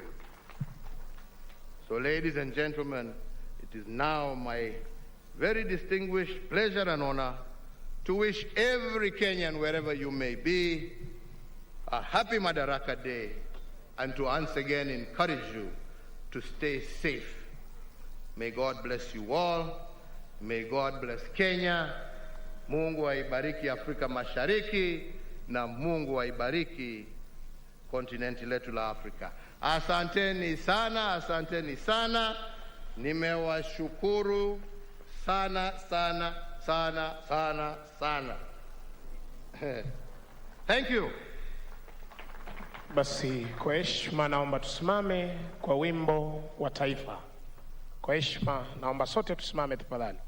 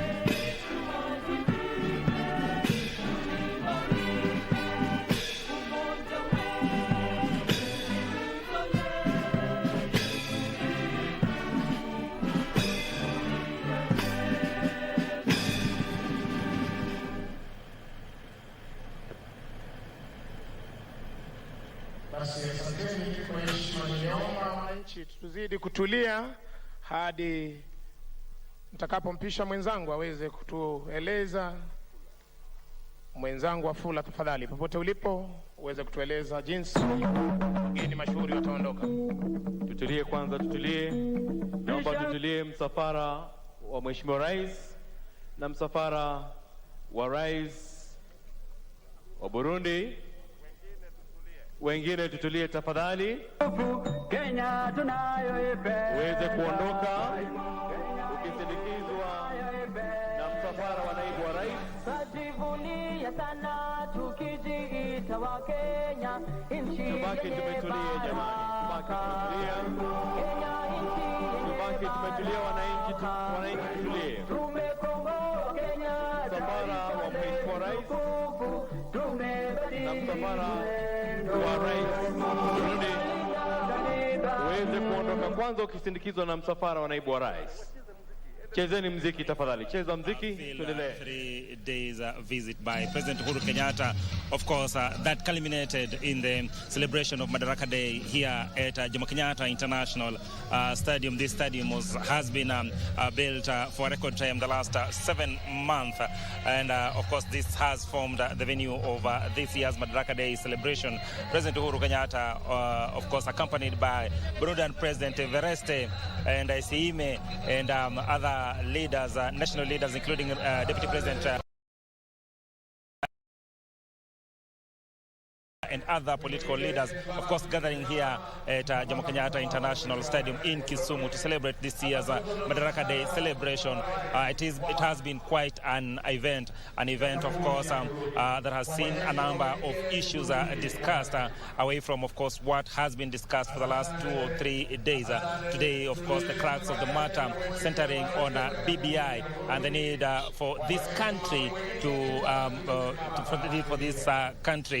actually move in unison towards achieving BBI, and of course President Uhuru Kenyatta enumerating very many benefits that will come along the way when BBI is actually implemented. Remember, he did talk about the 35% that will be devolved to the county units, but more importantly, pointing out that this country loses millions of shillings 100 days each hour, 100 days to election, and of course 100 days after election, and says that BBI seeks to address the tension, seeks to address the divisive politics that actually witnessed each and every electioneering period in this country, and says that while the judiciary might have been right in actually ruling the way they did, there's also need for them to actually look at what is best for the country, what is best for the citizens, saying that on many occasions the judiciary has actually made decisions that while right in law, but the spirit of the law, they are way of the mark, saying that the yoke of the constitution, the yoke of let's say divisive politics and other things do not lie on the shoulders of the judiciary, but Kenyans who actually struggle in terms of ensuring, in terms of fighting each other, in terms of what is lost in this country because of divisive politics, in terms of economic sabotage that actually comes out of politics and what have you. So President Uhuru Kenyatta actually calling on the judiciary to, when they're making decisions, to ensure that indeed they do so with an eye that is keen on what will be best for this country. Of course, the former Prime Minister Raila Odinga also just enumerating why it is important for this country to actually pass the BBI, but just before the former Prime Minister actually spoke, Deputy President William Ruto did speak, and he avoided the issue of BBI, but did speak on the need for this country, or for the leadership of this country, to actually live a country that is anchored on democracy, a country that is anchored on separation of powers, where the judiciary, the legislature, and of course the executive works independently but harmoniously in terms of achieving the greater good of this country. President Uhuru Kenyatta also did mention a number of things, and of course he prided in the fact that they've actually done a lot in terms of improving infrastructure in this country, and says that what he prides in more is the fact they've actually been able to actually revive most of the dead capital in the country, and he was talking about the railway line and of course Kisumu port, and he said that while many people will be asking questions about why there's need for infrastructure or expanding the infrastructure in this country. He said the most important question should be what Kenyans will gain from the expansion of the infrastructure in the country, and also the revival of the dead capital, as he called it. For instance, saying that what is going to actually be gained from the use of the port of Kisumu. Just saying, for instance, the transportation of fuel from Kisumu to other ports around the lake will be slashed by the cost of actually transporting fuel to other ports along Lake Victoria will be slashed by half. And of course, there are other gains that actually be attained through, of course, job creation and very many other things that will come along with them, but of course opening up this region. So of course those are some of the issues that President Uhuru Kenyatta has been talking about. I just remind you that President Uhuru Kenyatta has actually been in this region for the last 3 days, of course, opening up a number of projects. He began his tour by going to Siaya, where he did open a road, and then of course water projects in Yala, and then of course coming here to Kisumu County, where he did open the ship bay, and he was actually supposed to open very many other projects that of course have been scheduled for a later date, but also he's actually come up strongly and said that most of those projects will actually be opened in the coming months. My name is Achola Simon. Of course, this has been Madaraka Day celebration in Kisumu. We take you back Broadcasting House.